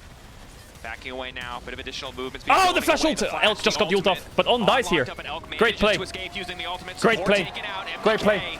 Free access now to the plates on the top side. Frescowi struggling in mid, but Elyoya making a smart choice. I'm just going to play towards where I know we have a strength. Super's getting great trades onto This is L. huge. What the fuck's going on? They're actually like doing well. Now Mirwin is the one that has to be careful. Mirwin respects the cross map. Even though he's behind in experience, knows the Good limitations stuff. of his champion, is getting good trades, and they're also securing plates on the bot side of the map. He has a CS advantage. Securing those plates is going to help close the gold gap between him and the top side of the map. And this is the thing about BLG. Sure, they may have lost a few early skirmishes. They might be getting picked off here and there. And while MDK have the Super doesn't have demolish, it's fine. You can't ever afford to underestimate BLG. They're so good at moving around the map, looking for opportunities to punish their opponents. But so far, both teams being proactive on the sidelines. Yeah, pretty even trades. Just gotta keep it up. Keep it up, man. Keep it up. Keep it up. Keep the productivity up. Tristana, Alistar, Skarner, wherever they go, is the map is ran by that. Mount Drake. Always a bit nerve-wracking. Second grub spawn, they're prioritizing over Drake because I mean they have Tristana, right? So I guess that's what their logic is. The threat of Knight and Way together. Get some plates on her. They have TP on so much. But obviously, once you add anyone else, it makes it gets more and more chaotic. Elyoya, the only person on the map to complete an item thus far, will help him out a little bit, at least when he has ultimate available. Zeke's very cheap early purchase, but Way it's actually better for Frescowi that he's the Scuttle Crab starting to clear out some of his vision. Is not weak side, but keeping an Ari's eye top. on the potential grub spawn. I mean, it looks like MDK. Wow! Did you just? Okay. We can't be doing that. Hex flash, and he just flashed. We can't be doing that when Kai'Sa has no flash. I'm confident that's what just happened. I looked away for a second. Was that real flash? Yeah, that was that. I'm convinced Alvaro thought that he had hex flash, and then he just flashes into the rift. It's okay, it's okay, don't worry. A bit of an oopsie, but that's alright. That's a weird bug with a 10-minute flash. I feel like BLG just gonna come from Drake to grubs and fight, aren't they? A little concerning. I feel like that's such a BLG thing to do. Grubs for Dragon Spawn, but Way's killed that dragon pretty quick. Von has flash. Now, BLG, they want to contest this objective. Frescowi over the wall has to be careful. Cassante, be ready on the TP. Fog. One grub taken down again. They're going on to Alistar because he has no flash. Here, he just got one shot. Hey, the Skarner ult is crazy! Into the double stun! How are they out? How are they out? You're lying that they're out here. Taken out 80 carry off the board. Knight running. Grubs going to the side of MDK again. Not bad. No, that's not bad. But MDK are just getting more in the fight. That's 1 for 1. The fact that they targeted Alvaro at the start of that was very smart because, as you highlighted, Dracos, no ultimate available. And they got the grubs. They have 5 grubs. This Alistar is very squishy, so they're able to eliminate him, but they did invest a decent amount of resources, and with a nice counterplay from Elyoya to find that 2-man ultimate, we saw a bit of a bit of a scary moment from Frescowi because he doesn't use the ultimate immediately, so he has to flash over the wall before he can actually Hey, Bean, what's Bean doing? Bean bounces in. No mana on Frescowi. Alvaro knows that he can't really afford to make any gambles here, but he really needs some XP. Is on, ticks over to 6. Frescowi has TP, just take the base. Differences in the smallest margins, of course, just a little bit of XP here, giving on that level 6, allowing them to start the fight. Credit really to Elyoya and Mirwin for just getting in there. Frescowi has so much CC from his allies, it allows him to connect a lot of those easy skill shots, the Dark Sphere, into this Caedrel of the week. And now, doing pretty well on the stacks, approaching the second ability upgrade. And notice now that the gold shift has gone over towards Bin.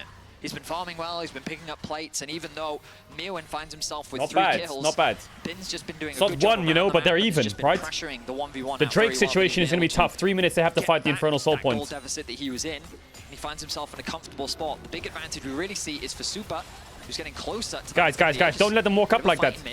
Yeah, fight them. Super to trade back onto on at least. Oh, now the ulti's coming in, oh, the knockback's not bad. Nice, Alvaro. We're playing ping pong with Ari. You got a good ult for me there, Yo-Yo. Oh my god, Elk's movement's too clean. Hold up. Oh, nice superstar. That barrier was clutch. Tanky, but not tanky enough. Big, wait, what did you die to? Static Shiv? He died to Static Shiv. Finishing the kill. Double now for Elk. That is soul crushing for the side of MDK. A delicate fight, well fought by BLG. They dance around the MDK players, leveraging their mobility to the fullest, and they're able to find 3 kills. It's okay, it's not over yet. Even after they started that pick onto Alvaro. Very well played from them. They get a bunch of plates into mid. I mean, Elk just made fun of us. We look back at this fight again. No level 6 for Alvaro. Yeah, Alistar is really down on XP. If he had 6 here, he could cook. But they knocked back Ari twice, which was good. Yo-Yo goes in with the ult, but look at Elk's movement here. The jump is oh my god. And then he W flashes onto Super. And then he kills Elyoya, and Static Shiv kills Tristana. Oh my god, Static Shiv is OP! Bit of damage comes down to secure that kill onto Super, and Frescowi can't do anything to turn the fight around. Mods disable Static Shiv for Worlds. If he's just a little bit further back, the static proc from killing Elyoya doesn't hit him. But oh boy, it did! Decent chunk of damage to get the job done. We take a look at the MasterCard lane economy snapshot, and it's all pointing to BLG right now after a fight like that. They're going to grab the Herald too, of course. As long as Knight doesn't buy Magi's, we're fine. Pressure on the side lane here, but overall, really turning around what little advantage MDK had with that massive play in the mid lane. Cross map is going to come through as BLG send Knight over towards the top lane. And Good macro. Do we get first by tower or not? We have 5 grubs, so we faster? Pushing in mid, close to securing that tower. Oh, into the tower! Into the Superstar! Superstar! He ults behind what? Super, which allows Super to knock him into Solo the tower. kill onto Elk! Getting that extra tower. Wait, that's massive. We got first by tower as well.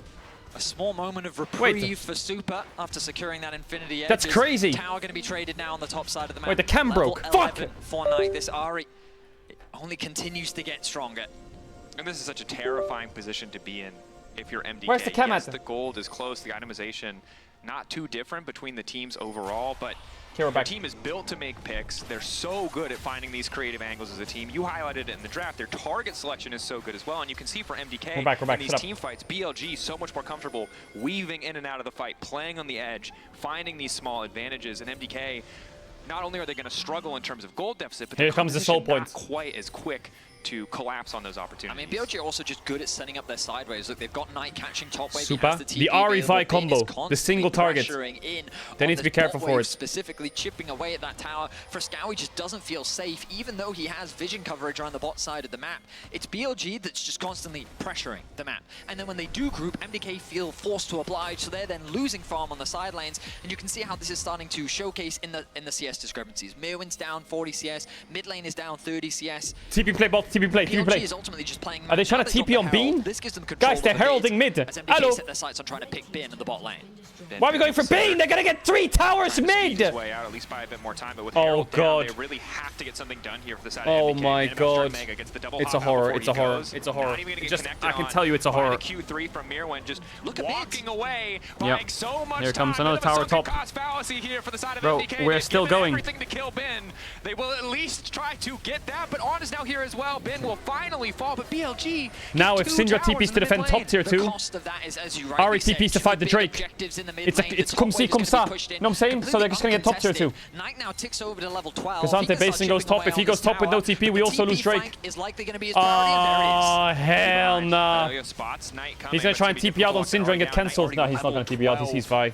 Alvaro level 6. Oh, it's all falling apart now.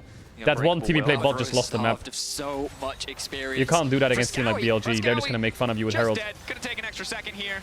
Tries to get tricky with it, but Knight and Wait. I mean, we talked about yeah, the trap, game's right? a horror. This is a terrifying mid-jungle now they get duo, soul points.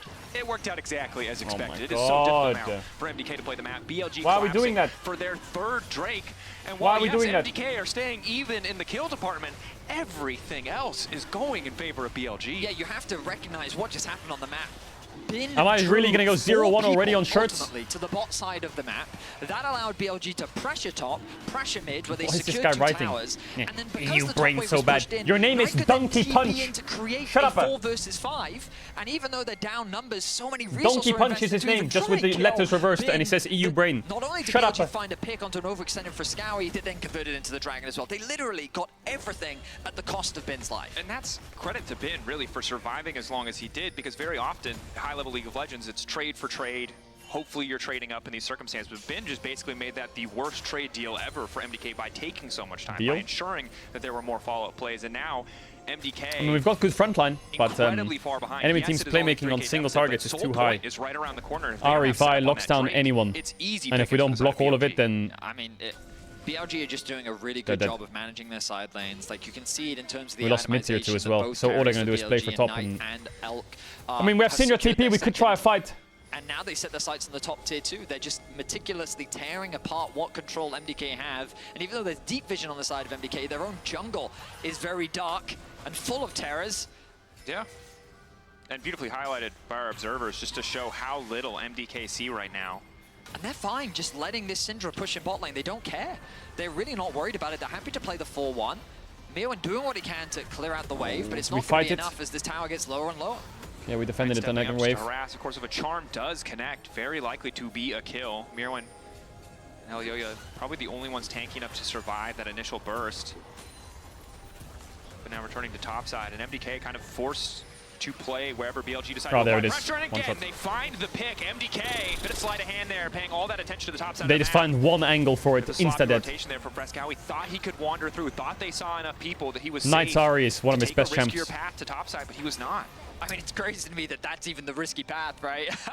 I mean, this is the thing, that the pressure that BLG put down, but it's exactly what their comp wants to do. It's Find these completely picks. lost. We've talked so much about He's it. gonna They buy have so Magi's much in base, I can lockdown. smell it. Vi and Ari as That a sucker. mid-jungle duo is so lethal. Are they if gonna they're go caught out Baron of on position, spawn? and, No, I mean, they're not, what was okay. Super even allowed to do? It was Surely just he doesn't a buy difficult Magi's on base, situation. right? So for Sky, Don't what do was it, he even Knight. allowed to We're do not in that bad. Come on. situation as, Don't buy Magi's. BLG find themselves another pick. They find Okay, we'll themselves never another know. tower, and you can see now how much control BLG have. He always over the buys entire Magi's on Ari, Yeah, that guy. and the win He's addicted to probability it. powered by AWS is looking a little one-sided, unsurprisingly. Of course, there are situations where, you know, 4K gold lead doesn't feel insurmountable. It is 2 fully completed items for both AD carries in this I mean, they have context. Third, 2 minutes, of course, 30 much seconds closer till to Infernal Soul completion on the side of Elk. with Ari Vi. But those are the big breakpoints, the full completed items. But we That said, lasted like BLG 12 with so minutes. much That's more not bad. control. Supa at least getting a bit of harass here, down onto on. But overall, the angles of attack here for MDK becoming more and more limited. Mirwin at least has a bit of a flank, will be spotted on that control ward. Crucially, above BLG, average. they want to go for the collapse here.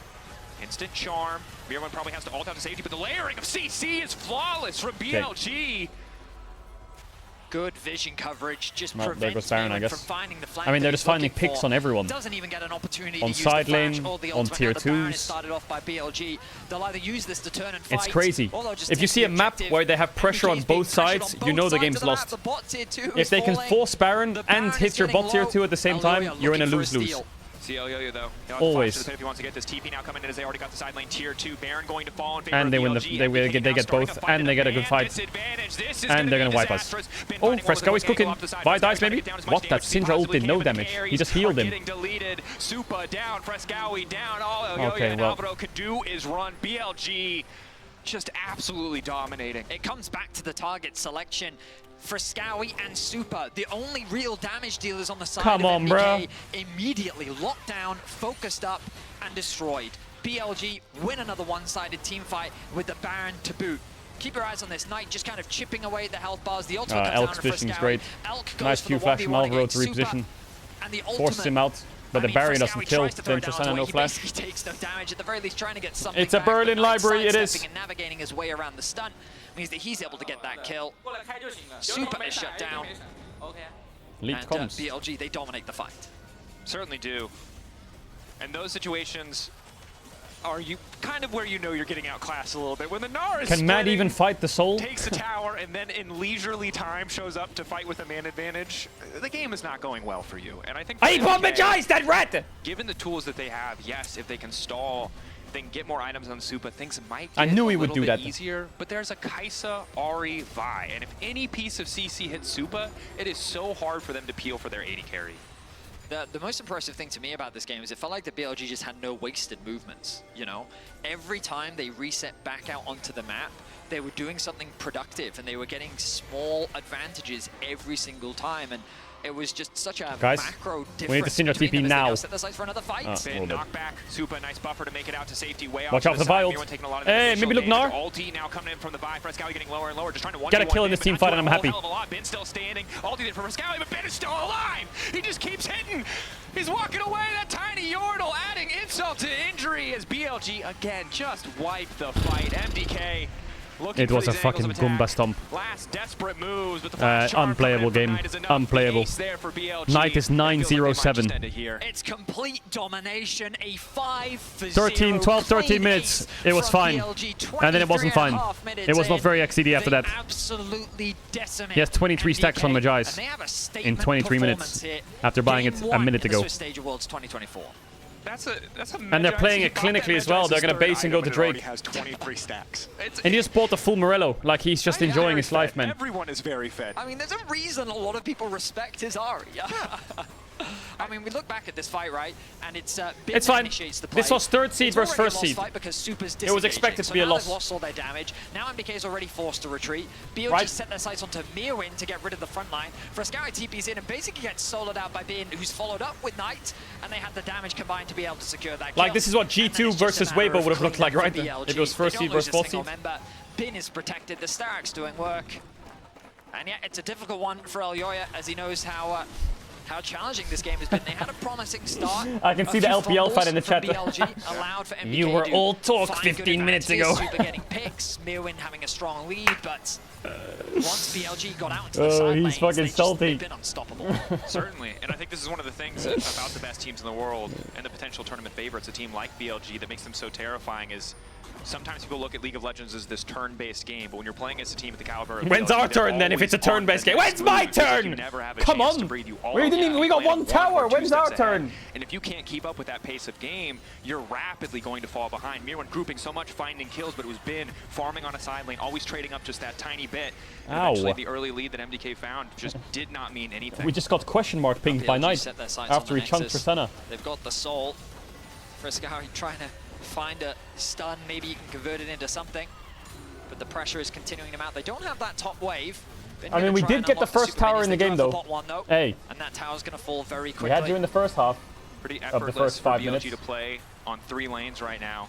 MDK have to commit so much just to get close. Scatter the Weak, really their only long-range, you know, engage tool other than. But why is BLG playing so clean? What is this? All 3 inhibs, Infernal Soul, sinking waves, no engage, chipping them away. What is this, guys? Slow, controlled finish coming in from BLG, just taking their time, knowing they don't really need to force anything. They're taking it. Why are they taking it so serious? What is it? They know Worlds? that there's a world where they could throw.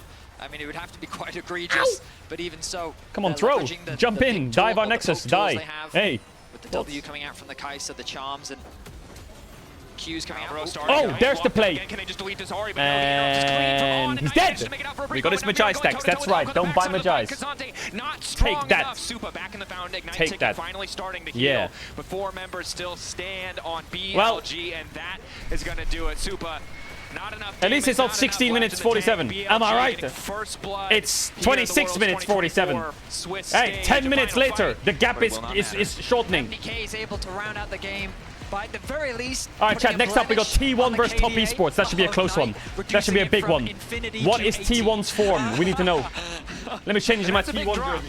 When you think about it, taking some of those stacks away as well. Obviously, an incredible game 1. We're going to send things over to the analyst desk immediately so we can talk more about what took place. pick'ems. And we're so excited to do so, especially me. Wow, okay. Clear MDK, a bit out of their depth versus BLG. So, what do you think of my drawn T1 jersey, chat? I drew that. And I drew that. Couple things I learned. They are so good Clean, at turning no? it on. Yes. Because for the first 5 minutes, this game was looking actually pretty scary for them. And then It's crazy worlds, bro. Game's done. 5 minutes, break, bang, next game. From the lane swapping, but then they just Your mid laner does have to stay mid, and that was kind of the issue. There's an audio delay. Refresh your stream. I'll refresh mine. I just learned the importance of how the level What is 6 this? on an Alistar, you know? At some point you're I'm going not to adding need that some to- experience and too many back-to-back fights where he was the target and he really couldn't do anything about it. Yeah, we're setting up for the interview, but I think some takeaways can also be Knight on I'm not adding that Ahri. I mean, you know what's going to happen. We did as well. You and I were just sat here. That's an Ahri. Now, we saw Vi first pick. We see a Syndra. And I think I was a bit disappointed in the way that MDK answered a first pick Vi, because by going Ahri, you're just putting Fresco in a bad position. He's never going to have a good time. The 2v2 with level 6 from Ascana and Syndra is not going to give you that It's T1 time, so baby. They had to get ahead from the early game. And they did to a certain degree, but I think I love you, that give me a level kiss. 1 where everyone's just burning their summoners, and then obviously mid-game Add from Superstar? BLG where they just Wait, do you actually want it? It became really unplayable at a certain point in the game. The draft will be a big topic. Oh And speaking my of God. big, speaking of big numbers. Knight's Ahri record, 51 and 9. Last bleed is winnable. Yes, it's insane. Glass is half full. I like it. Because they went for the Vi and completely said, Skarner OP, Syndra OP, we don't care. We're getting the boy, the Ahri, and we're supporting it with the Vi, and we're bullying side lanes. They performed off of it, but I don't think this is going to be the standard Change out going T1 forward. jersey? I No, think they've I'm not not cursed with jersey, Yeah, don't I worry. think that's the big takeaway for me here in terms of BLG's drafting. They just bullied the draft. They just said the things that they wanted to play, played them, and smashed. They did, and Laura's now BLG standing loves by those kind of with dives. Ben in the Verizon post-game Talk to me, interview. Bean. Talk to me. And welcome back to the stage for the very first Swiss stage interview with Ben. Thank you so much for joining me. I can hear someone making the lobby. On taking the first one. Before taking on Mad Lions, you said, let's not get ahead of ourselves. Let's be careful. I can hear someone making a against lobby. this team. So what was your understanding of Mad Lions? And also, can you explain the first 10 minutes of the game? 首先，恭喜你们在瑞士轮取得了自己的开门 Say 红， we 取得 played 了自 really 己的 well 首 for 10胜。 minutes. Say 但是 that. 要问一下的是，其实你在这场比赛开始之前也有提到，面对到 Mad Lions， 整个队伍也不能掉以轻心。所以说，也想问一下你对于 Mad Lions Koi 这支队伍的理解是如何的？同时，这一场比赛的前10分钟发生了些什么呢？ 其实赛前我们也想到他们会换线打我们，然后就是这局的话，其实前面也是跟我们想的一样吧，但是我们越下的时候 Don't say we got 出现了一些 lucky, 失 don't 误 say 吧， that. 所以被他们反杀了。前期很艰难，稍微有点温度有点上来了。 So to be honest, before this game, we have already made this kind of prediction. Yeah, my Lancer definitely have some lane swap inside the game, and also we feels like they also have the drafted that we have already predicted. But maybe the issue happened around the bot lane tower dive because we played so messy around there. So it's kind of put ourselves in a disadvantage. So it's kind of like warm me a bit up. They were warming up, that's it. They were warming up, that's why. On that game, Bin. One thing that is always sure with you is the confidence that you have coming into the international stage. You keep on saying that you're the best top laner in the world, but I want you to give me specifics as what makes you the best top laner in the world. How makes you stand out? 其实我们很多时候想到兵哥，第一个我们想到的词语就是你的自信心。很多时候你都会说来到这种世界大赛的舞台，你想成为你会是最强的上单。所以也想问一下，你觉得是有哪些来自自己的特质，能够让自己在众多上单之中脱颖而出呢？ 我认为自信是来源于实力的吧，就是如果没有实力，再多的自信都没有用，所以主要还是要对自己的实力的认可，以及让自己变得更强。 I believe that confidence is from your own ability. Without your own ability, no matter what confidence you have, is still useless. So what I really need to do is try my best to hold this confidence and also put this as a motivation to become even more stronger in the future. Some wise words here. And I'm going to leave you the final words here on this interview, actually. It would not be a Bin Walls interview without a special message from you in English if you want to talk to the fans. 那最后也把一点时间留给我们的兵哥。我们总感觉，如果不让你说点英文的话，好像这就不是一个兵哥式的采访。所以说，有没有什么想要对所有的观众朋友们说的呢？用英语。Thank you, I love you. Yeah.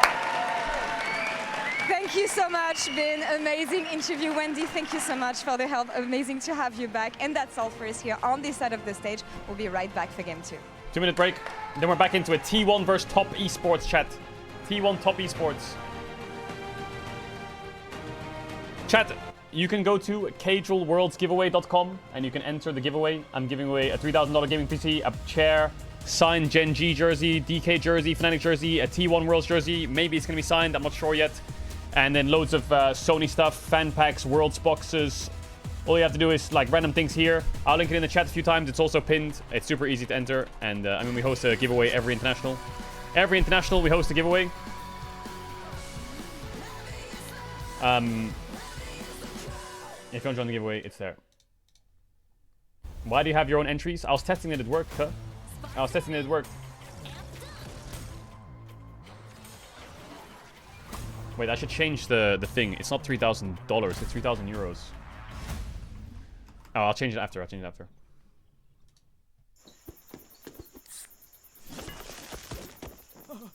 Red Bull gives you wings. Why are you saying you're a scammer? It's dollars. Hey, euros are stronger than dollars. It's more. If anything, it's better, idiot.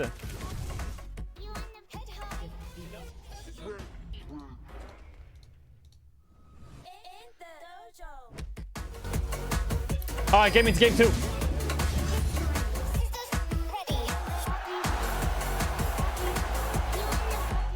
You wanna play? Oh yeah, I should do hashtag giveaway on exclamation mark giveaway on the stream name. Da-na-na-na-na-na. I've been living behind all the scenes, cause it's easier when they don't believe. Keep it quiet, keep it hush, keep denying, but the fire that's inside is igniting. Keep control, I'm like a bomb that's taken. Hit, explode, I won't be so forgiving. Cross me twice, no, I won't let it go. Hit you from your blind spot, hit you where it's gonna hurt more. Jammers. Words unspoken, I'm not afraid to say it. Someone keeps saying, why don't you have the official shirts of the teams? Because all the teams sent the jerseys to my... where I live in Berlin, but I didn't go to Berlin. I'm in London, so I don't have the jerseys. They're not here. So I had to make them with my pens, my Sharpies, okay? That's why I went down and bought all these Sharpies, okay? I made them. I can't get them here in one day. It's impossible.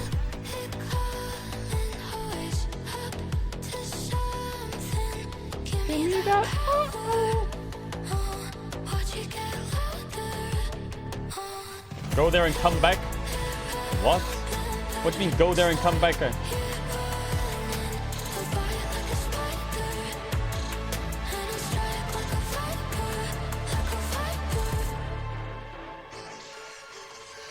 Rosy cheeks on a pretty face.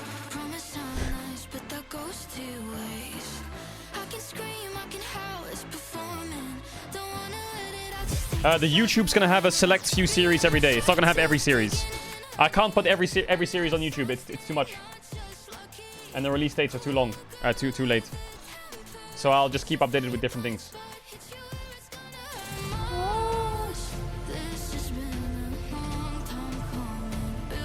All right, this game's gonna be a big one, chat. Top Esports T1. What is T1's form? What is it? Is it good? Is it bad?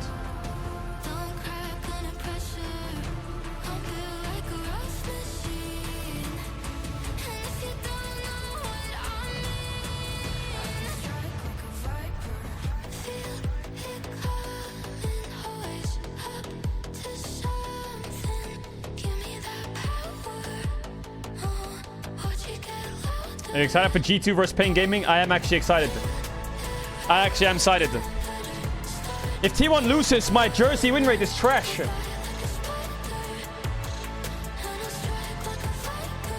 Go straight into draft. Drop me in. Drop me into the player walkout straight away. Go. Drop me in.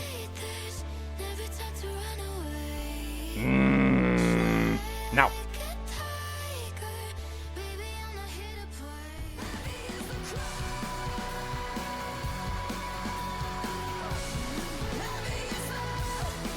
Heavy is the crown.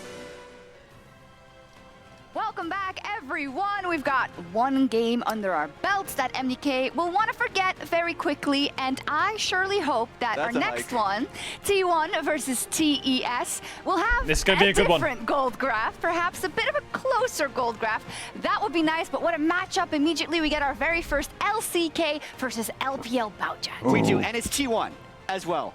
And we remember T1 from the World Championship. We do have to say that they are definitely a different quality team now that they were then, but they do have that muscle memory, right? You never know if they're going to be able to pull it back. Yeah, but it's kind of crazy because even when I posted on Weibo, no one has faith. Everyone's looking at T1 simply because of the fact that Worlds, guess who they There's took the down? boys. There's my red. BLG My and red. Swiss went to LNG, took down JDG, There he took is. to Weibo. Look at him. They did, and it is still the same rosters. It is in the top Lock lane, in. Oda You in the need to jungle, lock then in. Faker in the mid lane, Lock and the in. bot lane of Gumayusha and Keria. They are the defending world champions. Why is Guma's so photo like his hair is looking flying? At them. And moving over to Top Esports, the second seed from the LPL with 369. Tian. Cream, Jackie Love, and whoop, that is Mako. Yep. Should It be. is Mako. Should It is be. Mako. I don't Why know did it say how Shea? she Wrong got in there. person there. That guy's the coach. He's with the team, but it's not him. She is the mid laner of WE, the old school. He's the coach. Definitely Mako. So that's we already talked about it. I already kind of slipped it in there, but that's the talk. That's for the Chinese fans, the LPL fans. They look at T1 and said, "You literally just aced us at Worlds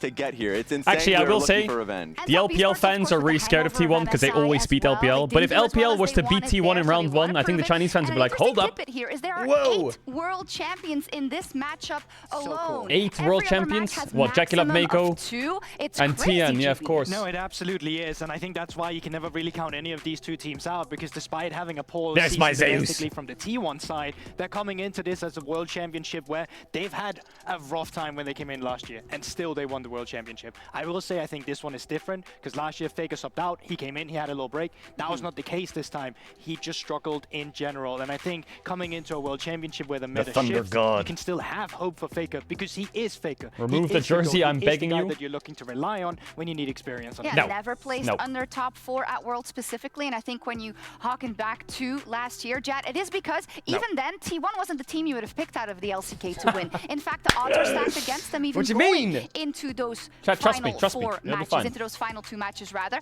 So we know that they can turn it around. The problem is, how much do they have to turn around here? Talk to me about how worried we are, and what is it that we're worried about out of their summer performance? Chat, what is that thing around Chuck's wrist? That's what's it called? Overall team cohesion. The gold thing. Down.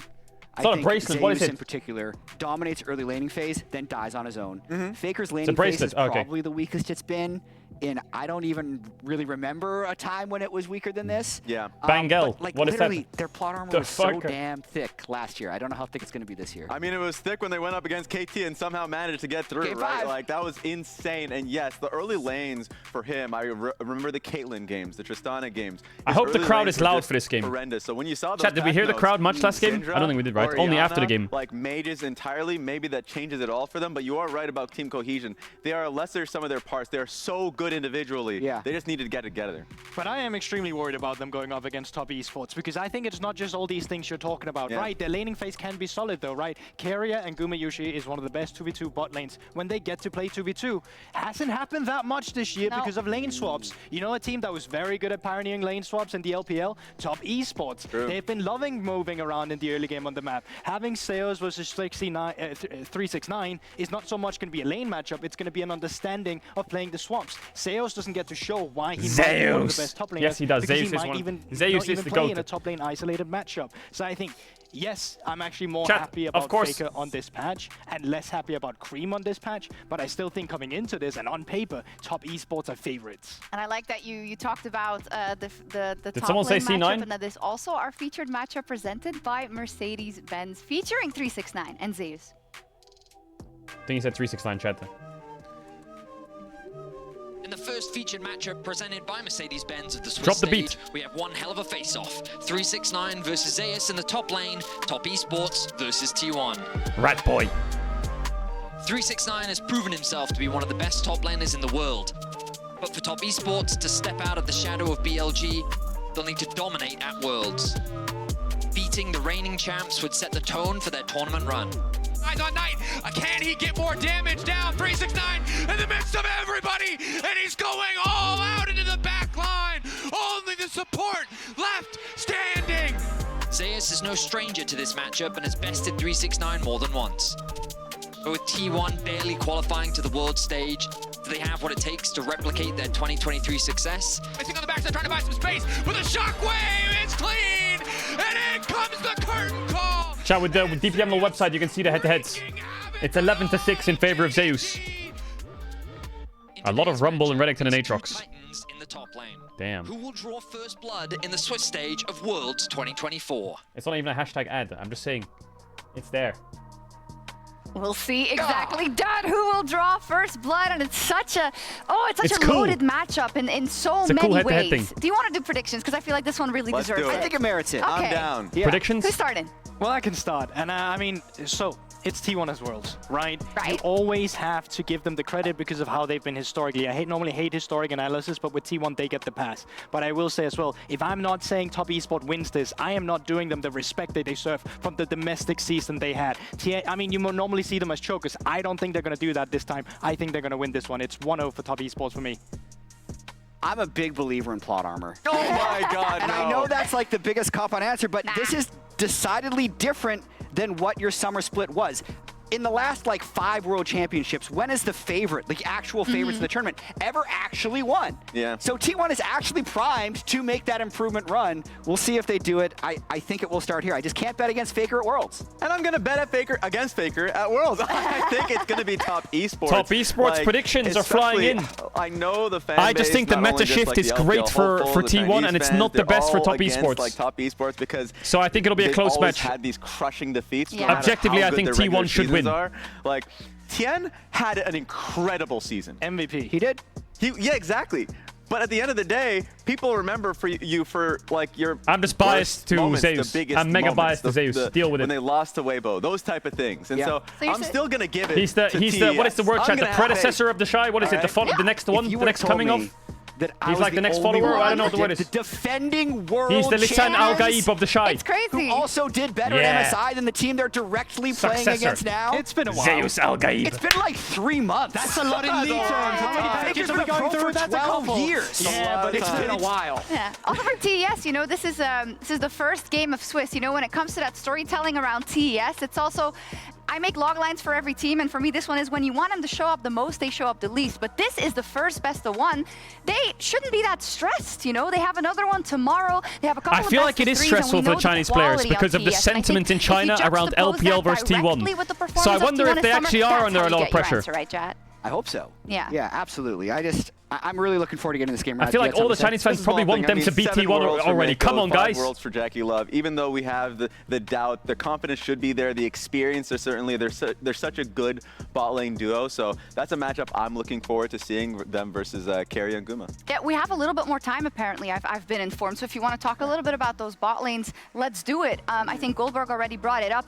The way Guma and Carrier like to play and own is sadly not the way that the game's being played right now in the bot lane. Yeah, I mean, there is going to be some exploring period, but the fact that MF, like Ashe, Jhin, these champions are the types to, I guess, the expected picks for Worlds, it's not really what you're expecting, you know, T1 to really be performing on, but I still have a lot of faith. In fact, Guma is like a second jungler on the team with how many times he steals Barons and Dragons and his Varus pick, and they make it work, and how creative Carry is as a player. So I'm expecting something to come up, some sauce to be cooked up in the draft. So I would say never count them out, and I do think Guma is such a damn good player that he can work with any champion, any meta. But that, like, I'm hoping that it's not just draft they have cooked. I'm hoping that either for T1, what I really want to see from them, from the break that they've had, is either you've become really good at lane swaps and you've adapted to what is currently meta, or you have then found out a style that's going to break lane swaps that other teams are currently not doing, right? I was speaking to Orcs about this, and coincidentally, Emily was also talking to it with Kelsey, but it's one of those things where I'm hoping that they found a way where they can trade plates down in that bot lane and find a way to get Guma in a position where he gets so full of gold in the early game that they can then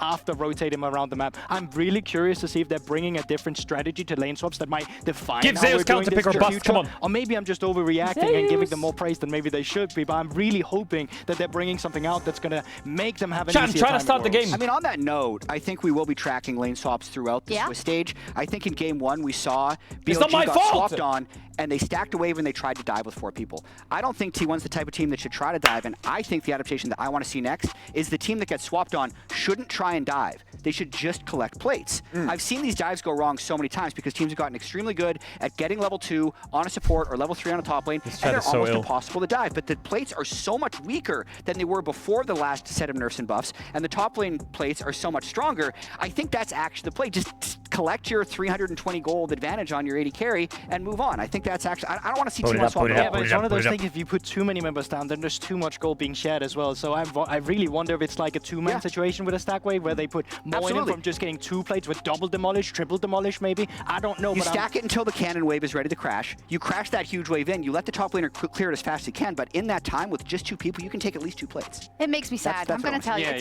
makes me sad. It makes Start me so sad. You know why? Because one of the X factors of T1 at Worlds last year, Carrier have any toilet breaks left? Carrier can be the one that He needs says, to make sure he doesn't go change toilet. the meta myself. I'm actually going to make you play different and make you play different We need a things. toilet break checker in I just don't Pick'ems. see the opening currently in the meta, and you know, maybe time will tell, of course, but that is like a huge X factor for T1. Yeah, it was an X factor during MSI when swaps were happening, and T1 was the team that was getting swapped on when they were trying to pick Vayne and Camille. And thankfully for them, throughout that tournament, it got a little better, and they were able to still play those insane picks. The problem for me when I look at top lane is I think that 369 is a phenomenal weak side top laner, and a lot of times if he's put in a swap position, he's pretty much happy about it.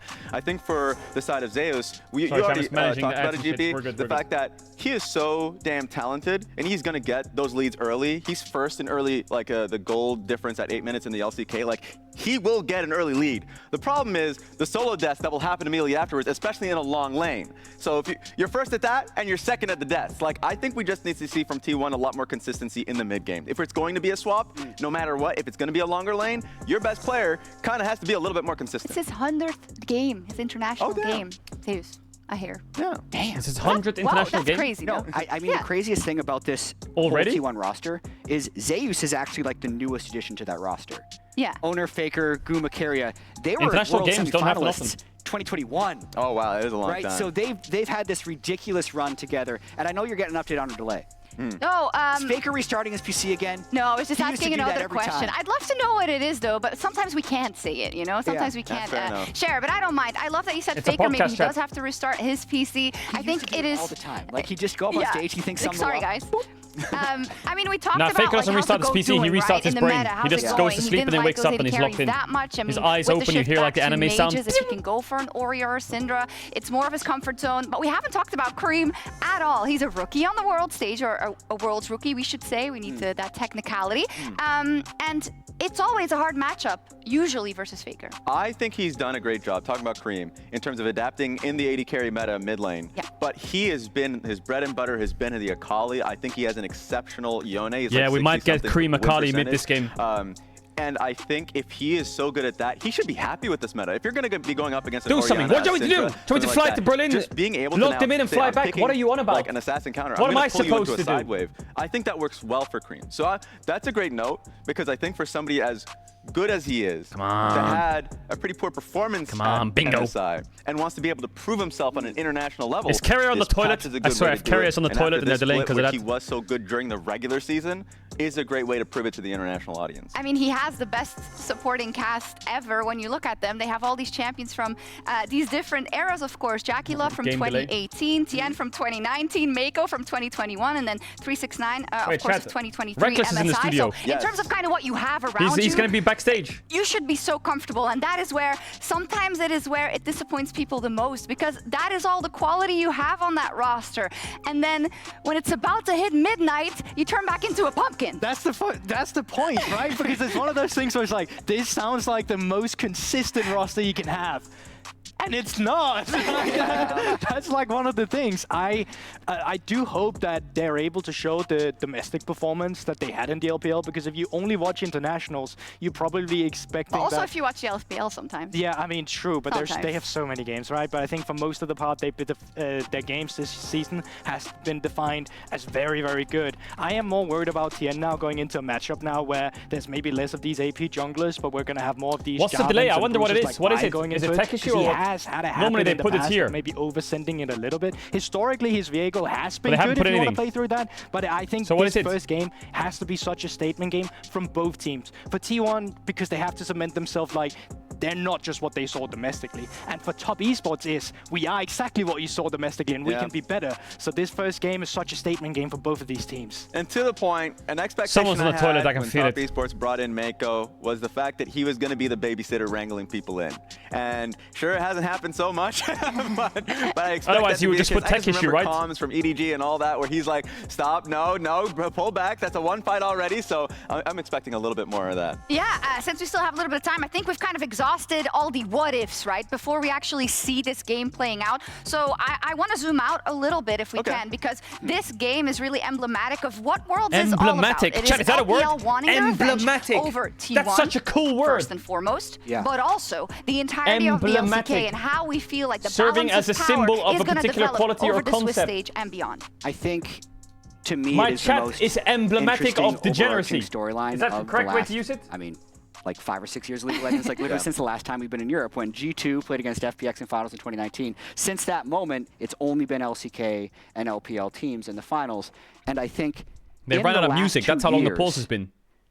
Someone put some if it beats wasn't on. for T1, I the can spit over LPL them. would be They would have dominated. Yeah. It wouldn't even be crazy. close. Like we would have had last year 2 I mean, we had DRX as LPL well. teams. We had just last 2 years. We would have had 2 LPL teams in MSI finals, right? And then all 4 LPL teams made it out of group stage. 3/4 of them made it into the semifinals. Yet T1, as you mentioned, aced them at Worlds. T1 is Hodor. T1 is Hodor? Gen G obviously this year is a big favorite, along with BLG, is actually looking higher than T1, and that's they'd be like the big T1 is defenders. Hodor. So, honestly, for the last 3 years, it absolutely has been the LCK. Because we have DRX winning, we have T1 winning, and we also have Gen G winning this MSI. But like, chat, what's after this game? Is it Fnatic Damwon? It was after this game with what T1 pulled off last year at Worlds to really flip the narrative. Yeah, and it's interesting because, as you say, though, it's Gen G even with all Weibo. that Then in it's mind, Fnatic Damwon. it never goes the way you think it's going to go based on pre-tournament expectations. Very, very rarely. We just have to bring up DRX or T1 to prove that point exactly. And that is what always excites me at Worlds. And that is also what excites me if LPL is going to make this rush for the World Championship again. Maybe it isn't BLG. Maybe it is TES. You don't know. Maybe it is.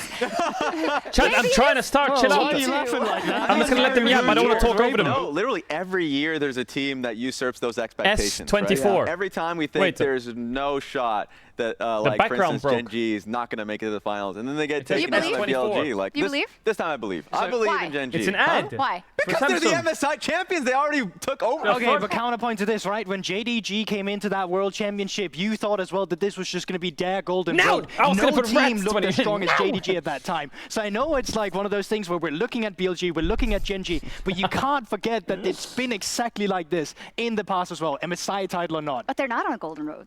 Exactly. No stress. That's fair enough. You don't have okay, flash an XCD logo on the background. Go on, do it. I dare you. About Gen G, I'm like, well, Life already took them out. Yeah. And guess who already took down T1 when they went up against them in 2022? It was Zeka.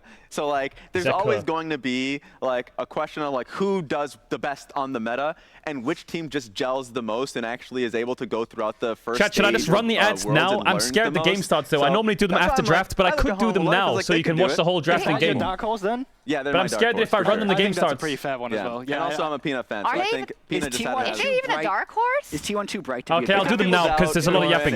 You can sub with Tier 1 or Prime to avoid these ads. You don't have to sub if you don't want to. You'll be back before the game starts. If you sub now, you won't get ads for the whole world. I'll see you in a sec. I'll run them now.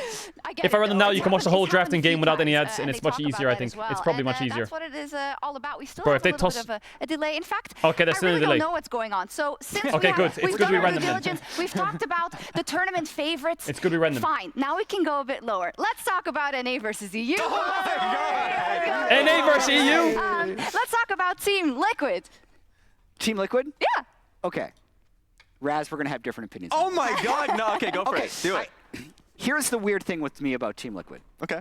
As some people are tuning in right now, and they're like, why God, are they talking why about is he Liquid yapping again? about it I'm ready for this. Anyway, they are a team that can definitely make it to quarters, I think. Yeah. I think they definitely have that potential, but I want to set reasonable expectations Glad about we're in them. agreement. Because we talked about it at the top of the show, like what could change at Worlds that might change how you feel about this team coming in. And I feel like they had such a how are we on the Team Liquid coping? on what they were able to That's accomplish supposed to be in two games, really though. being one of the best lane swap teams in the world. Yep. And then I feel like APA had really mastered the 80 carry pool with the way that he's able to collect gold on side lanes.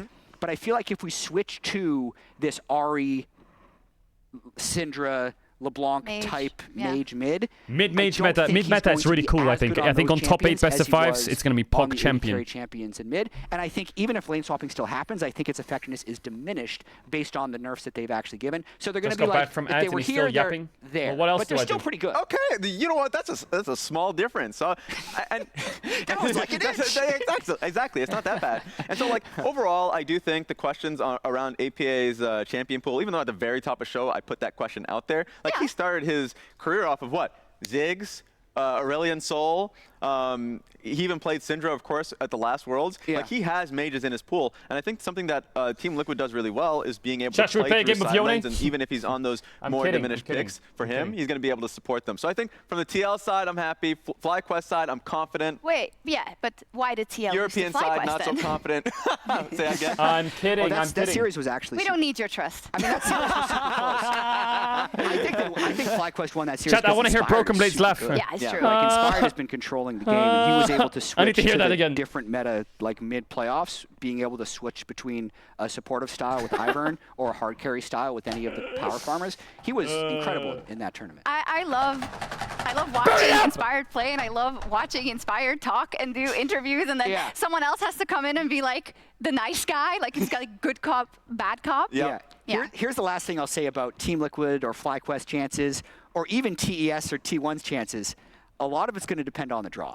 Because we know what happened to KT Oh yeah, we get the draw at the end of the day, chat. Sorry, D+ last year. Yes, D+. With getting nothing but hard opponents throughout all of Swiss stage. So if you lose this first game, sure, maybe you're going to be able to play some lower tier loser from the first round. Or maybe you actually, I wasn't naming names, but a lot of it's going to depend on the draw. So these games are actually very important. I've got an update. Unfortunately, we are going to have to take a 5-minute break, but we will be back after that with the game. What's the pause? What's the pause, Kerr? No, we don't. Carrier's showing an absolute nuke in the toilet. What is this?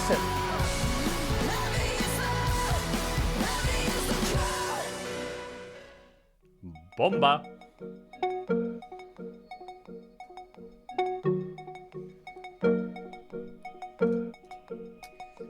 Alright, well, I guess we're chilling for a bit, chat. Like I said, chat, if you weren't here, you can go to CaedrelWorldsGiveaway.com. You can win loads of different prizes, from signed jerseys to headsets, PCs, all that stuff. I don't know, we're in break time, so I'm just gonna yap about it.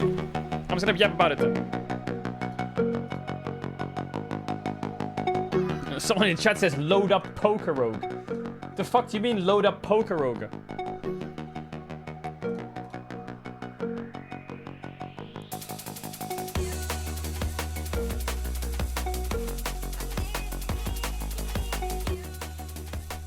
I'm not loading a Poker Rogue.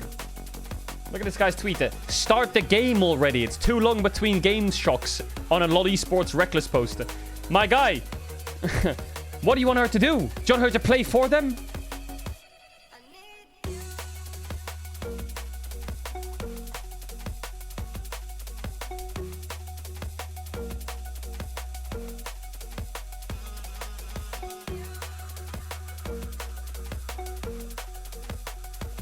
Oh, yo, Gam CEO commented on my tweet.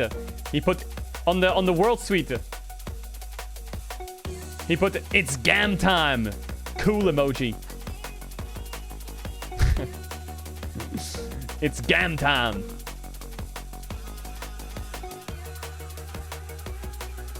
Madrilla.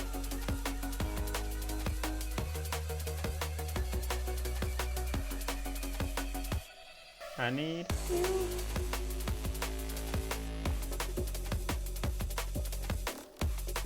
Okay, T1 setting up on stage.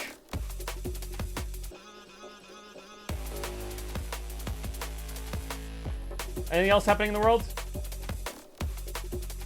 No.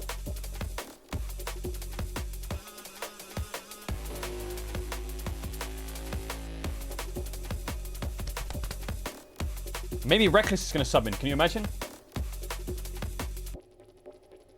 Check the Reddit quick. We have 2 minutes. I'll do a quick Reddit look. Quick Reddit look. Official broadcast numbers. Yeah, that's fucking crazy. Caedrel hyping up the rats for a Fnatic DK edit. What is this?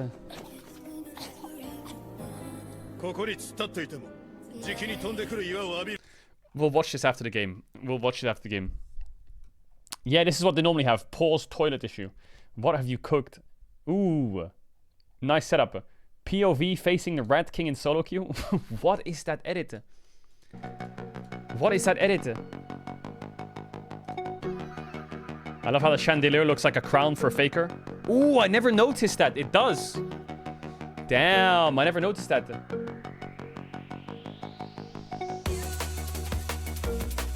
Me when I shit my pants.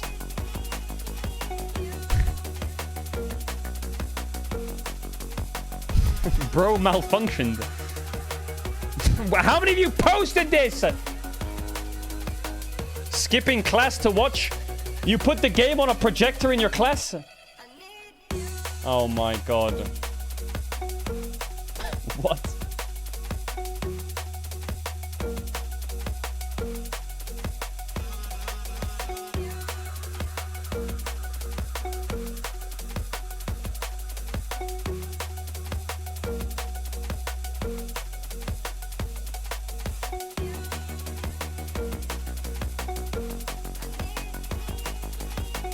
All right, 50 seconds. Surely we're going straight into draft, right? Right.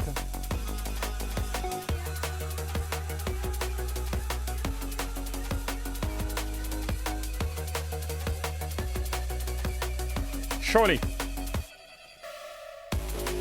Rat Potter. Actually, how nuts would it be if Reckless subbed in?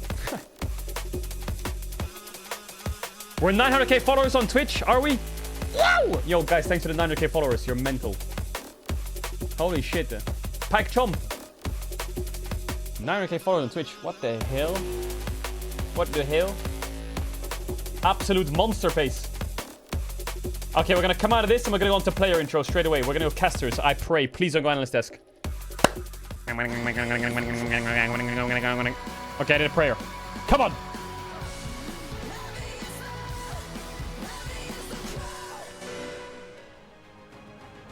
And welcome back to Worlds 2024. We are moments away from our second game. It has been We're locked in now. A bit of time before our last one, so thank you to everyone who stuck with us through a bit of delays here today. As Veddies and myself It's a get ready TriCast. for another absolute banger. Love Swiss stage, man. It's just day one. It's like every matchup is good. Not always for the same reasons, I'll be honest, but this one, it's good to be home. Last year at Worlds, it was BLG, then it was LNG, and then it was JDG, and then it was Weibo. T1 have an opportunity to add another name to the list here today as they go up against Top Esports, but perhaps Top Esports could be the first of many to get their revenge, because the question coming into this game Why is does it say a question of placeholder form, T1? right? There's doubt on the side of Top Esports, and there's hope and enthusiasm on the side of T1. But if you their close your performances eyes... domestically were the opposite, because Top Esports had an incredible good regular editor. season with the Mad MVP Lions champ, winning where Worlds. T1 barely limped their way into the World Championship. But if you so close I'm your very eyes... excited to see what these teams are prepared for us today. I'm looking forward to seeing what they've got for us in the draft. What's going to be the priority? What are we going to see in mid lane? Will we see the king return to his throne in the mid lane? Because he has been struggling. all I know is I watched that man play piano with a big old championship ring on. So I feel, and this is the problem, right? This is the T1 aura, is that you're just like, yeah, I'll give them the benefit of the doubt. You're like, but all the evidence, and you're like, I don't need that I saw him open a large door, and that already was enough. I saw him walk out as an emperor, throw a cape off, spin a spear around, and that might have been animated Faker, which means real Faker could probably do like 10x VLC whatever media. that was. But it is valid, right? I think there is always going to be this. Shut up! They're working on it. Cut them some slack. They're working on it. I don't want to say always going to be skepticism for top esports because I don't think that is fair to them. But based on international performance, based on even the series that they lost to G2 at MSI, there is still that healthy dose of skepticism when it comes to what really is this team's consistent level. Because we've seen. Wait, what is this? Start it! Okay. Start the game already, Sharks! Start it! Okay. Oh! I'm starting it. Okay, oh, she's on it. Even their first Start the game! Not always their best performances, just because it seems like that they don't always adapt to the meta immediately. And I love the point that Shox made on the desk, because last year it felt like that, they had a very close series versus Team Liquid. They almost lost that, right? And then they continued on and you thought, okay, they're getting better, but then they defined the meta. They were the ones that introduced and changed the bot lane meta and were the ones that said, hey, everyone, this is what we think the best way to play the game is. And then everyone was playing catch up to T1, which no one ultimately was able to do. Yeah, it was interesting. Come on, because get me into the Weibo draft. First, who brought up Lux Caitlyn, and people were like, this is flavor. This isn't going to be real. But then it was T1 who brought it full circle to the point where we were back to a Keria who, even in spring, right, had been playing everything. And people were like, there's no way that meta comes back. But it did, and they found that angle. That's the story of so many teams. I hear some noise. How many teams has the meta suited them, or have they found that single angle? Even as far back as 2018, helps to have the two best solo laners in the world when you have a tournament that's all about your freaking solo laners, right? IG, they run so much about that, and we'll have to see if the meta does favor T1, and if they can be faster in identifying what their unique take on it is, or what the best version of it is. Because you're right, not every tournament for T1, people just remember the ending. They don't always remember here we go. Some of the more awkward We need a Gumayushi hairstyle check. We'll see if this is one of those moments as our teams take to the stage. Cameraman, zoom in on Gumayushi. History, so many titles. Oh, he's got the hairband. The sheer amount of elo. Damn. This walkout is baffling. 8 world championships in a single game. Keria so small. The fist bumps come through. Where did Zeus go? He went the other way. And now Keria's confused as well. Oh my god, Zeus, you rat. But it doesn't matter. We're getting ready for the draft. We're getting ready for the game. much anticipated matchup, and the question on everybody's minds: Fakers in the LEC studio. Are these teams in to debut the World Where's my pen? Championship? Let's get ready. What will the priority be? Game 1, we saw the 369, locked in for Tian, BLG. Krispy Kreme, Jackie Love, Mako. But will it beat the Skarner? Will Rat that Boy, instead be the priority? Oh I'm nah. betting the Vi is banned because we saw Faker, MSI was also an incredibly popular Kumasusi pick, hairstyle, essentially perma-banned. Carry yeah. People were not going to let through at the time. The Vi Boot it up. of the world now is feeling more like it's going to be kind of the Vi Ari setup. Boot it up. It's just so reliable. And when you look at these two mid laners, I will say that neither of them feel like the centerpiece right now of their respective teams. This could be a game where we're focusing much more around the bottom side, or maybe my personal hope around the top side of the map. Zeus versus 369. But again, if we end up in a situation where, based on the first game, it's we're mega locked in. You know, Gnar versus Cassante. I like Guma's hairstyle. There'll be too much jungle involvement there. Yeah, I don't expect it. Don't call me Pookie Bear. Let's find out. Ziggs, Syndra, Ashe, Aurora, Skarner, Vi. These are all champions that immediately come to our minds when we think about high priorities in the draft. There's likely going to be some potential target bans. We saw in Game 1 the Nidalee taken away from Alyoya, the Jinx taken away from I'm not your Pookie Bear. But of course, neither of Move these the teams pen. will have much data on each other outside of what they saw in terms of the Who actual gets side selection, chat? qualification to the World Championship. I guess top esports, right? Because they're higher seed, technically. So I guess T1's on red side. That means they can give Zeus counterpick, PogChamp. I'm not sure what they're going to ban. Sejuani, Yone, Orianna. Interesting. Yone bans targeted Cream. Orianna bans targeted Faker, of course. Off the board. Yone did not show up in our first game. Tristana ban. Wow, they're targeting Cream in draft already. Champions queue and solo queue, but Tristana, What's the last ban here for Tess? Gnar ban on Zeus. I mean, that's one of his best blind picks. They're going to ban Aurora here. They're going to ban Vi, Skarner. What are they going to ban? I like the respect being shown towards the There's a lot of OPs open. Oh yeah, Ziggs. So Vi first pick is good. Skarner first pick is good. Aurora first pick is good. Aurora, yeah. So T1 have options. They have Vi, Skarner, Decision. Syndra's open. Faker could play LeBlanc on 3. Ashe is open. The beauty of this champion is the flexibility that it has as Am well. I missing Play anything? both in mid and top. And of course, just one of the most powerful team fighting ultimates in the game. Yeah, Aurora's strong.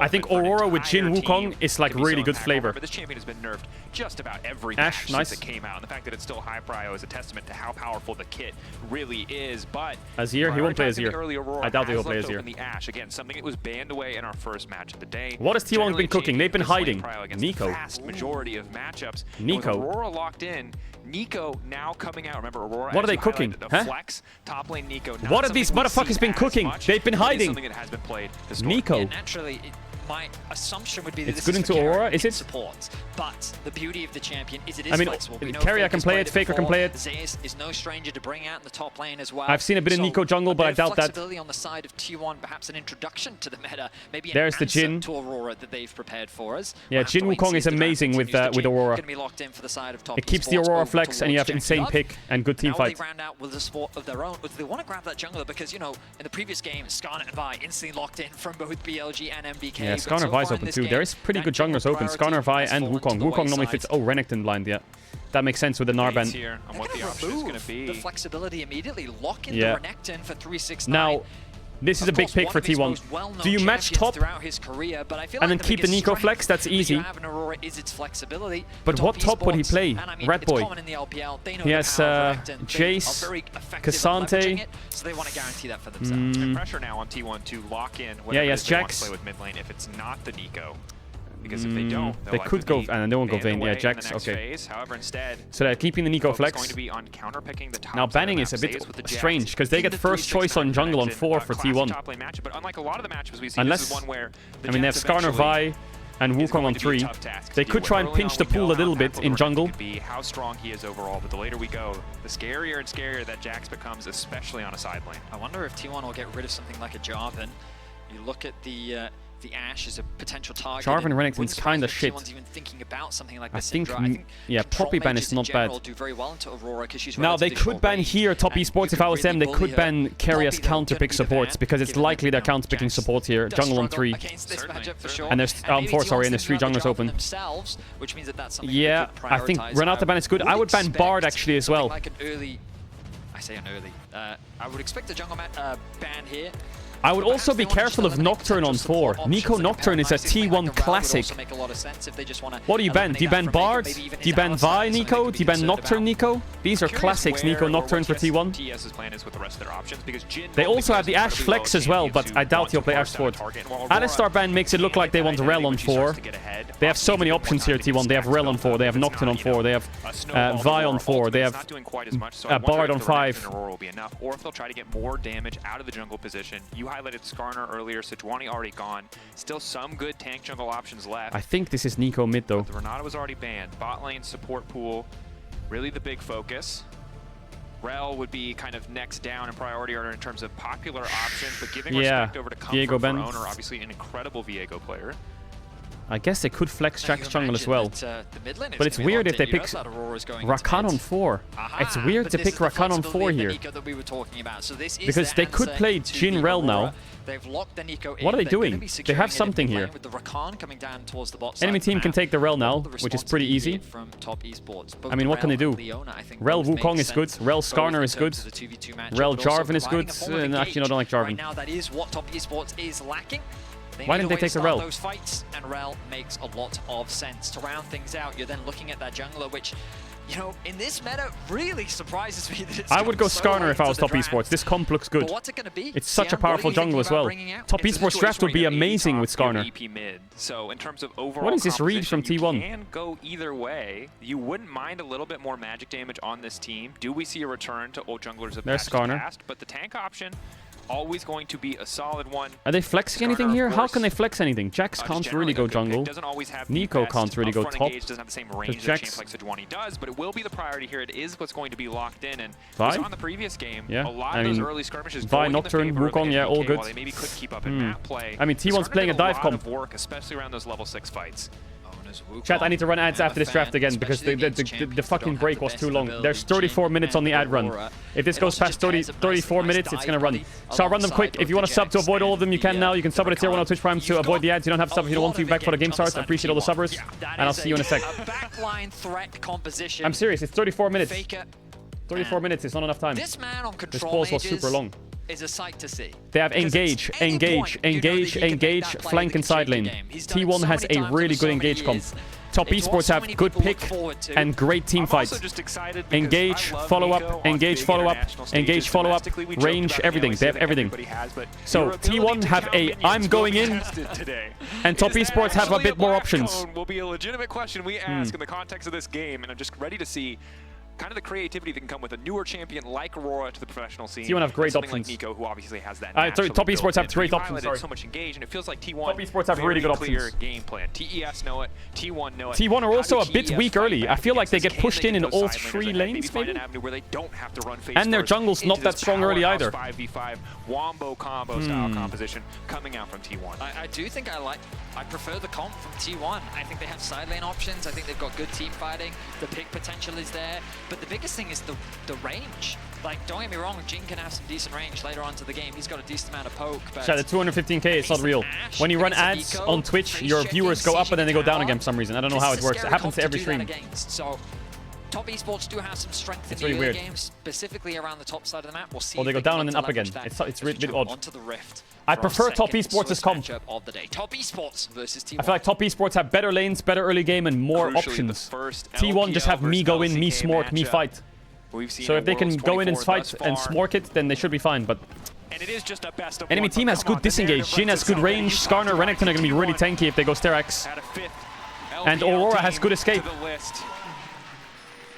I mean, there's a lot of pride on the line for LPL. T1 really did the LPL dirty last year with the run through the world's bracket. But again, like, if you're just an international viewer, if you only Airy Nico mid. Are they lane swapping? T1's lane swapping. Wow. What do you mean LCK 4th? No, we mean LCK 4. Yes, T1 really struggled this split. They've had a really difficult road to get here, and they just barely made it. 5 games in the regional gauntlet versus KT. Their form has not looked spectacular. But it's important to emphasize this, because if they do turn things around at the World Championship, T1 pulled the lane swap. How incredible they didn't do a lot of lane swapping. 5 players really is. During summer. Already making some proactive map Holy movement fuck, with those Gu on the accolades. top side at Jesus. 130. Looks like we will be seeing a lane swap vision to try to spot out who will be coming to potentially catch that wave. As the LCK classic of having your support has in the to flash mid here, lane, or but what? this time, not a support, it's Faker, and now the flash in onto 369. 369 First blood for Red Boy! A little bit of healing from Meek, and first blood for Zeus. My red! A strong start. That's a big disrespect from 369. 369 isolated. The split map came through. Now they will be a little slow to start the push on the top side of the map, but hey, they got themselves first Good blood. lane They swap. got it onto Zeus. Top esports look a little bit dizzy on this swap. What are they doing? We still have the 2v2 lane set up, which is, of course, really the LCK special. T1 no strangers to it. Something Gen G were really proactive at kind of bringing to the forefront. Makes sense when you're mid laner Chovy to give him a little bit more attention, but the same, very true about Faker, as he remains a secret Nico. I think just happy to have a kind of better auto attack animation for as long as humanly possible. Faker 12 CS didn't miss one. Desperate to try and get level 2 as Zeus and Gumayushi hover around the top side of the map. The idea is, and you're going to be seeing a lot of this year's World Championship, is Zeus will get level 2, Rakan has level 2 as well. So here's Rakan level 2 and Zeus can TP bot classic. Catch that massive wave and bot, and now that they're both I don't think Tess can pull the dive because 369 didn't move. Wait, T1 are much stronger on this lane swap here. Here's Tian though, Here comes the Jax TP. We should be seeing this TP come through from Zeus, but he wants to go back to base. He wants to spend. Rat Boy's being really greedy here. Level 2 for Carrier. This is really difficult for TES to get much done But actually, here, however, because again, they're giving level 3 to Carrier. What is Rat Boy doing? TP. Why is he taking so long? Carrier to get away, knock up, forcing the flash up from TN in response. No dive, no real play here. Only a single plate taken down as 369. I think he wanted to deny the Renekton more minions because of the 85% by staying there longer. Fortification, not really able it's fine. To they traded flashes. Response, but well defended by Carrier. I'm a little surprised to see that Zeus actually stayed for another wave in the top lane. I think the reason was that means 369 can't TP while Zeus is there. I think he was making him lose a cannon or something. Not the end of the world. The flash did have to come out from TN because he got tower aggro by hitting onto Carrier. What are we doing here, now, Carrier? Level 3 through from Carrier. The base actually going to come through from Zeus. We imagine the same thing is going to happen from Gumayushi. Zeus looks a little bit dizzy. He wants to recall and buy. I say that. Look at the top lane right now. He is just bullying out 369. Gumayushi is the top laner. Zeus is the AD carry. They've decided this is the way they're going to win worlds. Level 3 now comes through. Just being zoned away from so much XP. Luckily, as you highlighted, does have the level 3 now. Things will get a little bit easier if he can get on top of Guma. You know, he'd be in a better position, but with Guma still having cleanse and both of them being flashless, the kill they need to get Jax back top, but they can't. Ash is bullying Renekton, and Jax can soak XP himself. 369 has no flash, and he doesn't know where Wukong is, so it's really hard for him to just take minions. Ona continues to split mash. Split mash. Split mash. In order to provide Gumayushi with all this additional safety as well. This AD carry is level 4 now, happily farming away as can be. Look, if we just kind of squint, it's like season 1, sort of. You've just got double melee champs to the bot side. That is old school, yeah. There's Ashe in solo lanes for some reason. It's coming full circle. Yeah, T1, what they need to do is get Jax a base and get him top because Wukong's base, so Renekton will start to get more pressure as Skarner visits, and Ashe has no flash, so she's going to be forced back. So Zeus is going to catch this wave, he's going to recall. Actually, no, is he? Grubs are spawning in a minute. Maybe he just stays here and Rakan goes top. Yeah, I mean, it's interesting. I mean, Gumayushi needs the base, but he can run out top as well, and they can play for Grubs. We'll see wherever Ashe goes, they'll decide. Right, you're just getting through those early levels. You're Here comes a double base. Behind a little bit, but T1 is saying, hey, we're actually quite comfortable with how we're playing right now, with Gumayushi getting nice pressure down onto 369, and the fact that they can't do the same. Yeah, they're going to send Ashe back top. I think it's good on the Grub spawn. Also, Wukong's clear is up, isn't it? These lane assignments, they're going to send Gumayushi back to top once more. Carrier's roam to mid. And essentially, I think what this tells us is that Grubs are the priority for T1. They're resetting to be in time for the 5:30 wave little spawn. If you get pressure there, you get first access to Grubs, willing to, you know, mismatch lanes a little bit longer to try to prioritize that early Grub buff. We'll see if it kind of pays off for him. Sure. Of course, Ona has maintained this split map throughout the entirety of the early game. Ona's just been power farming. I mean, this is the way they can get to the early game, right? I think otherwise their lanes and jungle situation is not good. The lane swap saves a lot of it. That's kind of where a lot of the lead is sitting right now. Gumayushi is a little bit behind in terms of farm, partially because he was late to the first wave. But level 5 now for the Ashe. Guma Susi. Yep, 369 is upset that this is his lane opponent. So top esports have to do Drake. They don't really have a choice. Base check these Grubs, so Grubs are getting picked up. The response, of course, on the opposite side for TES is to go for this Drake, which makes a lot of sense. But Ultimately, Zeus, don't grubs die. have been higher priority for the LCK just about the entire year. You're so cocky, it's crazy. So not surprising to see T1 look for the top side on this side of the trade. And now, after securing the grubs, they have numbers advantage top side, so they can start threatening those plays, start threatening a potential Now they could dive Jax, so Jax is going to leave the lane. That means that he's not going to have his ultimate available. You can see Oner making his way And now they can start hitting top tower with grubs because their fortification's fallen off, right? Zeus spotted on a ward. Rat Boy's in mid. Be careful. Nice hop out to safety. Pretty easy for him to escape, but running relatively low. Yeah, I think Zeus is doing the correct thing. If he's bot, he's just going to dove, just run top and hit the tower with them. Collapsing on the top side now. Basically, Zeus saying, I know I'm at risk of a dive on the bot side of the map, so I'm not even going to bother sticking around. Instead, I'm going to group up with my team, threaten a potential dive, but also he's in a position to catch Macro this from wave. They T1 had is 2 pretty plates good. over to Gumayushi. He can now look to reset and path back towards bot if he wants to. And the XP just going to be shared between the two of them. Don't take his farm. Don't take that cannon. I think T1 has managed this very patiently, very well in terms of the early game. 369 in a similar position, knows that he can't go to the top side of the map, so he's getting what experience he can. They are chipping away at this tower, leveraging the strength of the grubs. The total number of plates exchanged so Top far esports are even, basing, here becomes the but they're so much faster because of the grubs. They're actually going to get a full top tower. Normally in these lane swap circumstances, when they're going to get a full top tower. Oh my god. 7-minute top tower? I mean, to be honest, I don't want to glaze, but their lane assignments and macro has been really clean. I think if Zeus TP'd bot a little bit earlier, it would be better, but no complaints. Committing a lot of members here to the mid lane, but overall, T1, 2,000 gold ahead. They didn't. And their bot tier 1 is still 2 plates. In the bot lane, by the way. Jin just Jin! Yeah, it's Jin realm. They don't hit, they don't do anything, man, to the tower. They don't have backup either. You're not going to beat Jax Ashe on a tower taking contest. You are not. Now Gumayushi returns to the bot lane. Again, he is a little bit behind in CS, he's a little bit behind in XP, but the gold, because he secured that first tower, that's really where you're starting to see that discrepancy build up. 369 Jax has a lot of free time. He could just run bot and hit the tower with them now if he wants. And while over in the LPL, it's been consistently a high priority pick because of its strength in lane and its versatility in the mid game. T1 are making the champion redundant given these early lane swap shenanigans. And the Aurora, the first pick they cancelled our base twice. Really hasn't done much. So Jax is just going to go mid and hit the tower or what? Didn't take the cannon either. He has demolished too. This lane has been a 1v1. Okay, gives Faker a plate. He's just running around taking plates. He's like, I got my passive up, I'm going to hit the tower, get a plate, and then I'm off. They're going to kick this man out of the buffet. He's been eating plates for 3 hours, so that's clearly against the rules. Okay, we know it's all you can eat. It's all you can eat is more of, it's a theoretical thing. But no one actually eats all that they can eat, okay? So it's like, but there's a plate, man. I gotta eat it. Yeah, he gets a big top wave. He's also in good XP. In game 1, it's great timing. About how BLG weren't wasting any time with their map movements. Sure. And I think you need to give the same credit to it's flawless so in far. This situation where he's just really trying to maximize what he can. Knock up in, arrow to follow, cleanse out, but it's a little bit late. Immediate coming in from 2v2 killing bot. Oh, the charm interrupts the Skarner. The ult should hit though. Guma's dead. Is he dead? He's dead.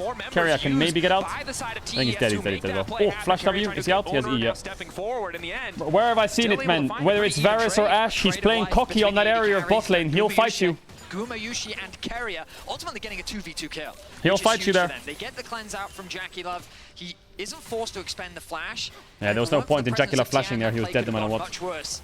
But overall, as you rightly said, 1-for-1 on the bot side of the map. Nicely though, Oner pulls Cream base and TP's back. Faker's got good mid pressure. They now have a slow push heading towards that bot side of the map. It's the same position as the Varus. Remember the Varus? Comes through. He cleanses the CC, but flashes over the rel. So now Jackie Love can't flash anywhere. He's still able to get the kill, but at this point, he's just ran out of tools. He doesn't have flash. He doesn't have cleanse, and Tian is able to lock him down and secure the trade back kill. And if you fall behind in a trade against the Rakan Ashe lane, they do just Oner has just been farming and farming and farming and farming. There's no real immediate so even though Skarner has a kill, he's same gold. So well played he wants to kill them as they re-enter bot tower. It's a lot harder for TES to get involved in the bottom side of the map. We did see right as we they're went dropping grubs to try and kill the Aurora. Into mid lane, and now T1 quick she can ult and TP out. Focus, Cream, yeah. Instant ult. Nice use of the ultimate. We've been seeing that more and more around the world. But Cream doesn't panic. Uses the ultimate, not so Aurora draws a circle, whatever side she touches, she TPs the other side. Holy fuck, it's raining TPs. They just 5-manned the Reddington TP. Wow. Wow. Happy to have the They want that bot tower. 369 was ready. And now they can run and catch mid. Everyone on T1 to be there. Wow, they're not even hitting top tower. Jin has to reload, so mid tower's fine. The cross map, but they don't have the wave pushed in top. T1 had already secured that. It's Jin in the mid lane again. This is the best early game I've seen from T1 in the last like 6 months. I'm not even kidding. He's there to get more plates for himself. Keeps eating. He's 1.1k gold ahead.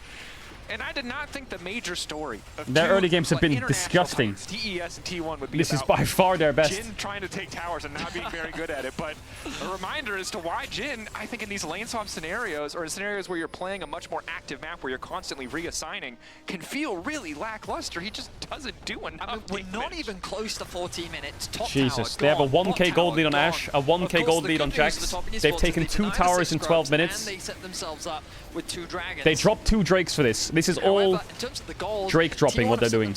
They use their tempo for bot tier 1, they drop Drake. They use their grub swap for top tower, they lose Drake. They just need to fight the next Drake. If they can get the next Drake, then this whole sequence pays off. He's going to be able to catch that as well. They dropped the second set of grubs as well for that tower, but they didn't lose anything top. They lost 1 plate mid. Where's my Cloud Souls? This situation doesn't make things any easier. Now, this is where they really want to start fighting T1. These items are massive for their mid jungle. Their fighting now is really snappy. You'll see them just click a button and bang, they're on top of the enemy team. Finished Malignants. Can he find angles with the ultimate to get picks on side lane? Because we know T1 just have so many tools. If you misstep, it's so easy for them to find these picks, to find these angles. It takes a little bit more Here, they want to fight no matter what now, you'll see it. Ashe Arrow is going to fly onto someone. Top esports needs to be careful here. Bit of a dance between the supports as they battle over the control wards. Now, oh, the minion. Here they go. Instant Wukong ultimate. Faker now there it is, snap engage, bang! Does it work? They should work with the items that they have. They just got absolutely triple kill one shot. Oh my god. Quadra kill for Jin. What? Did Static Shift just annihilate them? The QW bounce auto just one-shot them all? What? Well, all their leads kind of gone now. T1 were riding with so much I need to see that replay, because T1 got the snap onto Aurora, but their 4-man groups, well, 3-man, Gumyushi was split. Jin just one-tapped them. From a distance, he was able to pick apart those T1 members and immediately bring them back into the game. That 3k gold lead has shrunk to a 1k one. Let's see it. Look back at this. So they snap engage here onto the Skarner Aurora. Up with his team. Carrier looks for the engage. The knockup initially comes through. They burst the Aurora ult gets off and they get a 3-man Skarner ult into a Rel ult. But Jakilov, the bouncing grenade oh my god, oh my god. The AoE from the Jin and the Aurora combo before she died. With the bounces and the trap on death. That's 4, he finds 4. And incredible stuff there, because we talked big about fight there for Test, they needed that. To find fights, but when they absorb that initial blow, because T1's flashes, are they going to be up for Drake on the Nico? LCC is put to such fantastic use. You highlighted Jakilov. Really just got to hang out. Now the only person in our MasterCard lane economy snapshot with an individual lead. They're not out of the tough times so yet. There's good news and bad news. The good news, Jakilov now very strong, in a position to be the carry for top esports. Bad news, every member of T1 have now picked a target. Yeah, they can't fight this Herald. I mean, they could try, but no Nico flash is really difficult. And Jin has sums up. This Jin just got a full item of that. He's 14 minutes in with 2 items, this Jin. So much non-committal CC from the side of T1. It's easy for them to just look for those angles. As the fight for Rift Herald, a lot of posturing. They need to be careful of that Jin. He doesn't actually do that much damage yet. When he gets IE is when the Jin is really insane. Right now he's very heavy utility. They're gonna fight this, aren't they, T1, with Jack's Triforce? Oh my god, degeneracy. Bit of a handshake here on the Carrier has flash, he's the primary engage. He lost his shield. Owner's waiting. Poking, chipping away. Zeus on the way. Cream now walking in. Between Worlds is there. Gonna be difficult for Let's see what 369 can do. He has a good position here. Zeus is gonna zone him. This position from 369 is a bit scary. Mako wants to flash in, but he doesn't have it. Herald dies. Owner wants to stop them getting the buff. T1, are they willing to commit more resources to deny? Yeah, T1 couldn't find an angle there. A bit of poking and prodding, but ultimately 50-50 goes to TES, so not a lot to say. I think the positioning from Top Esports was really good because Cream is in a position to constantly make it difficult for Owner to find that engage that he was looking for. 1 minute on Drake. They should have Nico flash. This is where this next Drake is going to be 369 and Zeus was just kind of an absolute shitfest. Fight for access, who could get that better position ready for the upcoming team fight. Jackie Love's trying to get steel caps. Ready to pull the trigger.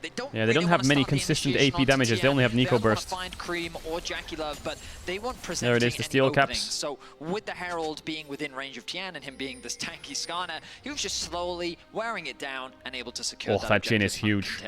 The gold He's going to be level 11 as well. Of T1, but Top Esports, even after all the tower shenanigans and everything that's happened in the other game, have been prioritizing these objectives very well, only losing those first 3 grubs. Definitely. And third Drake, 20 seconds away. Fighting now for push on the bottom side. Volume increase for the fight. Been able to get this, but you can see 369 happy to step up, knowing the team will be there to back him up if he needs to fight with Zeus.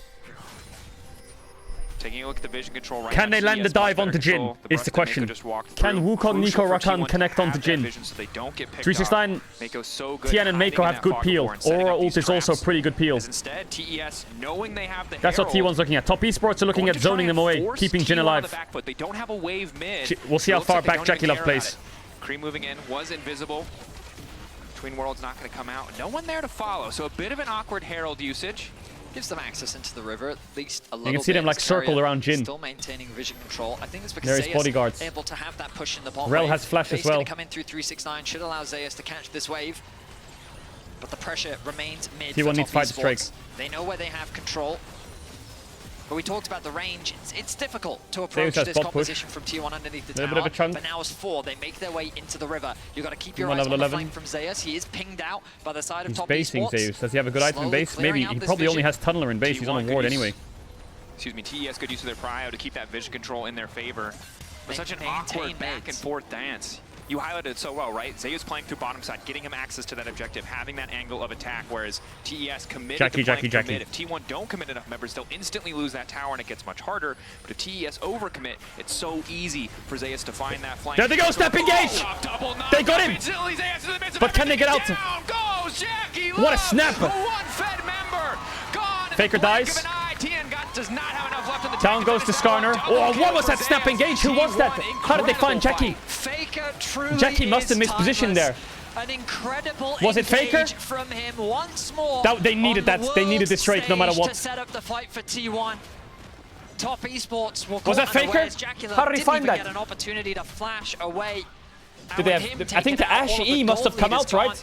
Does Ashe use her E so he can see it? Mimicking the Wukong. Yeah, the Ashe is on the side. Finds the angle. Oh, it was Owner. Owner flash knocks him on Faker's ult. All 4 members. Faker Owner on Drake fights at Worlds. Feels strong, man. The opportunity to play the game. And perfect follow-up from Zeus. They baited him with 2 Wukongs, 3 Wukongs. There was 3 Wukongs running at him. Oh my god, what was that then? Like he's the one just going for a bit of vision. But this one time, every other time, the 90 other times he's okay, now T1 can relax a bit. Now they can relax a bit and play on side lanes a bit. There's 4 Wukongs. He can make 4. Like that's true. Crazy. The Wukong W with Faker W, there's 4 Wukongs. Like, oh my goodness, crazy stuff. It's like we're playing fucking Black Myth Wukong with that passive where he summons the reds. It's all about top lane, and while 369 hasn't been the crux of TES, you can see all of the money. Oh, seeing Faker run around as Nico as a minion makes me remind me of Poby. Shout out to Poby. Finishing that kill, and now 1.7k gold. Ooh, they're trying to make a bot tier 2 play. 20 minutes into the game. This Jax is this a gonna work? massive threat on the sideline. 369 really can't afford to walk up. This feels a bit crazy what T1's doing. The start of this game has been a target for T1.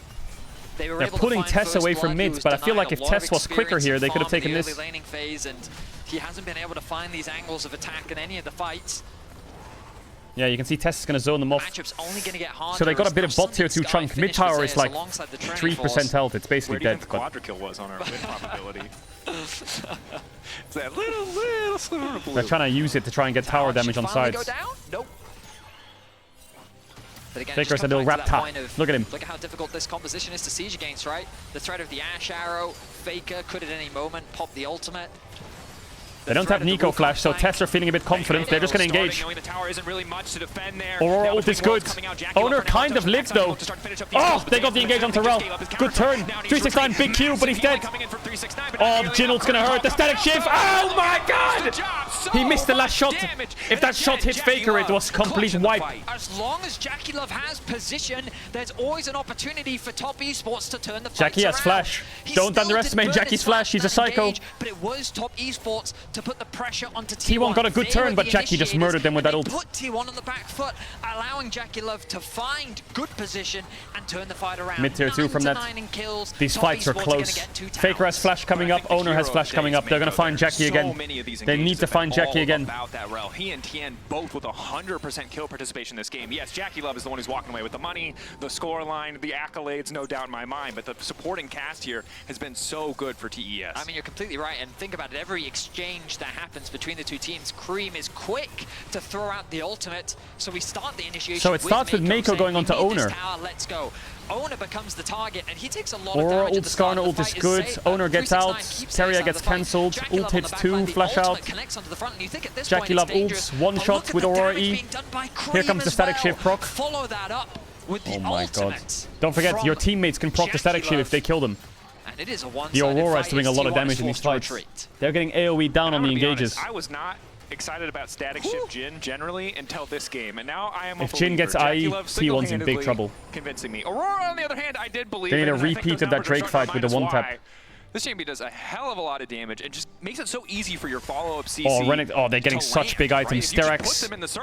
This is going to turn into IE soon. What does T1 have? As well. Bison's really huge, but was the first time we got to see him on the international stage. Of course, no rookie by any means domestically, but as a player, he's really shown a lot of evolution, a lot of growth. Initially known as this kind of assassin type of player, especially known for things like Zakali, but this year especially he's come into his own, he's grown a lot, and now showcasing the Aurora, having huge impact in these fights. I hope he can maintain that performance. Getting a win against T1 Drake's up in a minute. For the momentum. Top Esports' Baron damage isn't that reliable, so they can't really turn and burn a Baron on the Drake spawn, so it's probably going to be a Drake fight. TP behind Guma. World 2023. TP on Guma. T1 a bit of hot water here as they try to get out of the jungle. They're a bit split here, T1. They need Nico. They'll be happy to just try and get the Heartsteel proc, even though they didn't quite. And does Jin have IE? Oh, it's really bad then. That Jin needs to die instantly. Something started here, spotting out Zeus. Zeus still has allies to go back to. Captive audience hitting those big. He has the E. He should be fine here, Zeus. No Skarner ult is big. Good Ash arrow there, stunning up good arrow by Guma. to allow for Zeus to then jump away to safety. Yeah, this Jin is insanely strong. Completely abandoned as both teams hover around the bot side of the map. Dragon spawning though in 10 seconds. Does Tess just drop the Drake? No way. To go back to base, they have no rel ult though. Has the TP available, not going to spend that much, only picking up an Aptome and a control ward. They're trying to force a Baron here. On the Baron, starting to I don't think they can do it though. Their damage sucks. I think they have to bait it, and they have Ashe, right? So it's pretty easy to find the bait. This game is showcased already. Oh, Faker! He went past Jackie Love! Why did he not go on Jackie there? So he will not get rooted. But I mean, that's a crucial ultimate missed. Jackie Love. They get the Drake, but now Top Esports can force Baron. Now they can definitely force Baron. No Nico ult. All of them bot side. Now they have to start it, I think, if they want to force it. They're gonna keep baiting. Or even really set up better positioning, but T1 need to be careful about approaching. I don't think T1 are scared of face checking. They have Nico up. Oi, Carrier. 45 seconds until Carrier and Owner a bit deep here. T1 have to play defensively. They got 369 TP as well. I mean, I feel like Top Esports should set their sights on the top tier 1, an easy objective for them to secure, but at the same time, they don't want to concede this mid tier 1. It gives so much access into the jungle. You don't really want to give it away completely for free. So what's happening is Tess are stronger on mid waves, but T1 have both altars, so they can push sides deep, and the sides will always bounce, and they'll always get caught on the tower, so T1 can catch the waves, right? So they can play longer on sides, on mid here, T1. They need these towers, Top Esports. Of course, I mean, historically, they had that year where they were just the 20-minute Baron team. Like Zeus will push out bot and he has so much free time. I mean, T1 Barons is still still a thing. I think it's less. For a while, it was like the thing. I think it's they need this less emblematic. Or this still ASAP. in the toolkit though. They can't really work with side lanes here. Guma catching Top the mid-wave. Esports. Resets now coming out. Okay, Guma has 3 items. Guma is insanely strong, actually. What? He's matching Jin items. And the next big objective is this Baron, and T1 I'm surprised. to clear out some of this vision, potentially set a trap. Crucially, the Infinity Edge done for Jackie Love is a huge power spike. Bit of an interrupt there onto Carrier, but of course... I know they're cheaper, but he's still really strong. Like, his items are good. tower in the mid lane so low as Faker turns his attention towards top creep. Does have a bit of an experience advantage over Faker. If he's able to catch that top wave, he'll be a full level over him. Faker's been over-grouping a lot to set up for plays with his team. Oh, Guma's ganking bot. But Zeus comfortably winning this matchup now. Flash, nice reaction from 369. This is the thing, Guma can gank bot. You know why? Because Aurora's catching a tier 2. He's got enough time to run back before she runs to Baron and force it. Whereas if they had this and they had a push up here, then they could easily start a Baron. So Guma has the time to do that. This is what Worlds Top esports have a problem in top. They need to get that tower. Was a period in time where the gold at the top of the screen was 4, it's really hard though. 4, 4, 4, and I just feel like the Jin would be proud of that. I'm just saying the Jin fans are eating good this game.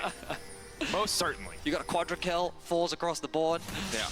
Counter minions, Jackie. We're setting up for the Baron, and as you talked about, top esports are hesitant to just start it off because they have Jin. And as we've already learned this game, people, he kills very good. Everything else, Zhonya's checks is pretty big. You know, we're in season 14, only 4 bullets. He has to reload. Crazy what they do. What does Guma have in base here? But a BF sword? He's in a very powerful position. And I mean, the thing is, what I will say is top esports, I feel, have very easy objectives on the maps to play for. On the maps. On the map. They're pinging out the bot tower right now, and I think that that is the easiest one, given how low HP it is. But also, I'm sure they'd love to secure that top tower as well. They were able to get 2 in the mid lane, but these tier 1s are crucial because it just makes it easier to move into the enemy jungle, yeah, it right? does. And it allows you to get deeper push on these side lanes, which buys you I think more bot tier 1 time might die to regroup minions. and then look for plays on the map. But I think you can see that 369 doesn't want to overcommit on side. He doesn't have TP. They don't want to send Cream to go up against the Jax, and it puts them in this awkward situation now they where need yes, this. they finally get the tower, but it took a lot longer than they would have liked. Let's see though. They might just look for a fight. Now the setup, when in doubt, just group in and fight them. Tien just looking to bully his way in. Certainly has a big enough health bar. They have to be careful. The reason top esports have so much threat on mid wave is because they have Aurora Jin. If Aurora can lock someone, Jin W's instant dead. They have a really good pick. Whereas T1 don't have pick. The Ash Arrow can't really be used for a pick. They have to all in. They have big AoE spells. They need a fight. It's been a very tense affair for the last 5 minutes or so. Like here, Carrier could die really easily to a Jin W. Needs to be pretty careful. Dragon now a minute away.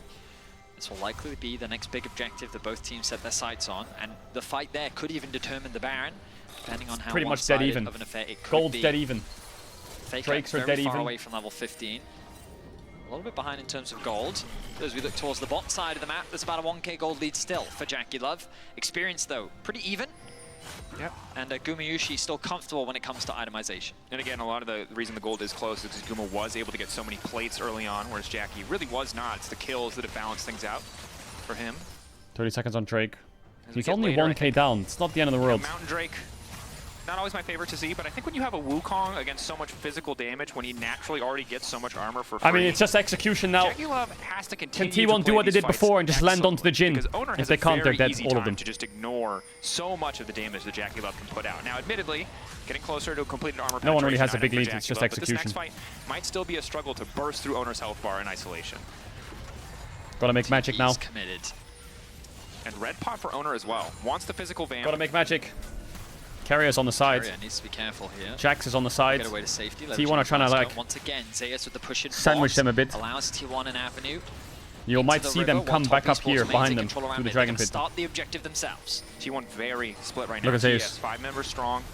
Giving respect to that clone. Last time the he wants to get bot tier 2 here, Zeus. I think he's torn between a call. He's slow to the Drake now. Zeus waiting behind. He wants to get bot tier 2. The Drake's gone. I mean, Jackie Love just smited it from 2k. Oh, the arrow was good. No flash on 369. They use Wukong ult. Oh no, it's not good for T1. Faker? Big engage, but it's not Jin, it's not Jin.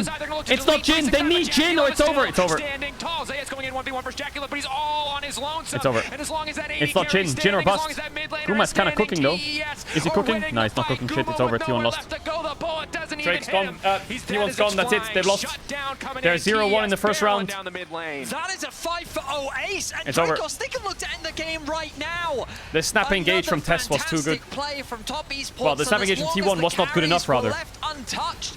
They need Jin. No Jin, no win. You can't kill Skarner or Aurora. Rel, it's useless. The early game was in control of T1. It felt like they come ahead in the lane swaps. It's useless. TES have been better the turns. Their early game was good. Overextended in TES's jungle, giving those kills. This is the first time an LPL's beat T1 in a long time. A very long time. And in a statement game, the early game looked a little shaky. But you talked that about was a big game from Tess. Staff on the side big game. Of Top Esports, Tian and Objectively, Mako, Tess is a strong team, very strong. Their team fighting there was great.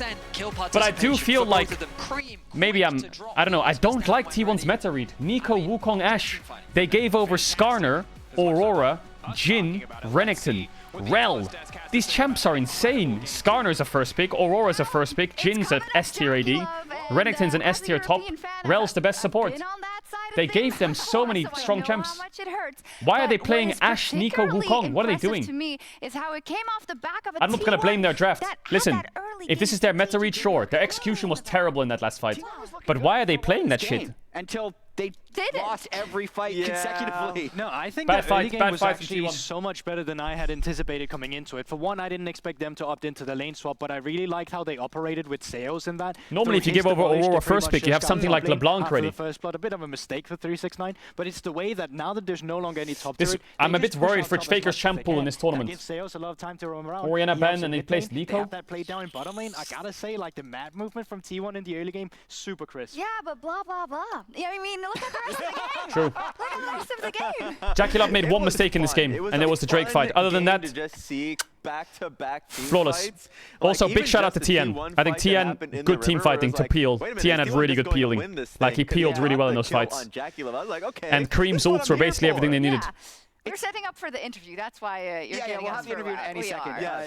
It's almost a little deflating because I was riding the T1 plot armor for a lot of the game. Yes, Like, they could literally never get on JackieLove. No. And Raz brought up during the game, like, something about the Aurora. Good start for LPL, good start for Top Esports. Protect the AD carry, because if you just ult, you can never really get back there, and I don't think Jackie got like hit in any of the team fights. The fun thing with this is, even if the ult missed, Skarner would ult, drag them into the ultimate, and now they're stuck in it. It came to me like there was the mid fight, and I'm sure we'll talk about it after, but the fact that like Rakan tried. Yeah, it's crazy. No, static shift damage is nuts. You don't really think about it sometimes, but if you're overgrouped on a static shift, bang, this is gonna be annoying. Shreds you. Yeah, and then in especially if you have no front line. Faker got this huge ultimate off, but it was just on 3 bruisers. Yeah. Yeah, it was a useless ult. Also, Wukong had no ult to follow. I was out of my seat. I was ready for something. I gotta say, there after that dragon fight, we were believing again. I mean, you've always believed, but we were like, okay, this is how it's going to be for the rest of this game. I've been wrong a lot this world. It's always flawed if they just 3-0'd. Like there need to be some ups and downs. You know, you can't let them have it all the way. No, we are still waiting for the interview to get set up. I'd love to get like. Can I tease who it's going to be? Don't sleep on Tess. Do we not know yet? Who deserves if to be they don't choke, they're supposed to be top tier. And so far, so good. The fans would just go crazy. Yeah, for JackieLove interview, please. Tian? I mean, that Skarner had a lot of one fight. I'm 0-2 with the shirts chat. The entire world, but Rel Skarner is just the You didn't pick Tess? What do you mean? I said Tess's draft is better, and I put them higher in the tier list. I'm just being biased on stream because I'm fans of teams, man. I wanted Red Boy to win. Had for Rel as a pick is like, how are you going to find that one fight? But that's a great fight to have if you have a Skarner that's grabbing 2 to 3 people that's trying to engage. Am I cooked for having PSG in my pick and top 8? That's a great combo that we'll see for the rest of the I mean, it goes both ways because if Skarner can't find that ultimate where he finds multiple people, Rel will drag multiple people together, and then you find the Skarner ultimate. So it's really, they go hand in hand like that.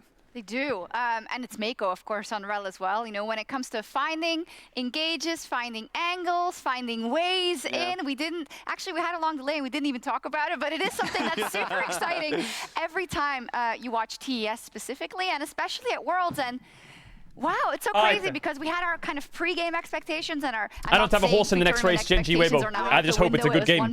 Tarzan versus Canyon is crazy. Number 2 seed from the LPL versus the number 4 seed from the LCK. If you take history away from it, this wouldn't be a surprising result. Your shirts are curses? As no, you mentioned, you know, wasn't that long ago? There's no evidence to suggest that. Yeah, I mean, it there's feels no like evidence to suggest that. But I will say as well, I definitely thought that the top esports was about to choke this one. I was like, we filled them up. We talked about that domestic resolve. They're going to be a different beast this time around coming into the international stage. And then that early game happened. I'm like, damn, it's kind of happening again. Damn. But they managed to stabilize. JackieLove didn't flash this game once. Wait, really? Horizon post-game interview.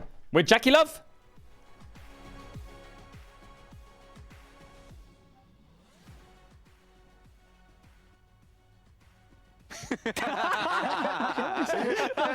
Just keep going.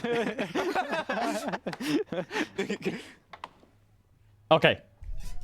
Tien, thank you so Tien. much for joining me after this first win at the World Championship. I want to start by asking you about Skarner because it was one of the most banned and prioritized champion in the playing stage, but you picked it is there no rather translator?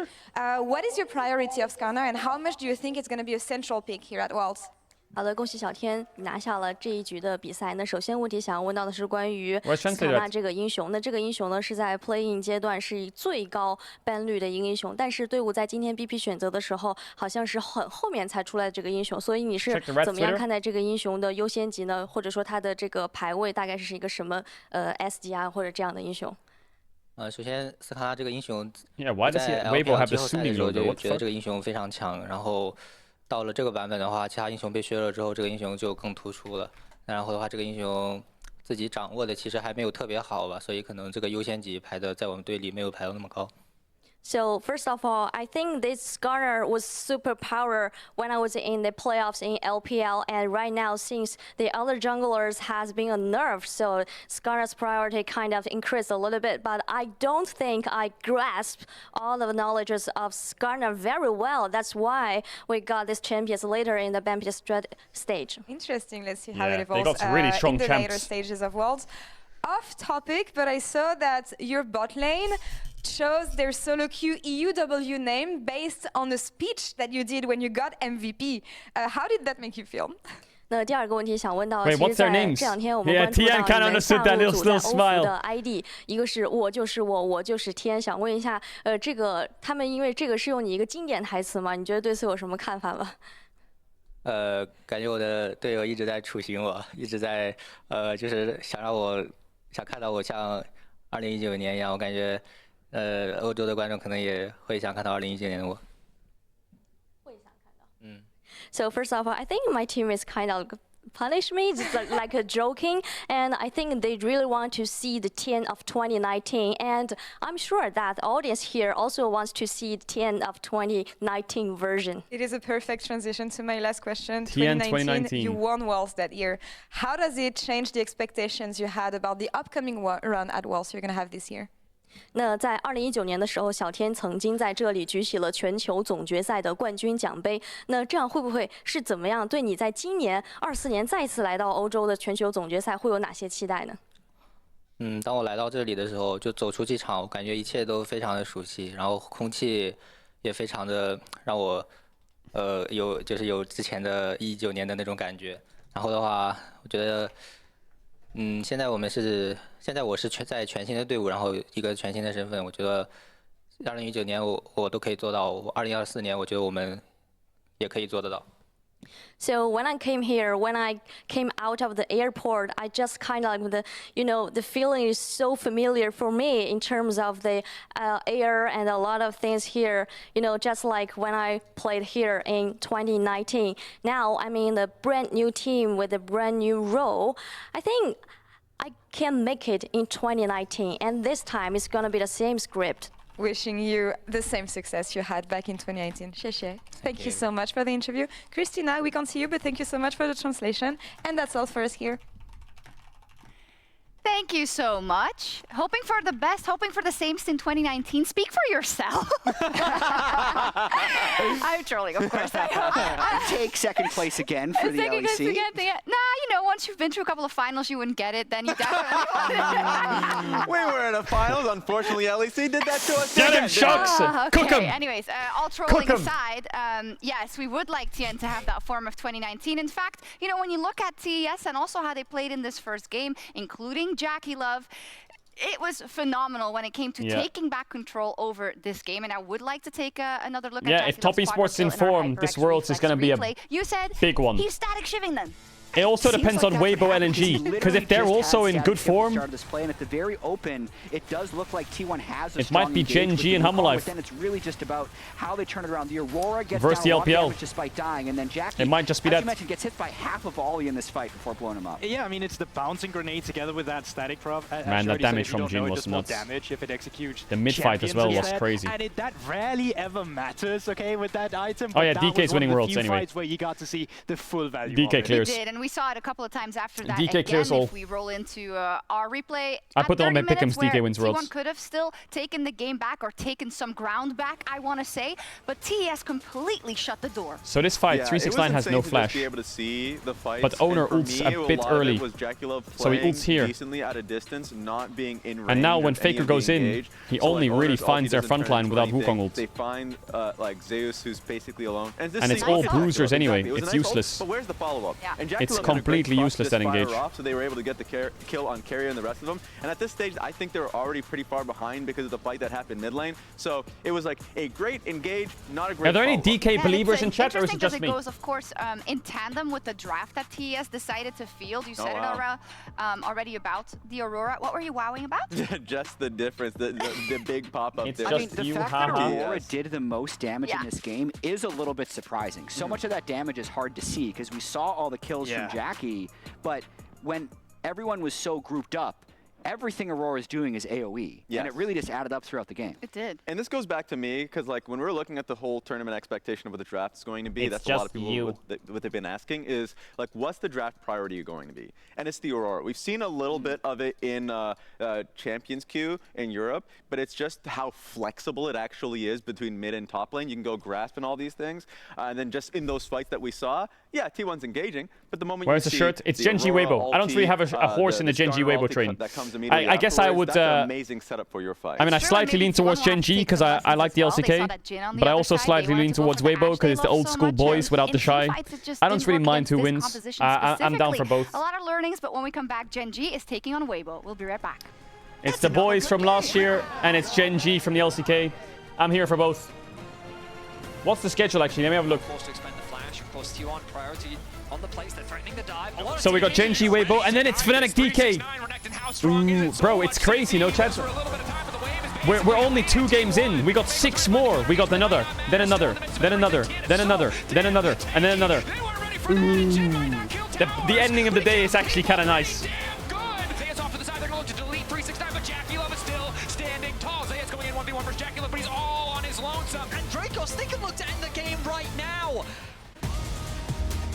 All right, chat, big pace now.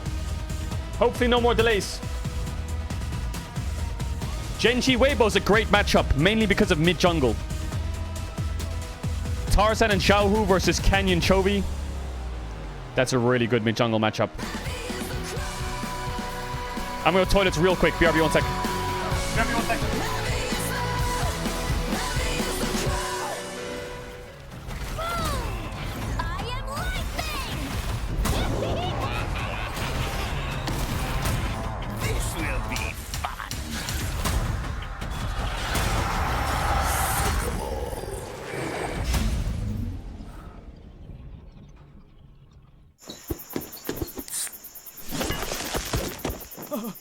Red Bull gives you wings.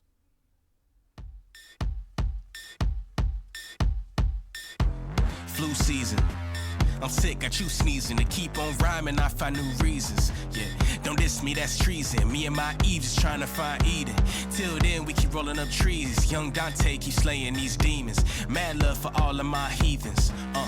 Switching the flow like Cheerio, here we go. We keep the heads moving around, merry go. Fire in my heart, with the fan, very cold. You, it's artificial, cherry coke. Throw your hands in the sky, every girl, every bloke. I'm a king, I'm a dawn, on a rock, I'm a toad. Turn into a f***ing princess when I croak. Drinking champagne, bumping Prince on the boat. Wild out, looking for the boy, but I'm miles out. Finding myself in a hideout. In a dark space, I'ma climb out. Right now, wild out. Looking for the boy, but I'm miles out. Finding myself in a hideout. In a dark space, but I'm climb out. Right now. I feel alive.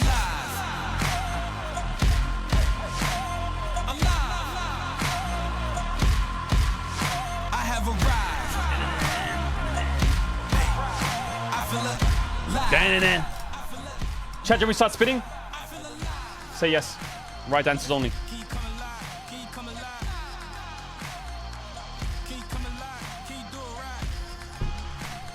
Yeah.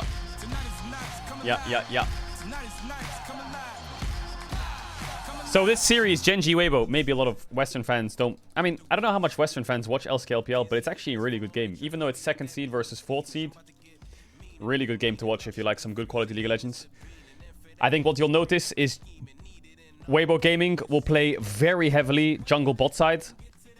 And Genji, I mean, they can play through all lanes, but mostly you just need to keep your eyes on where Kenny and Chovy play the game. Pace Lehens 2v2 is very strong, actually. People underrate Pace Lehens 2v2, but their 2v2, I think, is actually one of the best in the world. You don't want to see me wild out. Looking for the boy, but I'm miles out. Finding myself in a hideout. In a dark space, I'ma climb out. Right now, wild out. Looking for the boy. Check Reddit real quick. Okay, we have 50 seconds. What is it? I need to watch that edit. Yeah, thanks for 1,000 bits, we're good. Henio is watching the game. Aw, cat. Scoring a takedown against any champion, unleash a lightning shock. 270 magic damage each. Yeah. Time for T1 to blood secret weapon. Reckless. A singular static proc from Jin. Wait, really? Holy fuck. Who will get at least one pentakill at Worlds? So close yet so far. Hey, Marasaka. I have super. I have super. I had a dream last night. The test beat T1. My dream came true. Ain't no way they subbed in T10 on test. Huh? DDX. 8 games a day with delays equals 24 hours in League of Legends, finally. Alright, let's get into it. Let's get into it. Genji versus Weibo. Come on, boot me up.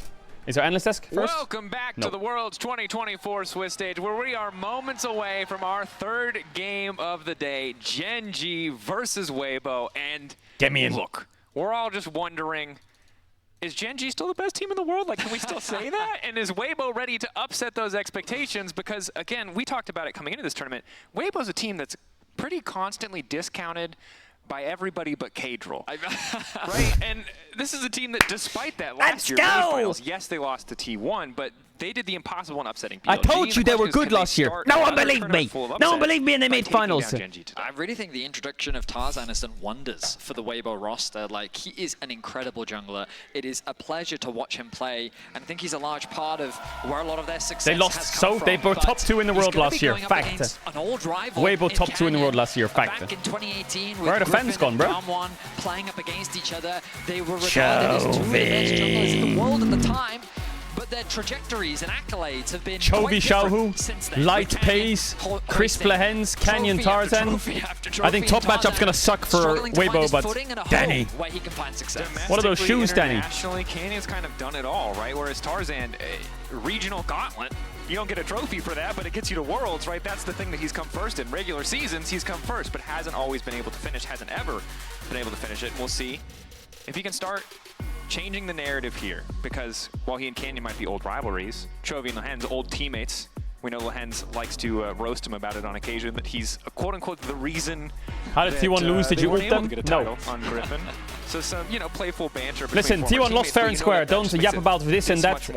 They drafted a comp that had very high execution bar. They didn't execute. They lost. Jackie Love clapped them.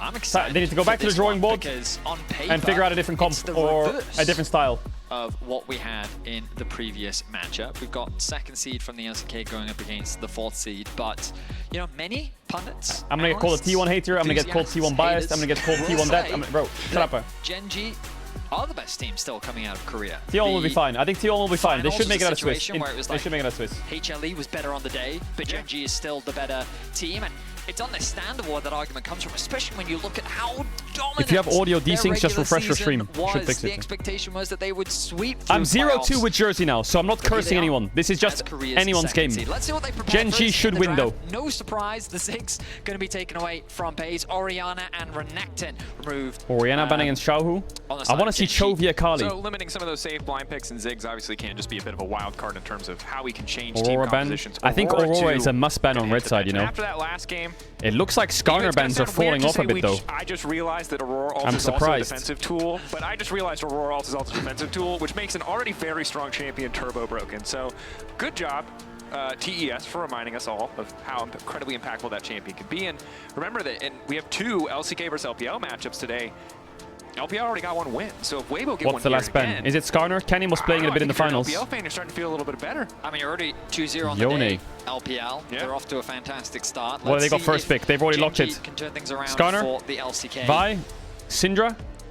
Yone far. going to be Ash. banned. Smolder would be something new. Smolder first pick. Locked in. Something we saw a lot from. This is what I mean by scrim bubbles. What the fuck is that? First pick? From Chobi in the finals as well. He was given one game and then it was banned away a lot. Yes. It's a champion. What is that? Chobi doesn't have a lot of early Smolder first pick. But because of how talented of a mid laner he is. Surely you just draft a Vi comp into that. Poppy flex on red side. Monster. No surprise that Gen G want to secure that sub. But remember, it can be flexed. Something that it can be moved between mid lane, top lane, and even AD carry, even though we don't see it in the AD carry position very often these days. And always nice to have kind of that late game insurance, not as insanely powerful as it once was. It's not as simple as you get 225 stacks and you just win the game, but still. I like Poppy flex on red side a lot. Is it Tarzan Nidalee? Universally a pretty good pick, right? Still incredibly. It's a bit weird to pick Nidalee here though, because you lock in Poppy support top. You could just do Syndra. I imagine it goes in the support position, especially. What is this draft? Poppy Jax 1-2? Room for Weibo to decide, not showing too much. That does sound a bit horrific for Smolder to play against, but still. Relatively strong blind picks overall. Maokai! What is Gen G doing? They're drafting like Maokai Rumble. You're just coming to Worlds. Maokai nerfed repeatedly. They're drafting like it's the finals. Repeatedly. This is the This isn't meta. This is not the world's This meta. is what Gen G were drafting in their playoffs domestically. This is what I mean by LCK slow into new patches. They think that this. The test is going to be. Are they fucking crazy? Showcased more. In contrast to Gen G, just not really. Did someone tell them what patch we're on? And just sticking to what they're reliable and comfortable. Lucian mid. And the question kind of always Bro, is, you know, you want to give what a team the is benefit of the doubt. happening? My brain is getting fried apart. On a previous meta, is this a bad read, or is this perhaps just an understanding that all of these champs are still good? Lucian, the final pick here from the side of Weibo. And again, they can't be real. Most likely to go into the bottom side of the map. Maybe we get a Nami ban to try to limit some of those combos. So we're looking at a Poppy jungle, most likely for Tarzan, with the Jax going into the top lane and then the Lucian down. I mean, I'll wait till I see it. Gen G's been scrimming for weeks, and they think that the playoffs patch is still the patch. They don't think the nerfs are that big of a deal. Light getting his hands on the Lucian is exciting to see for sure. I think he's really been a This is the first team where I've seen them triple down on the old patch. And a core part of how they've been able to find so much success. Seeing him go up against Pays is going to be an exciting one. Do you ban Nami? I guess you do with Blitzcrank ban, right? Weibo likely looking to try and secure. Well, PSG did Rumble. They didn't do Smolder Maokai. Given that Poppy can always flex there, and they know that the Smolder is This very is likely weird. going into the mid lane, which means Do they ban Nautilus? What are they going to ban here, Weibo? It's a bit weird to ban Nautilus, but I mean, Lehens does like his Nautilus. Rel is really good for Gen G, though. Yeah, he's won tournaments playing Syndra in multiple roles, right? This is like, we have 3 incredible Syndra players at this tournament between Knight, Xiaohu, and Showmaker, right? They take off 3 Jin. iconic Syndras. Not that there aren't other people who could play it. So it would be a treat to see it. That said, Jin banned away. I mean, Gen G, what do you play on 4 here? Surely they're not going to do MF, right? Are they really going to do MF? Xiaohu. His Lucian. This is the problem when you show up into a game with so many veterans in a new meta. There's no way they're going to do There was a MF. period in time where they had a different main, right? We can't use played Rumble jungle, so like, I don't think I mean, it's good. Sejuani is not bad for Weibo, but then you're giving away the Poppy flex, right? Alright, well, the Nidalee banned away from Tarzan, which What do is you a do? You very pick good ban AD/mid if you've here? ever watched Tarzan play. Could do like a Let's see Zaya, what they but decide to look yeah, at, 'cause there's always the Jinx. possibility of that flex, and you called it, Dracos, the flexibility of this Lucian. The Jinx AD carry lock. I mean, MF Rel would be a Gen G classic here, no? With this team Also, comp? the threat of a lane swap just went up exponentially. The second But you what see happens that then? Jinx walk Poppy in. goes There's jungle, you pick really Tahm Kench on 5? No champion that can match the tower threat that the Jinx has. Aphelios historically has been the only one, but not considered good by the vast majority of pro teams. Don't do MFRL, don't do it. Do Kaisa instead. Kalista Renata. Kalista, the option. Yep. I mean, that's pretty OP. I'm going to be honest. That's pretty OP. That's a pretty damn good bottom lane. Jax and Poppy are going to have a hell of a time. What do you through pick that hostile support takeover. here? I mean, I will say that they did pick Kalista into Poppy, which is always a little Nautilus? questionable, but it just showcases the confidence I don't know. that this bot lane has with this matchup. Ah, yes, Poppy support into Kalista Renata. Into the support position.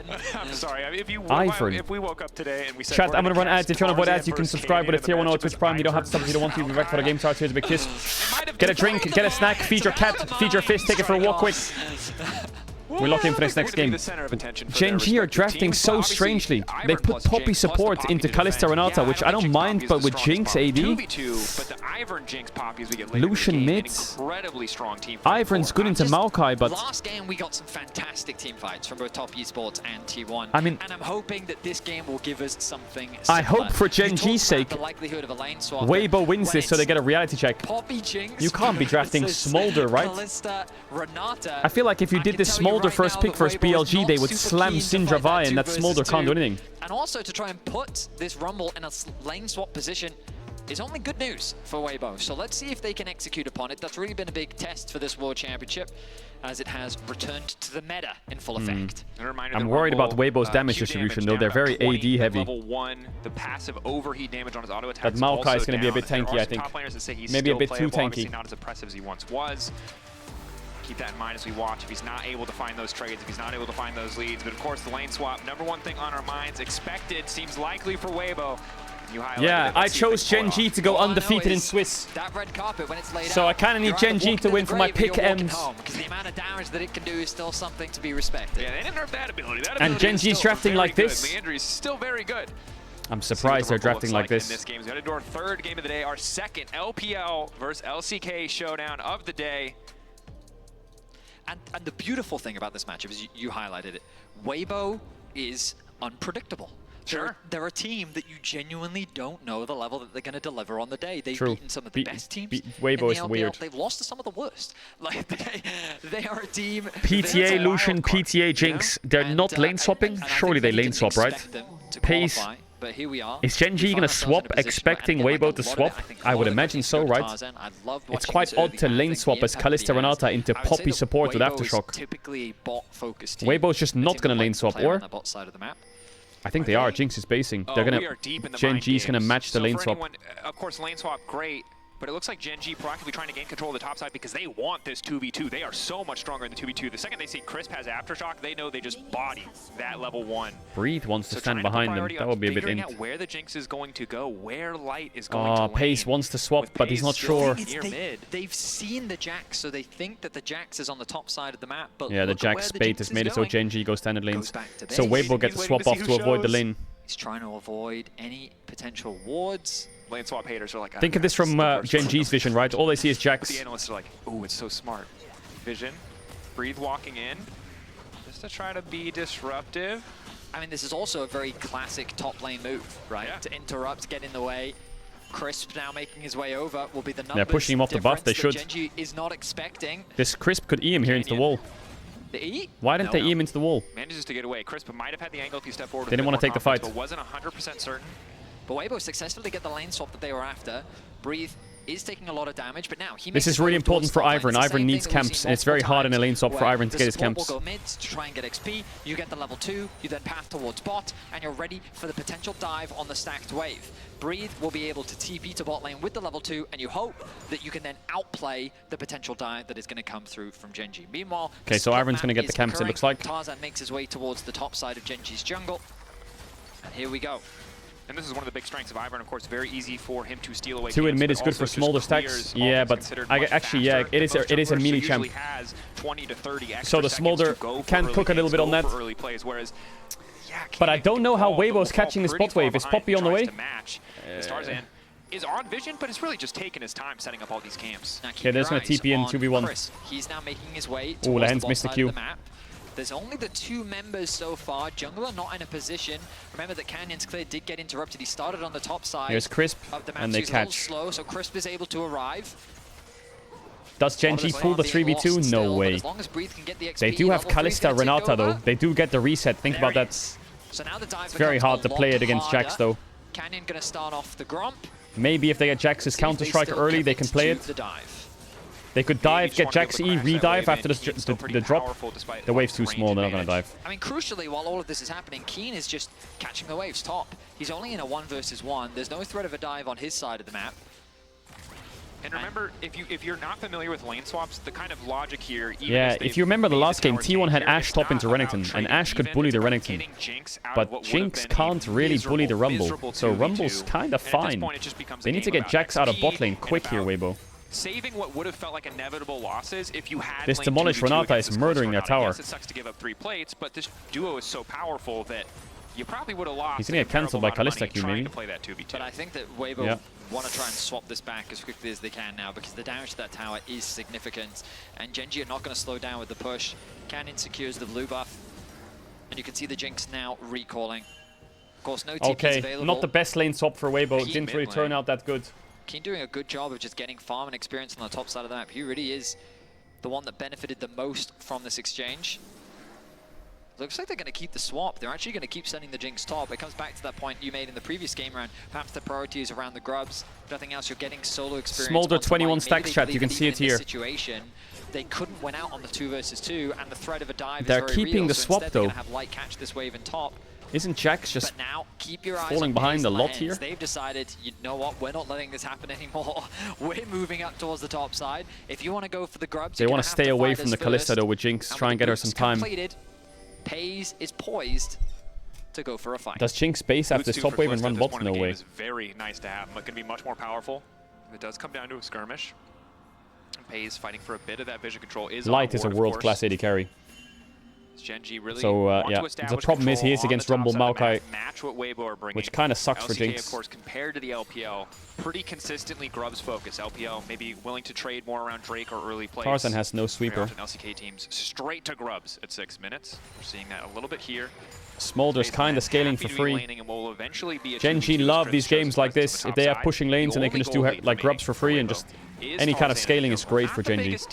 They will out macro you really easily if they get to a good game state. Now, Weibo find themselves in a 2v2 that is difficult to play. This is the thing they've been doing their best to avoid. The gold advantage that Paze sits on is because of the plates that were secured early. Xiaohu finding advantages in the mid lane, 1 versus 1. They have good mid push here, Weibo. Do they fight the grubs? Do they fight the grubs? In a position to be worried about. Grubs now If they get culling on Lucian, they could try. They just don't see anything right now. They have no vision. Excellent position to be in. Wave in a neutral state, forcing Light and Chris to push out if they want to come down. No, they're just going to push out top and base, I guess, and go to Drake. They take this fight. They're very late. Just a big buff to Kalista because she's so good at securing and taking They might get one. objectives. Now Paze though really wants that farm, is not Yeah, they'll get one. No, Kenny has smite. They got all 3. Smiting the last one away, trying to get the hell out. They did the grub so quick there. From Xiao, who is the culling is there, shields are there. Nice flash by Canyon. Rocket gets blocked. I I mean, it's good for Genji again. Good flash from Canyon, respecting the damage. Maokai flash for 3 grubs, super worth. Honestly, I'd forgotten. Where's the Shy? But Shut up. he hadn't, and he recognized that, all right, I need to get out of here, but he secures the objective that he was after. 3 grubs locked down, and Genji still able to leverage the strength of this bot lane 2 versus 2. The Stop farm yapping, discrepancy, chat. nothing too You're doing a thing again where you yap. Is able to secure that level 6, as we already know. So at the very least, Weibo relying on the I scaling think Breathe can carry this game though. going into the late game. Ivan plus But he just Jinx, needs to a get ahead. terrifying combo. The longer Jax this is, game goes on. I think he murders Rumble on side lane though. If he's ahead. Can he find the angle? Good handshake to stun the duo, denying the play. Tarzan will at least clear out the vision. But good discipline from Genji. Just they don't have any AP damage, so this Maokai is gonna get so tanky. Reset. They spend some gold, maybe even swap back so they can be in a position to contest the Drake. Perhaps Weibo is happy to forego any of these early Drakes simply due to the strength of this Kalista. But Genji see an opportunity for more plates. And frankly, in the mid lane, you've got a Smolder who's chilling, right? Chovy weathering the storm nicely. Early plated steel caps to mitigate any Lucian W is AP, or is it really great? That's perfect. They're actually fine now. Good job, chatter. To solely play around mid or try to support any early advantage that Lucian could have. You found the solution. That said, I don't know when the mid lane. Yeah, so I mean, Genji's in a great state, but to be honest, and he stacks at the very least. Weibo did the right thing. The Jinx is even with Kalista. If they play 2v2, this Jinx is down 30 CS under her tower screaming for help. I might not be able to tell you in advance, but I can tell you when I see it on my screen. If that's not the play-by-play life, I don't know what is. Chovy flaps out to safety, and Weibo now ready to commit a bit more resources around mid lane, trying to help Xiaohu get the push so they can look towards this Drake. But Genji have already reset Look their at the bottom XP lane, in top already to though. He's a fight full back level at least down. a little bit. Krispy Kreme. Chris now coming in. Crispin triple aftershock fading away. That Poppy is dead. Well played by Genji. Crisp isolated in the river. Genji just moving their bot lane smartly around the map to help secure these objectives. This Kalista. Case is ahead. That's really good for Genji. Pace being ahead is like his best spot. He's not. Genji overall. When he's even or behind, he's still really good. But when he's ahead, he's very good at snowballing the game for Genji. Still had to navigate the map state well to be able to leverage the advantage. I just like the way in which they save Chat, don't say no way. for last. That's just the way Pace works. When the team's even or behind, Pace isn't that superstar you would want, in my opinion. But when he's ahead, he is that superstar you would want. A little bit behind. You have this bot lane which you can play through in the early game, and they're playing through it incredibly well. They were able to secure 3 plates bot. If you watch their games in the LCK, you would see it. Grubs, they swap them back to bot, find a kill, get the dragon, and it's just Canyon working in tandem with his Wait, bot lane ahead equals good? to No dominate way, this game, Chad. resulting No way. in a 1k gold lead for Gen G so far, which when you also have this Smolder sitting in mid lane farming away, you're in a pretty happy spot. Certainly are. And we'll have to see if Xiaohu can get a bit more involved in some of these map plays. Once He gets has no an practice item from completion behind under with his teammates. belt. We True. know the Lucian on one item can be very powerful. Paired with Tarzan, who's there to buff him up, could get a lot of work done. You just but for missed now, that Gen E, G Keen? Did you just playing miss at a that? very comfortable game pace that has continued to favor them. The gold, yes, within touching distance, but you talked about it. The late game scaling insurance, the fact that Canyon's been able to pick up this early lock, it means Some that guy in chat the says coming Xiaohu fights still plays should the be game. quite easy for Gen G to navigate. Also, my only concern for Gen G is, I would say their engage isn't the most reliable, but I guess you can make the same argument for Weibo, but like, who really starts the fights on both You both pray the other side's going to start the fight, so you can Maokai, Renata ult their face, or Poppy ult them out. Yeah, you kind of, I'm deciding if it's better for you to be the first on the Alright, here we go. A grub fight, maybe. Kalista doesn't have blade, so it's probably good to take, but Keen's going to TP in early. Maokai has flash. This looks kind of hard to fight. Also looks really hard to fight. Piece is crisp. Oh my god, Krispy Kreme. Whips his ult. See? Blitz ult. More reliable. Is Weibo AFK? Can they fight anything? Oh, Renata ult is clutch. Paired beautifully with the Rumble, but 2 quick flashes out from Bye-bye, Krispy Kreme. Wait, he's alive. Wait, 3CP's kind of good. Wait, Xiaohu's kind of cooking them from behind. Wait, hold up. Where's the Jinx Rocket? It could do big work here. Kenny, no flash. No Kalista ult either. It's 1 second cooldown. Okay. Okay, Weibo. Chovy, no flash. Okay, Weibo, he didn't get a grub, but he got some kills. So we see in this exchange why it is better for you to be the first on the objective. How much harder it is to approach, especially into things like the Renata ultimate and the Maokai ultimate. But ultimately, those tools were used I mean, Jax, Poppy are really annoying champs for Kalista. And Daisy as well. Pretty nice angle for the re-engage with a good TP flank coming in from Breathe. So you'll notice at the start of this fight, tools were used to mainly try and get a pick onto Crisp, but Crisp also died to to zone Smolder these ult, did he? members away from the Grubs. So there's the Renata ultimate, there's the Maokai ultimate, and in combination with the Rumble ultimate too, it's forcing them back. But that's 3 ultimates now gone. And now the re-engage comes in. Oh yeah, he did. On the He must right have. He's at the side, back. Breathe on the left side, and this is where Gen G is forced to scatter and disengage. A nice ulti from Chovy, able to Just gets cleaned up by the fucking Smolder ult in the back. They're able to get away still with 3 and all of the Grubs. A great situation for Gen G. Yeah, 6 Grubs, not normally allowed in competitive league. We see in LCK and LPL, right? Teams will fight to get 4. Yeah, they need IE, they need Tull, they need Triforce. So unlikely and can be very high risk to Gen stick G around need for too Blade. long. Here, Gen G really set up to just start pushing out these lanes. Chovy, again, very comfortably scaling 109 stacks. What the Grubs 12 do, minutes into the game, they give you more damage to towers, TLDR. It's good pace for stacks for sure. And I think that we need to kind of see more from Weibo in these fights, because giving away 6 Grubs, very frustrating, because Kalista normally not the best champion in the game at taking towers. Not always in a position to match Jinx, but when you have 6 Grubs, it feels a lot closer. Blade of the Ruin King being completed for Paze. Yeah, Paze has Blade now, This pretty Kalista strong. in a very scary spot already. Gen G taking their time. They find themselves at a slight goal deficit, but it's nothing What really do minions to do? be Shut too up. worried about. As Yeah, Weibo's they kind of continue to fine in ramp this up. game. We think about next objectives they can play for. Today's They've got to moved have an their upset, bottom lane right? Into the mid lane. Is Gen G losing But to potentially Weibo? start That's got to be the securing upset of the some day of if this happens. Surely G2 beats Pain, right? That are available in the mid lane, but also just so that it's And easier FlyQuest to beats move Gam, from right? mid into these sides, maintain control of that prio. You can already see them doing it. Push in mid, move in towards the bot river, and now you can start threatening towards that top tower, deep vision, all sorts of options. And Chovy conceding farm in the bottom lane. Chovy. To try to be first to the objective here. Both the Herald and the Drake will be spawning at the exact same time, but Gen G again shifting their focus to the top side of the map. Now Chovy returns, just trying to keep his options open, waiting for that wave to be pushed in by Xiaohu. I need Poppy to be played in jungle once, and then the pick'ems are GG. The TP advantage, crucially, so can come to the objective as Weibo now move into the river, start to take control around the pit here, 12 seconds before the objective response. Oh, top, sorry. Is it top that needs it? First to enter, I should say, the top river. Get a bit of deep vision. Light's going to have access onto this mid wave. Push this one out. This Pay's abandoning the wave as he looks for a pick. Where's the engage going to go?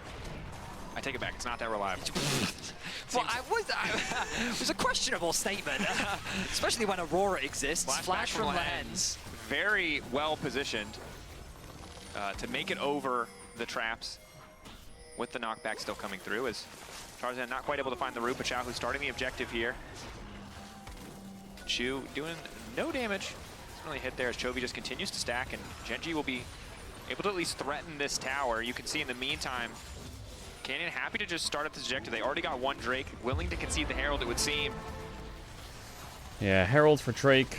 But interestingly, you can see the it's only gold second. in our lane economy snapshot. Weibo's fine. Between either side, but they're okay for now. The side of Weibo overall. They're actually really good for now. I told you. Jinx's game state is fantastic against Kalista. Like, look at Jinx's state against Kalista. You wouldn't think that, would you? Against Kalista Renata, Jinx is up 2 waves and up a level with an Ivern and a Poppy Spore into Kalista. Actually, Weibo's game state's insanely good. They get first blood tower mid as well now. Should just be able to break this one down. Wait. And they TP bot. Are they going to go for more? Or is Light just using Wait, this is insane for Weibo. Yeah, he's fine. He's chilling. He knows where's the Cloud crash. Dragons at, though? They'll just instantly one-shot it, so instead drives it away and will now use it to at least push slightly more favorably. Now, Jahu has moved off to a side lane himself and is putting some pressure down onto Keen on the top side. With all the vision invested on this top side of the river as well, Keen has to be careful about who. Actually, I hope Gen.G lose this, man. Which is why he's showcasing that respect, going back to base, TPing bot to match up into the Jax, knowing that he should have a slightly easier time. If they win the game with this draft, the rest of the tournament they're going to be playing this dog shit. This can't be good. I refuse to believe it. You can't just copy-paste your summer games drafts. I hate when teams do that. He's sitting on a kill as well. So he's in a comfortable spot right now. But overall, a very close game with Weibo sitting on the gold lead. By and large, because of the advantages they've been able to. But if Gen.G lose this, that means in the 0-1 bracket, there's T1 and Gen.G. Just passively been farming very well. Even though Gen.G sort of controlled the early game very well, ultimately Weibo haven't fallen prey to any really bad fights. In fact, they've been able to find that good fight around the Herald themselves. So we talked about the scaling of the Smolder, something that is always going to be terrifying to deal with. But the strangest thing about this game is going to be about how they start fights. Because I put Weibo as my dark horse, right? Is going to be crucial. Being first on the objective means that the enemy's going and to be forced to walk is my top 8 dark horse. And that means you're either walking into a Poppy, who can knock you away, you're walking into the range of a Jax flank. What do you mean dark horse DK? DK is not a dark horse, they're winning. They're top 4. That's not the dark horse, that's a fucking golden horse. An objective, which is always a scary situation to find yourself in. But when both sides have more disengage tools than they have actually hard engage tools, like a Leona or a Rel, for example. Yeah, you're going to end up in this passive game where both teams are kind of hesitant to pull the trigger to start the fight. In an awkward situation, you can see there observers wonderfully hiding, Breathe, debating if he wanted to leverage that canyon, or enemy cannon minion, not canyon minion. That one's in the jungle. Set up the wave as Rumble still hasn't been able to get back. Fuck me, this game's slow. Come on. Leandries, but it's a good point, right? So objective setup going to be big throughout the entirety of this game, because if you can force the enemy team to come to you, you'll be fighting in much more top tier 1 position. Gen.G is gonna get bot tier 1. Chaho continuing to Drake's be in 2 minutes. Lane. 2 items Man. almost completed here.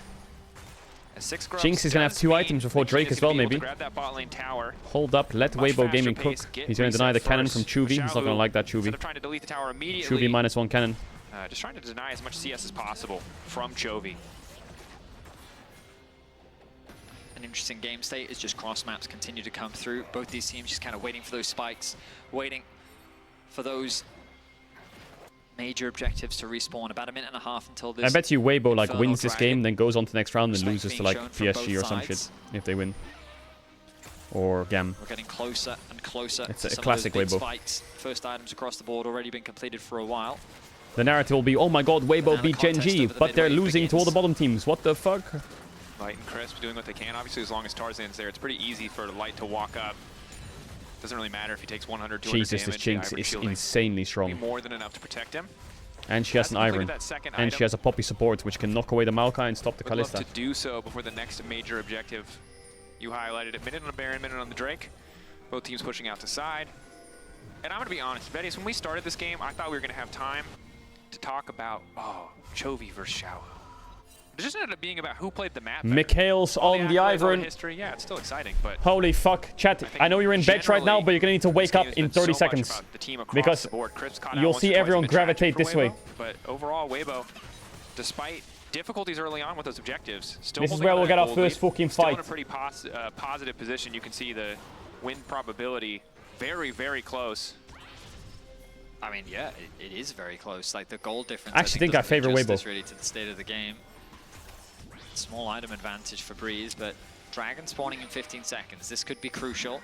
Genji have gained purchase to the river through the bot lane. I don't like Genji's dive. They have Rumble, Maokai, Smolder. It's a lot of AoE. Renato with AoE.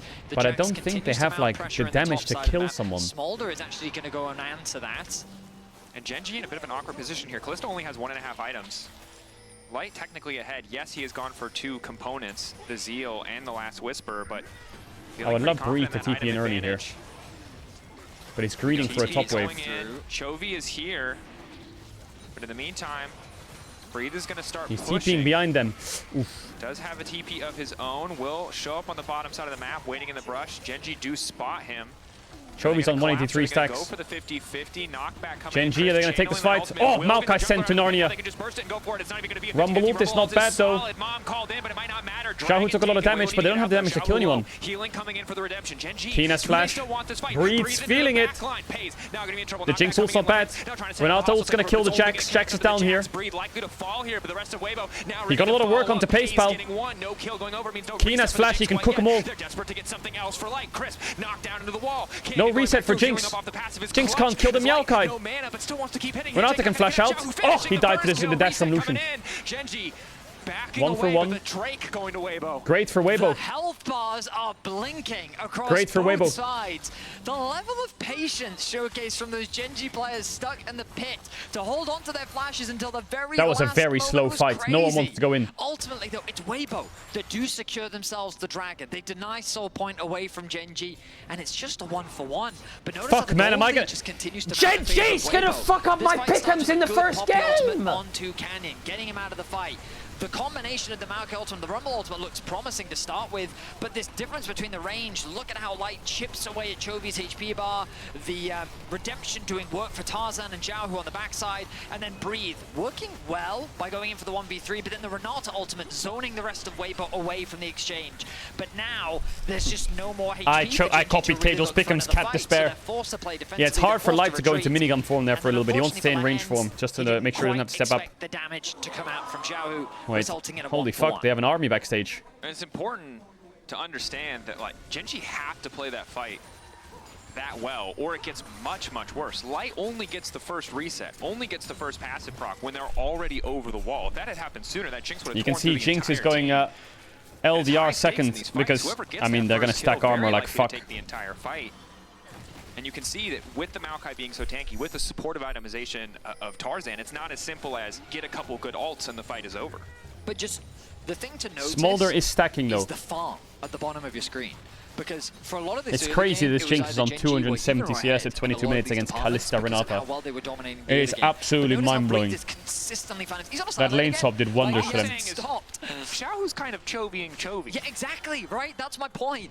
Xiao, who is the other man on the side lane, alright, Jinx has a big item here. Just keep this pressure up. Meanwhile, Light is soaking up every single wave in mid. He's also being donated farm from his jungler. Like, if LPL wins this, LPL's 2-0 against the LCK. Are just farming incredibly well. And while Genji are trying to find plays, they're looking for Why did he rend there, Pace? Weibo are just passively picking up a lot of gold by maximizing the amount of farm that they're able to get on the map. So they now find themselves with a 3k gold lead without finding any significant team fight. It's another LPL LCK. They've secured all of the LNG FTL. And they're in a great position. And so no.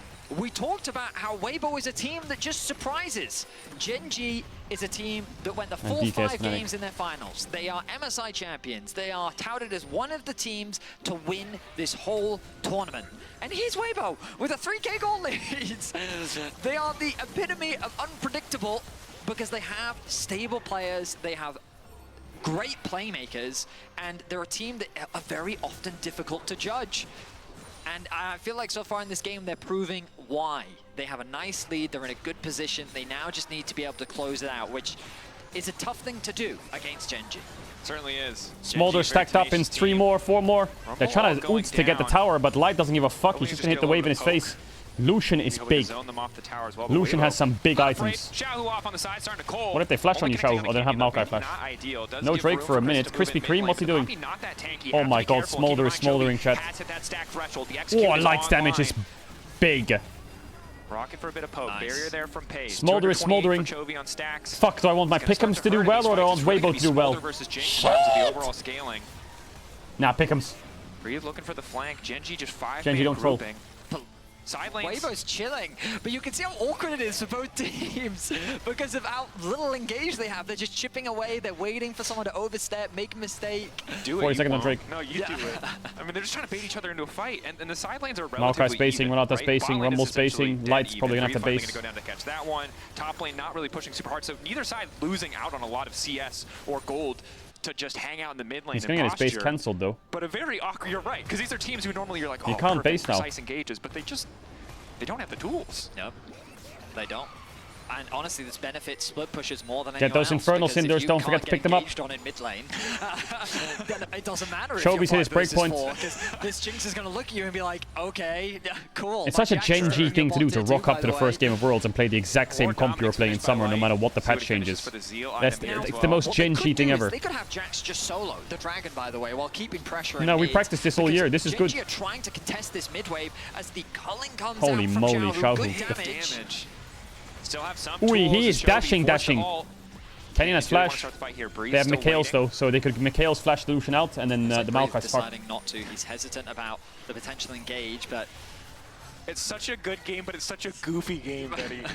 Because you're right, they cannot engage on each other. The calling looks great, but it's just both sides trying to see fish for an angle. It's Ivern Q is Weibo's engage. For a flash W from Canyon. Gen.G's trying to threaten the Baron. From Tarzan, for someone to overstep where they shouldn't be. Chris maybe finds a flash E into a wall.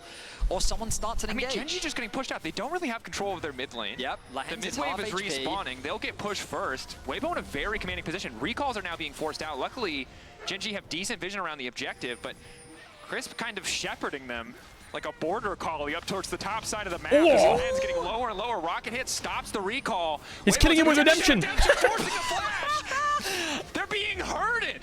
Weibo. The TP's going to come out from the Smolder as well. And now they can just walk away. The redemption. They get the push in mids. The wave does get caught by Key, and they now have clean access towards the dragon. While all of this has been happening, I do think they could have just kept Breed there, but I guess the fact that he doesn't have the TP was the biggest thing that they were concerned about in the event that a fight did kick off. Either way, though, now, I do wonder they get Drake here, Weibo, but I wonder if Gen.G's going to force Baron. Looks like they will be fine, yeah, okay. I was worried because with Breed, they're going to force Baron, Gen.G, I think. Having an opportunity to reset after all that I don't know if it's good, though. Gen.G could then look for an engage, but I say that this is their window, so now they have Poppy ult. And they're going for this now, knowing that someone really should probably try to pick up that farm on the bottom wave. It will cost Weibo to be here, to be present in this play. Poppy all going to be big. Maokai W did clean by Canyon. They're going to finish it with Kalista. They will do so. Breathe now in no man's land. Ulti now used by the Kalista. Breathe locked up for a brief moment. The culling's not bad, but the Zhonya's is also not bad. Gen.G needs to get out. Oh, nice flash from Krispy Kreme. The bailout, not enough. Breed sending it. Light spacing, can he space them? Tarzan Mikhail's was clutch. The shield, he's going to die to the Q. Chobi looking to finish one more kill. Canyon going to get the job done. Weibo with the man 1 for 2. 4-3. Overall, the fight calming down. Gen.G just want to get the hell out with their Baron buffs. Maybe grab mid lane tower on the way. Gen.G recognized the amount of time that Weibo spent on the map, and they got Nash there, though. It's a win. They're able to secure it, but it costs them 2 members. The TP they want to chase this even more. Fight not done yet. Breathe, chase. Canyon has no flash. I do not think they could try and hunt Canyon, but he might just space out. I think that was an overzealous TP play for sure. At the very he thinks he's being chased. He's out. A little bit quicker.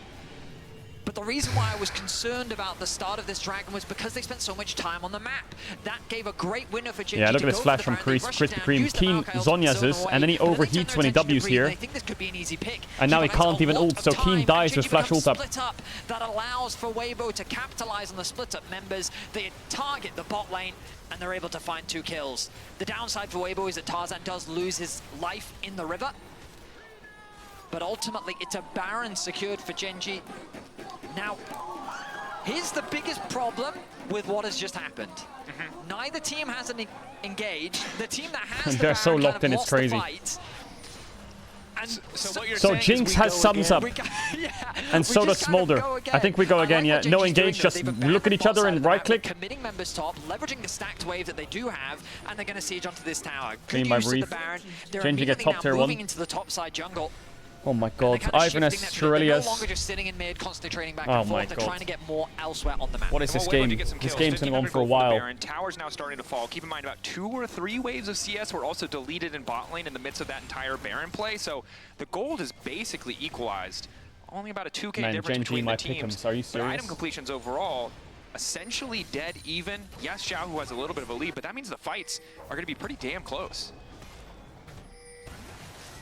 We find ourselves once again in a tense affair.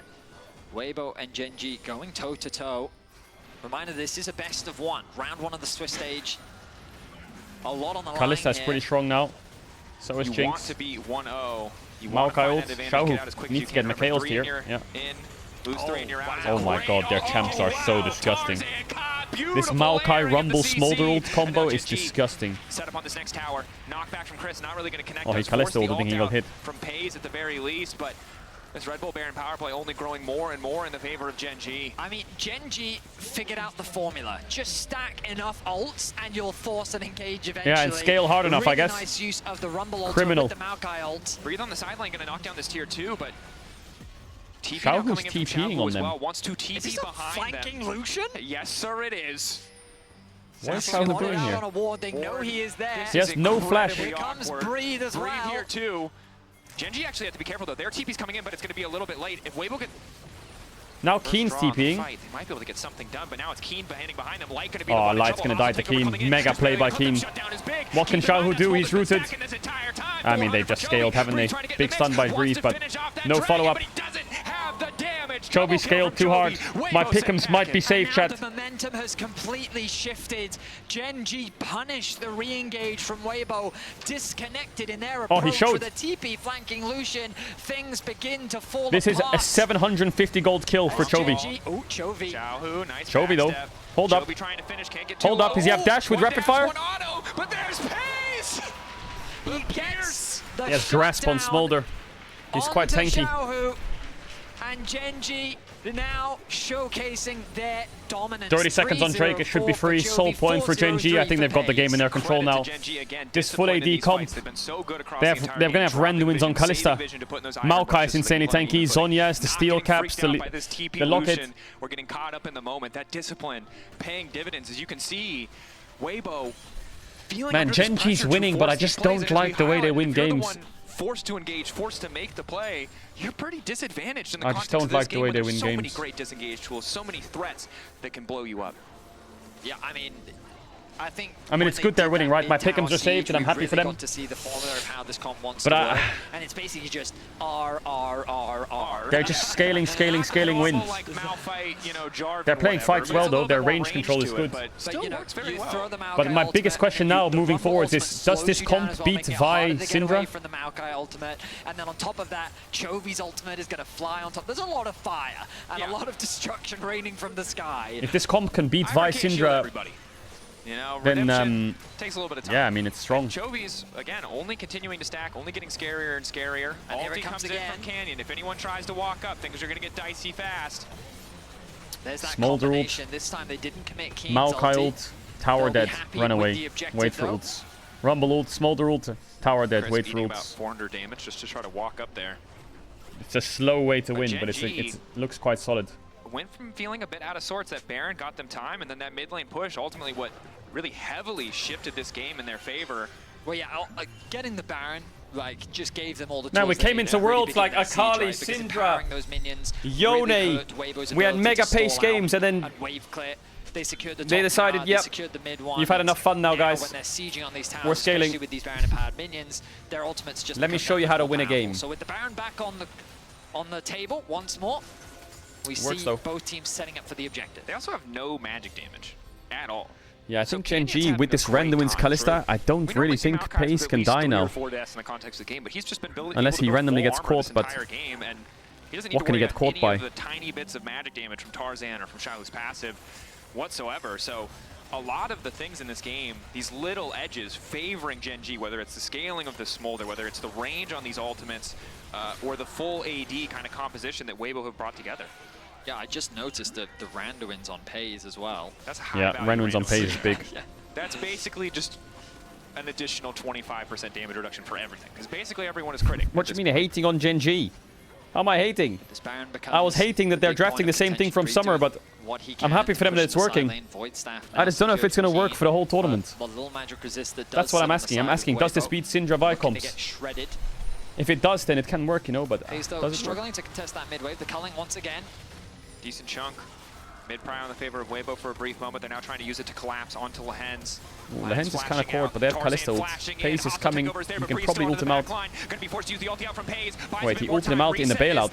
Hostile takeover didn't do much, but now Breathe in the midst of the Does he get the reset? Wait, the stun is good from Crisp. Wait, what did Canyon just do? He just flashed in. Chovy finds the kill there onto Crisp. Xiaohu has flash. They went 2 for 2, which is not bad for Weibo, but fight just stops there. Nobody really has the tools to I follow think Canyon just kind of flashed in and died. Close affair if Weibo was I think he got rooted by Ivern. I think he tried to flash W. into a Baron, but Gen G responds in kind. They have Kalista to secure it. Without a smite of their own. They do of course have the Kalista. They have the Rens. TP back from Lucian. Behind. Gen G He has culling up soon. maybe not everything, I but think a whole hell Weibo of can a lot play on this maybe. Oh, Xiaohu flashed in a bit too early. Or like dashed in, Paige just kills him with Randuins. He's unkillable. They needed to play around Jinx there. 2v2, and we just keep going. 7 seconds on Breathe, but he doesn't have the TP. Canyon up 1 minute 30 seconds on Soul. Don't think anyone else is starting the Baron, but I'll... Light has flash coming up. Goodness, the Cancel on the base. gets interrupted, which is huge with the Dragon spawning in about a minute and a half, buying time for the rest Does of your team. Paige just last item at GA in this game? The map. Allow for Xiaohu to respawn. Just buys a little bit more time. 36 minutes in. He could go BT, but I kind of like GA. When both teams just keep going back Yeah, and sword. forth, Pays nothing but confidence as he dived in for that 1v1 against Xiaohu. Randuins too. True. I was wondering why he took so little damage from Xiaohu, but it's just such a Yeah, even high with armor value pen, item in the Xiaohu context can't of this get through that game. Kalista's health bar. And Gen I am G, both the hunter and the tank. Come at me, Xiaohu. the nightmare of anyone playing QSS on against Kalista is when Chovy. she has the time and money He doesn't want to build get hit by any defensive items. stuns. He has sums as QSS well, as so... well there for Chovy. But we go Yeah, again, how does Weibo Kratos. kill their carries? They test around the mid lane once 400 more. stack Chovy's Smolder. catching the bot wave. Breathe once more. Pushes out the top. Weibo's going to force Chovy Baron or in what? the This bottom positioning's lane. terrible. They have to Not force great Nash. flanking TPs. We'll just TP to group with the team. Weibo now Lucian could get coming in for a brief moment here. They caught have on the an side advantage. here. Joaquin is forced They have to no catch sums that to flash on wave. him, but Trying to capitalize needs to on play it. the bit. Extra Oh, that movement culling speed is coming in. rubbish. Chovy Ooh, standing it's not behind bad. Lehens as he's once again vulnerable, but Pays is there Poppy to knock. try to save him. He's in range to hit. Angle coming in for the knockback. Poppy. Oh, we got gonna Chovy. find one. Chovy out They of have to the rush fight Baron quick now then. immediately. Weibo turn back to the objective. They want to try and force this. Rumble ult is going to fry them. Watch this Rumble Smolder ult. But it's melting with double AD carries. Canyon, can he get into the pit? Ulti coming in. 5K There's the getting lower Smolder. and lower. This Malcolm Where's wants the to try and Rumble? steal it away, but no. Oh, Tarzan their finds health the angle. bars. However, Crisp already going Not the down. worst. Breathe off They on have the to flank. use Hoping to Redemption find though. an angle into this fight. All of Weibo Nice flash from Light. retreating. Gen G might not have gotten the objective, but it looks Why like did no one they're finish taking Lens? control thus far. They Breathe couldn't get him. still He is into the finished. backline. Light's got a good position here. Back up onto 2, the stun, excuse me, as we Chovy? continue the fight, but Oh, off he's the cooking side, them. it's Pace can't Chovy. die. Finally getting involved again. The execute's coming in. He's just Chovy? sneezing Chovy up, died! but it's not enough to get Light the didn't job die to the done. execute, Light's and the still root hit standing. Pays. Pays They got still Baron. standing. It's a hot mess. It's a Weibo down 2v3. a man, but up a Baron. They're going to He's lose trying to Soul. get an execute onto someone recalling, but he's not going to be able to find anything. But the problem for Weibo is, yes, they're able to get the Baron, but they lose. Jinx is going to get 6 items, but they're going to lose Infernal Soul. Ah, they got Baron, but it's not good. Get the Infernal Soul for themselves. And wow, what a back and forth. The craziest thing about that last team fight, Daisy got a 3-man knockout. Like, it was I really hope we get to see a replay of that one because it was a chaotic team fight. Chovy with an ambitious flash to shut down Light, and he almost got the execute, but he died just before he was able to get enough damage. And surely a full build Smolder with 425 stacks and Infernal Soul is enough to end the game. Yeah, But this fight, the Smolder Rumble, the Redemption negated a lot of the damage, and Crisp insta-died. But I think Lahen's a bit too deep here. He gets Jinx flash, but he ends up dying to the Jax ult. But look at that 3-man knockup coming out from Daisy. Provides good utility as Chovy finds a kill in the Baron Chovy pit. one-shots the Lucian. He can't finish Light though. Quite enough as Breathe comes over to help. And then it ends up being a 3-for-2. As Jinx is full build now. Yeah. I mean, nearly everyone is full build. We're approaching that time of the game. Who wins? 6-item Jinx with Ivern or this comp from Gen G? I think this comp from Gen G wins with Infernal Soul hardcore. That is a 6-item Smolder. The Ivern helps the Jinx a lot, but I think Smolder is just going to be too OP now. Smolder lost his AP ratios, but you just don't go Lianrus anymore. You just play the crit build. Really not going to be used for much of anything other than some side lane pressure from Breathe. It's crazy to me. Jinx also has no flash. In a meta where we expected the return of mages, right? This is what happens in this AD carry meta, where there's just not that much utility. Yeah. Like, few stuns, like what, there's a root, there's a slow, there's a stun, like there's... Or AD build, overall, rather. both sides are just kind of dancing. That's why positioning is so crucial. If you overstep, you're going to get one shot. But now things become much harder for Weibo. You're so annoying. Due to the presence of this Infernal Soul on the side of Gen G, you thought Smolder hurt before. Well, now he just hurts a lot more. And so, navigating these fights is Why is Xiaohu playing with flip-flops in the late game? Abilities in this game that I don't know, he doesn't need any more move speed, I guess. End this game's rapidly, right? There's no cleanse on Light right now. Hostile takeover. I think either of the AD carries here likely means they instantly kill their team. Yes, Tarzan does have access to the Mikhails, but it's going to have to be quick with it. And on the opposite side, Papillon, right? If Crisp can knock a carry out of the fight again, I guess Lucian needs IE and then just send it. Yeah, Pace went for the GA. You know, those are both slow, very telegraphed abilities. And it's just, again, I feel like we're a broken record here, but we have to say, like, this is a really hard game. The longest game? No, the longest game is 45 minutes. If you're going to game already. On and engage, or you will be the reason your team loses the game. Does Xiaohu have IE? I think they're stalling for it. Canyon flash W's in. You've got to bear in mind that there's not exactly a lot of follow-up CC. No, he doesn't have it yet. That, right? So he may just find himself deep. Maokai, Smolder ult, yes, Mikhails. Stacked on top of each other. Xiaohu going back, immediate Mikhails getting used. Gen G breaking down to tier 2. Decent position. If they can force another fight where the Mikhails isn't available, that much more. Yeah, Gen G just have to wait for Baron. I like how they're playing around these objectives, the way in which they utilize the Maokai. Xiaohu's spacing, does he have IE? He's pinging the base. Available in the party composition. Yeah, he does. And while Maokai was Lucian's nerfed, strong now. And the duration on these saplings is reduced, or at least the scaling in terms of how much duration they get off his max HP, this free vision control is still just so massive for Gen G. Means the setup around the next objective is that much easier. We are 2 minutes away. It feels like it's probably going to come down short of some sort of side lane pick. Yeah, Elder or a Baron fight. One more 5v5. Game 3. It's crazy that we're only on game 3. There's 5 more games. I mean, we've got Fnatic versus D plus Kia after this one, which, you know, you thought that engaging was a problem in this game. I'll tell you, engaging going to be a problem in that game. No matter what comp they pick. It don't matter. But let's round things out here. Elder in 2. In. The Baron does spawn a bit earlier, right? So Gen G can just look to rush it. It's not like they're giving up too much position. If it was a bit closer in timings, it's harder to do that. Try and kill me now. I mean, he really, like, it's... Even in the face of Armor Pen, you still take so Wait, hang on. Chovy sold his QSS, and he bought a Randuin's as well. They have triple Randuin's. Yeah, okay, well... Right, it's like if you guys had figured this out 3 patches ago, we wouldn't have had to take 80s out of mid lane entirely. Okay, so it's Gen G once again with control of a mid wave. Unsurprisingly, Breathe finds himself in a side lane pushing. The Jax trying to get some work done.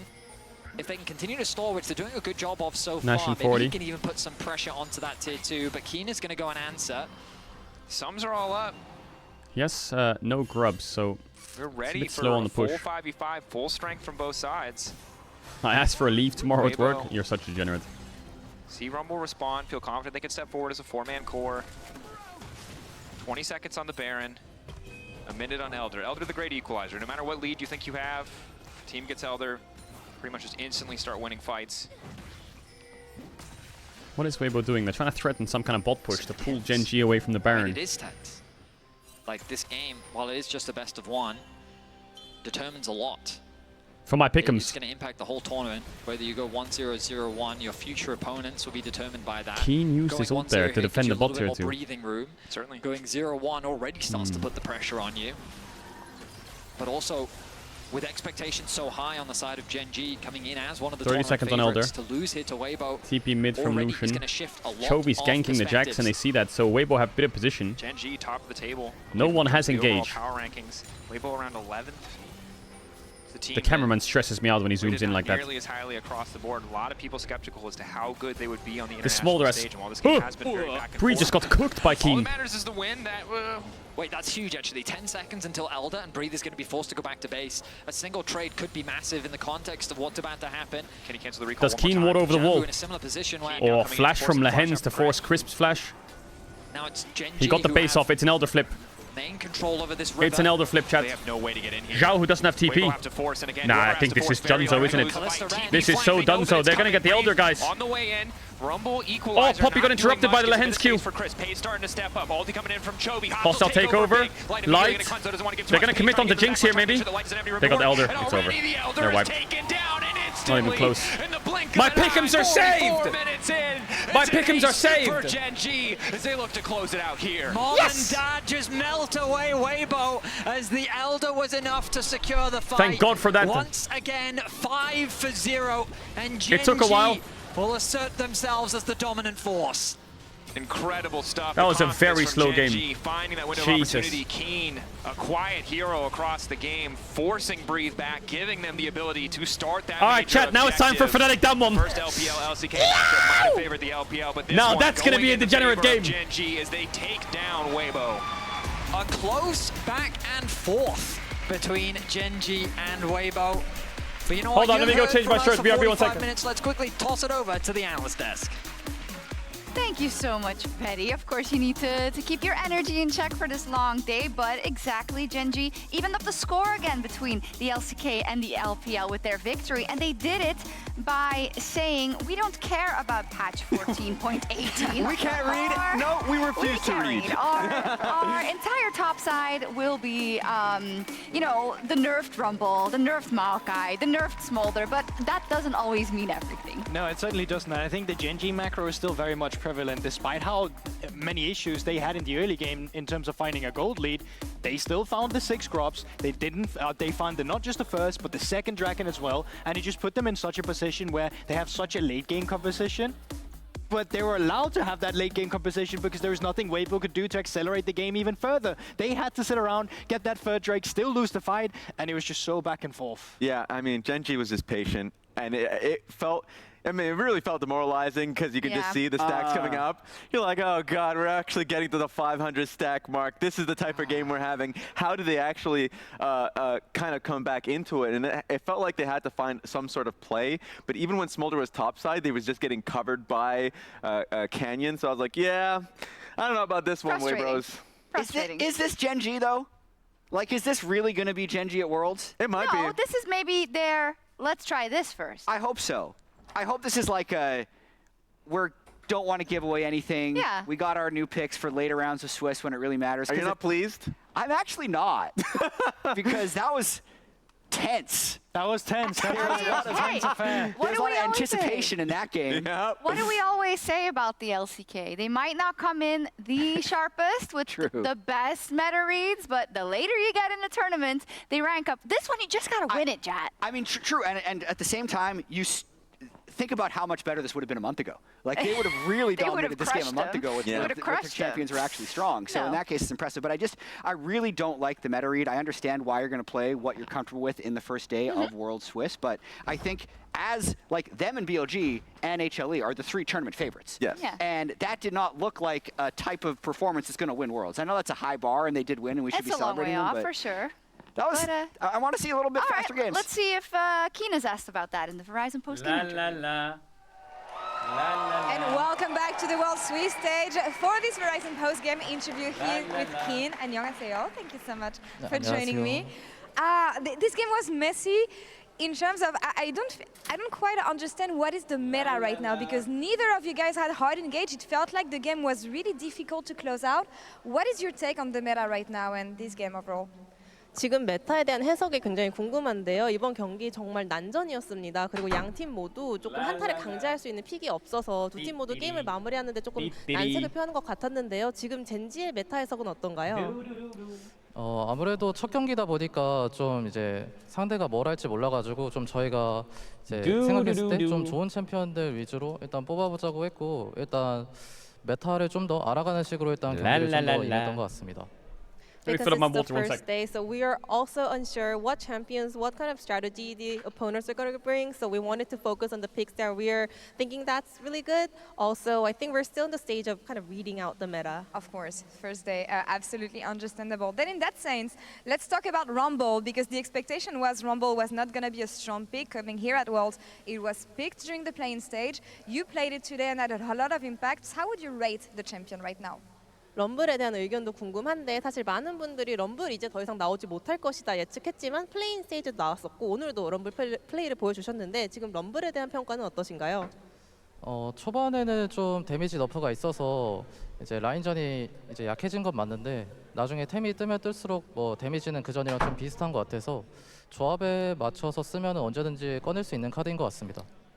For sure, his early game stage is weaker. You know, his early base damage with the nerf is a little affected. So laning phase is not as strong, but also I still think that as he picks up more items, he's almost the same as the old Rumble. So looking at the comp, you think Rumble is right, you can go for it. All right, the champion we could see more than here at Worlds. Last question for you, Kian. You're one of the tournament favorites, but I want to know about the synergy between you guys. How has Lehans been treating you recently? 이제 강력한 우승 후보로 꼽히는 젠지인데요. 우승하려면 또 팀 시너지가 굉장히 좋아야 하잖아요. 지금 리엔즈 선수랑 사이는 좀 괜찮으신가요? 리엔즈 선수가 가끔 장난기가 좀 심할 때가 있지만 그거를 이제 팀원들이 잘 보듬어주기 때문에 뭐 팀 케미는 좋은 것 같습니다. We all know Lehans is always picking on me, but the rest of the players are doing a great job taking care of me, so the team synergy is safe. That's amazing to hear. Thank you so much, Kian, for the interview. Jason, thank you so much for the translation. We're going to take a short break and we'll be back in just a couple minutes for Fnatic versus D plus Kia. Don't go anywhere. What?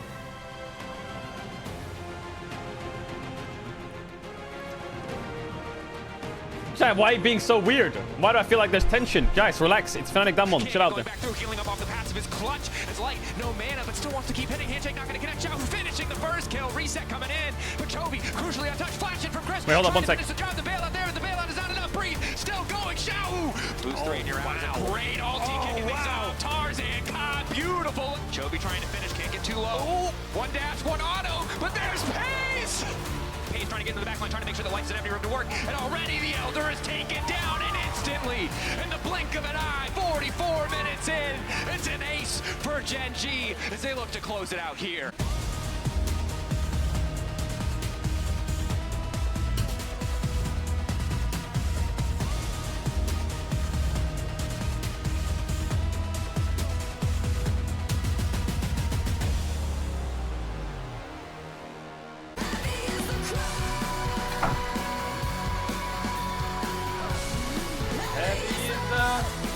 Heavy is the crown.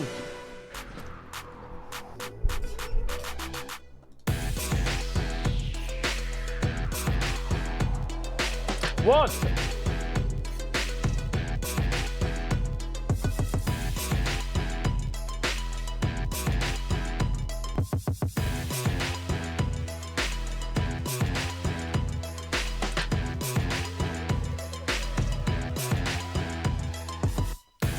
Why is everyone being so strange today?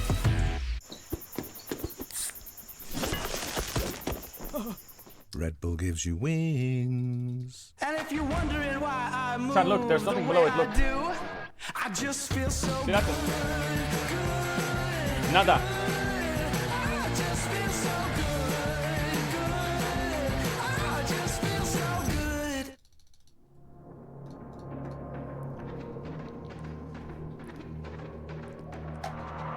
It's fucking hot in here.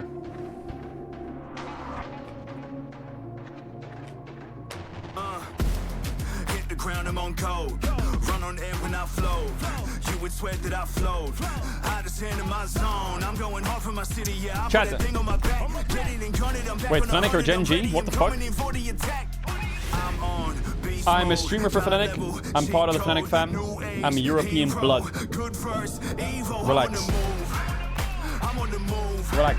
I'm putting in work, I go berserk, got something to prove. Cause I got power, I got the energy for all of my enemies. I'm on the way, saving the day. Relax.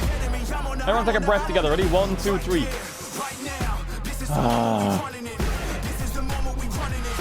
This is the moment we run in it. Wait, this is my song.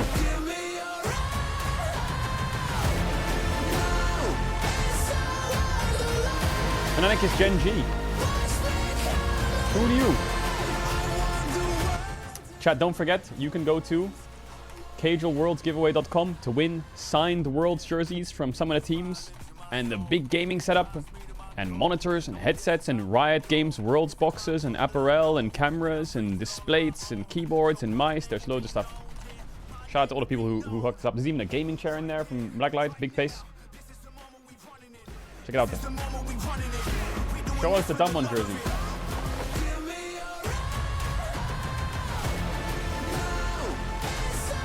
It's right here. Chat, why are you stressing? I don't get it. You're stressing way too hard. I just showed you the dumb one jersey. Wow. You're being strange.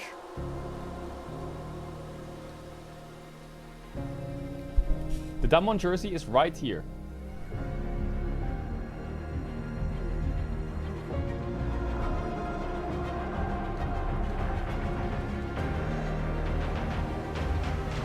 There we go. We need more of this attitude in the chat. I believe you, Mark. Okay, you wouldn't lie to me. We need more of that attitude.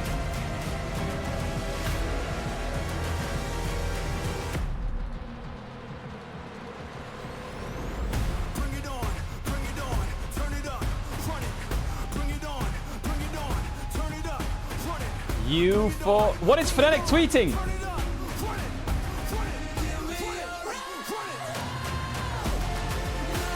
There's nothing.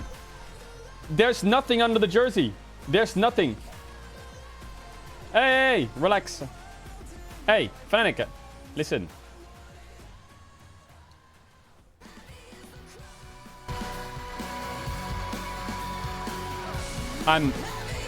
Hey. I love Damwon. They're my favorite team. But I also love Fnatic. They're my blood. Back, everyone. This is the post-game breakdown of our previous game, Gen G versus Weibo. GB, describe it in 5 words or less. 5, 1, 2, 3, 4, 5. Wait, that's 6 because I said 5 2 times. That was a really bad gag. Yeah. Yep. You tried. It's when you said use 5 words, my brain already goes into, I don't know, nothing. But that game was a roller coaster, and that was tense, as we said. They got outscaled! Well, they didn't have any, pick potential with that draft. It's sad, it's sad. But hey, it's time for something really, really special. We've got a double feature up in our cinema. We're going to watch, I think, 2 amazing movies that are incredibly back and forth. We're going to start with Fnatic versus D plus Kia, and then we're going into TL versus LNG. I mean, in terms of kind of storytelling, impossible passion and back and forth and I love chaos. cinema. It has it all. It should. Absolute cinema.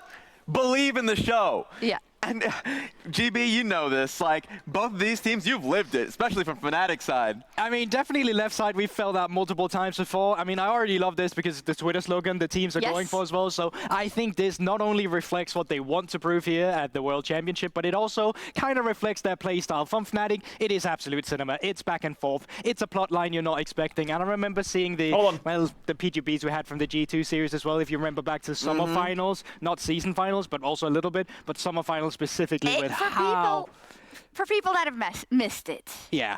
I mean, it was a tragedy. This is Fnatic's 2nd seed.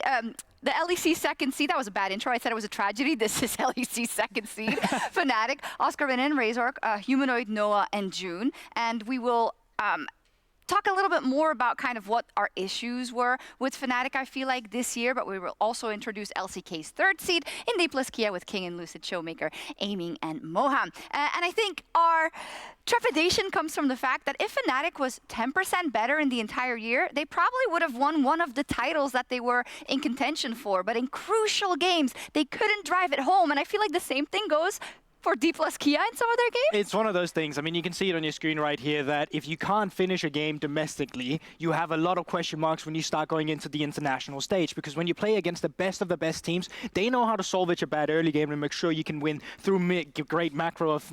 What are you doing with that? Great macro through mid to late game. But one of the things that you don't believe in suddenly is when there's a team that starts throwing these things. You need to be able to know how to close out a game when you're playing against the best of the best. Yeah, and it's a frustrating one. And that's the thing, like, you've already talked about it from Fnatic's side, how unpredictable they can be, because they can get that early game lead, but everything else is a movie. Like, for me, watching in North America, I don't know what I can get out of a Fnatic versus G2 or Fnatic versus anyone for that matter. And for DK Plus, like D plus Kia. Yeah. I already showed you the DK jersey. Why are you being weird? It's a process for me. My brain's not working properly.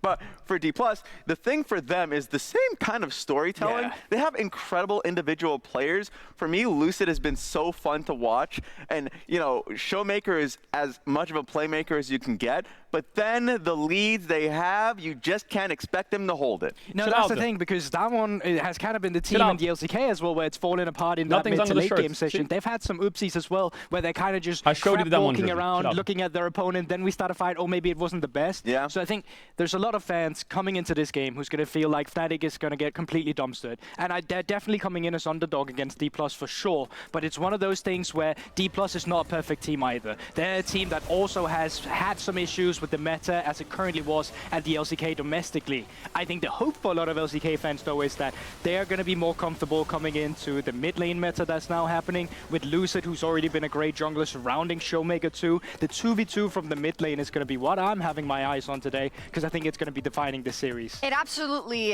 is. I mean, I think Bot is also going to have something to say about it, but you did mention the meta, and we have to talk about Showmaker being back at Worlds, and the fact that he had a pretty miserable time in the ADC meta, right? The return to kind of what he is known for could be a big boon for D+ Kia. Yeah, I mean, he literally named his account Syndra. Like, he is ready for it, and you can already see both these teams are ready for it. The boys. They're ready for the brawl. The boys. Let's watch the movie. The boys.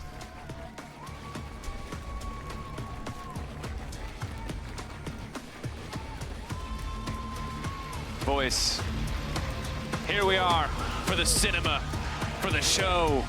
Movie stuff. The movie, baby, let's get it. Fnatic fans already loud. Nice. Let's go, Fnatic, that one. They look to defend on their home turf, up against DK. And no, not Donkey Kong, D+ Kia. Although they're also Wait, I should be here for the draft. I'm nervous, chat. I'm nervous. Chat, I can't do the analysis. I'm too nervous. I looked at the lyrics to the Donkey Kong rap. I was going to quote it more, but I was like, I don't know if this is the best. I mean, this is the game I'm genuinely been the most excited about, which worries me a bit because I'm like, have I overhyped it? Chat, you're being weird. You are. There's nothing under the shirt. Would it be a movie if someone hadn't overhyped it? You're being weird. Relax. True. It's a situation I wouldn't do that again. where you've got two teams that have incredible talent domestically. Yes. They've showcased that they've been able to compete with the best that the region has to offer. Chat, just focus on the game. But their macro is lacking. It results in focus on the game. Barons, crazy side lanes, flip-flop dives. It's all sorts of chaos. And we think back to the summer season ending for Fnatic, the fact that they didn't get a single win against G2. What's wrong with smiling? I'm happy. It's a good series. In contrast to D+ Kia, who recently had a nail-biter best of 5 against T1, and it was a spectacle, for sure. It was, most certainly. So that's the impression that people have of both of these organizations, and so I'm excited to see... Mega pace, chat. Mega pace. Good series. For the purpose of entertainment, I hope they haven't improved at all. But obviously, but obviously, we want to see these teams get better. We want to see them adapting to the meta more, with mages returning into the mid lane. Obviously, the previous game was not a great indicator of that, and we're hoping that that doesn't set any precedent for the rest of the tournament. And look, all I'm going to say is, I feel like the best version of both these teams is just riding that mid jungle 2v2. Oh yeah. To closing out the game. And that doesn't always been the cleanest version, but like, you look at Showmaker Lucid, Chat is actually my favorite mode in chat. To go. Showmaker's ready to go. And it's a similar story for Razork and Humanoid. Yes, Fnatic have tried playing towards bot lane. They tried a lot of other things. Mr. Crocodile. But I feel like the most effective version of this team is still when Razork and Humanoid are working together 100 to build gifted. these massive leads. Are you ill? Have to see if that's what the strategy they're going to go for today is. Now, naturally, the big elephant in the room is the contrast between the two AD carries, with Noah having struggling performances internationally with Yo, chat, say thank you. Incredible. You're fucking ballistic. Across the LCK Chat, say thank you if you got one. season. He is a large part of why Yo, thank you so much for that. Kia were even as in contention for those top spots. He's Another had so 50! many Guys, solo stop gifting. carry Holy performances. shit. He's had some incredible games that Yo, thank you for the have to feel like 100, when thank it you for comes to 50. the AD carry matchup, Chat, say thank you if you got a sub. heavy favorite coming into today's best Yo, guys. of 1. And we'll see. You That's know, that Fnatic kiss is a for the team gifters. that has been very defined by momentum for so much of this Oh, year, yeah. right? When they're in a good mood and in a good headspace, you can tell. They play with We're much better, into with the much more draft. confidence. So the importance of this first one, and it's not a series. We have to play again tomorrow. And Fnatic, you gonna have Syndra or you gonna first pick it? 1-0. We're gonna face the other What about 1-0 Showmaker's team. LeBlanc? Get a bit of a lead early on. Falling down can be devastating. All it takes is a single upset. What about and then a Showmaker's one rack, LeBlanc? Putting you in best of 3 elimination territory. For now, Showmaker Syndra, Showmaker LeBlanc. Think about it. Orianna all banned away. You know, against Lucid, you gotta respect it. This man likes to go and They dodged. And Vi the best They champion dodged. to do so. His 2 most played across his career, at least in Vi, right? And we've seen how effective Vi can be in the meta. The Aurora ban going to come Ivory ban. Fnatic on the Aurora blue ban. side. Is Little Fnatic telling, first picking perhaps they don't Syndra away from prioritize the Shoemaker? comfortable playing it. The respect being shown He'll towards pick it. Razork with the Ivern taken away. How will T plus Kia round things out on their sides? Skarner still available. Ashe still available. Ezreal is something we've seen Noah lean on a lot, especially when he's looking to try and play more on the weak side and Fnatic have more of a mid focus. Smolder ban. They're laughing. It's going to be the Smolder removal. They saw the impact Syndra? they had in the previous Yone's game up. from Gen G and said, you know what, we don't want to give Skarner. Humanoid that possibility. The Yone blind pick coming They in took from the Fnatic. Yone first pick. Hey! It's a potential flex pick. We don't typically see it from Oscar. We did see a few games of it from Humanoid throughout the season finals. Yeah, and it was one of the big improvement points for Fnatic. No, that one against Skarner Syndra. Yo. Yo, is that good? Very few options compared to the rest of the league, but had a fantastic glow up on the Yone. Now going to be the prioritized first pick. Obviously a champion that everyone has high expectations of. But picking it early does mean giving over, at the very least, the Skarner. High priority, I'm going to say jungle pick, but technically a flex. Can be taken top lane as well. What's Razor gonna do with the Yone, Sejuani? Kia just flowing through some of the hovers. This Yone pick is definitely interesting for them to want to first Gnar pick 1-2. It's a surprise. The Gnar blind going to come through from D plus Kia. Now we know Oscar, he's What's no wrong with stranger smiling, to chat? It's a Camille. good series. It's a question of whether or not that's the direction they're thinking about. You're going to need some AP to come through somewhere for Fnatic. With Ziggs removed, it's unlikely to come from the bot lane, which means that it needs to come in from the jungle or the top lane. Zyra Yone. So we talked about Renekton. Ooh, I like it. I like it. They're definitely gonna go Syndra though, right? It's very familiar to them domestically. The Zyra was something that we haven't seen so far at the World Championship, but Razork saying, I think it's still good. Yeah, And Showmaker they Syndra, built classic. themselves a strong top side. Classic. There's the hover from Showmaker. Showmaker. Classic. I think this matchup is really good for the Syndra, by the way. It's interesting because before he came to EUS Solo Queue and named himself Syndra, he had an interview with Cryzen Esports with Ashley where he said, actually, I think it's only good in like a couple circumstances and it's not that great. The E cooldown sucks. What? It's, like, They went really Ezreal. niche. Which kind of, but I'm not sure because that interview They're was dropping so old, if Showmaker. he's What does he changed have? his He has mind and it's just like a Syndra, jam Syndra all the time LeBlanc, situation. and Or if, you know, which is the true version of Showmaker? I mean, we have to acknowledge at some point that Orianna is definitely clearly He has a higher on the third. priority list, and Syndra's definitely fallen to the wayside. he has a third somewhere. in Maybe like a contrast to what our Kali or initial something. Expectations were coming into the tournament. With the Ezreal locked in, this is still a flex pick possibility for both Showmaker and Aiming. More likely going in the direction of Aiming, but we'll have to wait and see as the Ashe ban now comes through from the side of D plus Kia. And Showmaker, a guy who was vocal about not being super comfortable in the double AD meta, AD with an AP jungle. Also didn't fit Lucid, I think, the best, a guy who likes to be on these much more proactive playmakers, so would be a shame for him to come in on a new patch, at a new tournament, and have to go right back to ADs in the mid lane. We'll see, though, what they want to go Silas, for. he's not going to play Silas. Ashe, Kalista, both the more lane-dominant options taken away. Probably the ban now for Oh, well, he has LeBlanc easy now. He has an easy LeBlanc on 4. Maybe they're not enthusiastic about the Jinx. Fnatic will probably play Kai'Sa. Kai'Sa Rel, Kai'Sa Nord, Kai'Sa. Like a Jinx, but they need a way to start fights. We've already seen what can happen if you don't have that engage, and so far D plus K aren't really lacking on that front with both the Skarner and the Gnar available. They could lock in the Rel for themselves. Yeah, there it is. Classic Showmaker's Showmaker. LeBlanc. We talked about it as a potential ban, and he's gonna lock it in. Exciting stuff. Ooh, that one draft's pretty stacked. Significant impact on it in the game 5 against T1 to even qualify for It must be Kai'Sa Nord here, but they're against Ezreal Brown. I think Fnatic's fucked here. of his and something that he is very well respected for. We'll see what he's able to do up against Humanoid on this Yone. Kai'Sa and Jin are the two hovers right now for Fnatic. We talked about how just Rel is okay, it's not the best. The Rel makes sense. You got to remember though, that's an Ezreal and a LeBlanc. Not the best. A lot of mobility. Maybe a Nautilus with a little bit more lockdown would have made more sense, but instead they want this big AoE engage. They want that reliable way to start the fights, and it looks like they're going to pair that up with Kai'Sa Rel, yeah, no shocker. Kai'Sa interesting, obviously really good matchup into the Ezreal. Can't get in, but instead Jin. They're debating, flexing between the two. I mean, it's tough because you have so much upfront damage on this team. Jin Jin will feel really good if he can stay far enough out of position, if he can find access into the fights. But the Kai'Sa is much safer as we get later into the game. So instead, the Kai'Sa going to be the option here. Chat, I'm gonna run ads. If you want to avoid ads, you can use your tier 1 on Twitch Prime. You don't have to sub if you don't want to. You'll be back before the game starts. Here's a big kiss. I appreciate anyone who does sub. Really good. I think the Fnatic draft is a bit... it's good though. It's good drive. It's just not good lockdown onto the LeBlanc Ezreal. I'll see you guys in a sec. Much love. Appreciate all the subbers. You'll have no subs for the... no ads for the rest of the world if you sub. The idea behind picking Kai'Sa into Ezreal is that you can have a relatively easy laning phase to allow the Kai'Sa to scale up, get that early static shiv, have a little bit more wave clear. You look like you're sweating a bit. No, I'm okay. I'm okay.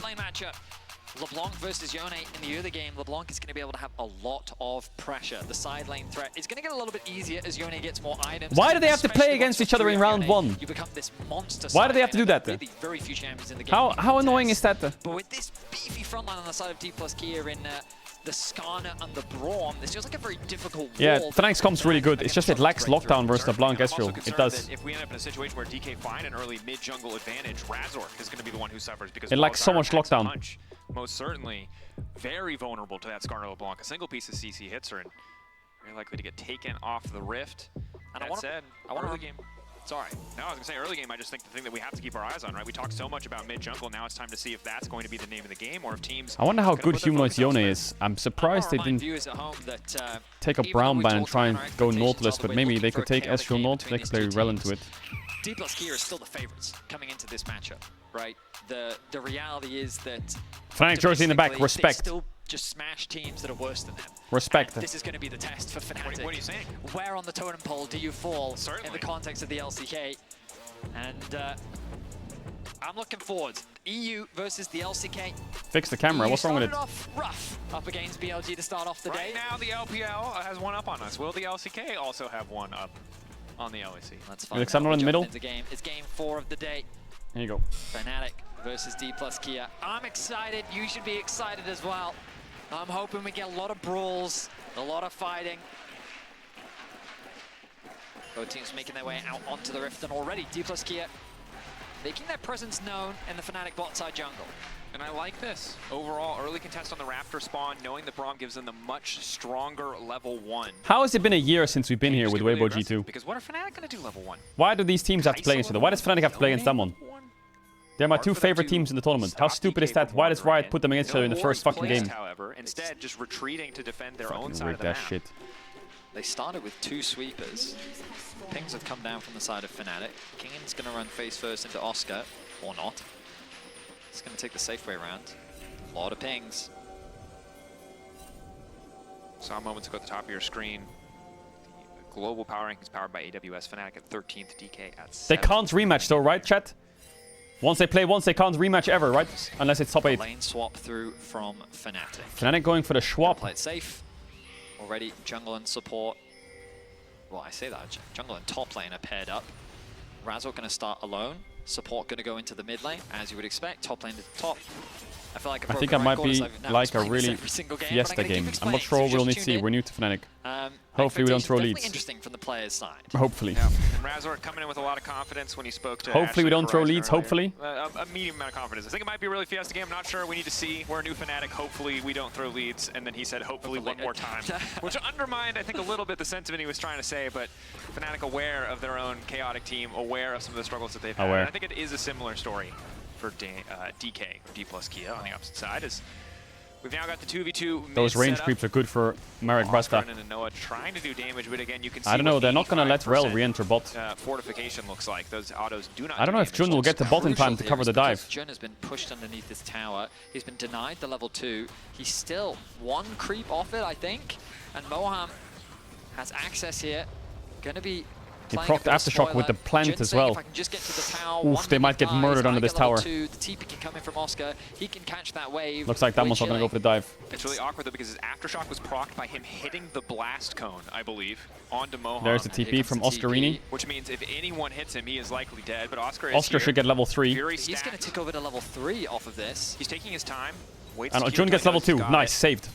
He didn't get the XP. He wasn't in range. Ooh, he had the W out there. Oski, can you live this? Oski? Oski! Blows, making this dive easy as Oscar tries to make it safe. Oh, rail flash in front of the Skarner E. Huge flash by Jun. For now, though, King debating if he wants to go any bit further. The redive should just come through. Level 2. A bit more time before he gets the cold block. Back. Jun trying to body block, but the boomerang still there. Q flash not going to do much of anything, and Jun now in trouble. They tried to outplay him, but they're getting taken down in the end. A clean bot side dive from D+ Kia. Great patience from D+ Kia and good management of the aggro from the tower as well. 4-man recall into a match here. No TP available that for is Oscar. not good for Fnatic. Kingen gets 2 assists, 1 kill, goes over to aiming as well. And D+ Kia are just setting themselves up nicely to start off this game. That's about as good as you can hope of a start. Not only are you the team not swapping, so it's easier for you to take place, but you're able to make this dive happen. Yeah, they get a lot of damage off onto Oscar to start off the play. Aiming does take tower aggro at the very end, but he's able to disengage. And then, like, you see a the nice blocks from Jun were good. Block on the E. I mean, Damon's tower dive was pretty clean. They're able to deal enough damage. Then the juggle here from Lucid. Even doesn't have the flash. Yeah, just very well played. Wait, they didn't even use any flashes on that bot dive, Damon. They just used Ignite. We find ourselves back in standard lane matchups, but with D+ Kia having advantages across the board. Noah and Jun got away from the first few levels of the lane at the very least, but I think the only silver lining of this all is aiming goes back, he buys a tier, he buys some aiming early game lead is dangerous. Early itemization. I don't know, I feel like LeBlanc Ezreal's too mobile for Fnatic's comp. Like Zyra sucks into LeBlanc Ezreal. What does she do? Discrepancy in the 1v1, although he will be able to spam a lot more Qs. Need to keep our eyes as well on mid lane. Yone lost flash as well, yeah. Prioritizing this Yone very highly. He can't walk up. Partially due to the lane swap in the 2v2. As well as a difficult lane matchup, we just haven't seen. Chat, why are you saying sus? Can you fuck off? And down TP, which is going to make things pretty difficult. Yeah, Shark's made an interesting point where Humanoid is a player who's branded as someone that rises to the occasion of his opponents, but really we haven't seen that for a while, right? And you can only hold that moniker for so long without any results to back up a statement like that. Fnatic getting some good team fighting here. It's a difficult position for him to be in because that was kind of the saving grace of some inconsistencies in his performance, was that when it mattered, he did show up. And if that's no longer there, you know. So this first game will be a big test for him as well. Like, so far he started off the lane pretty well.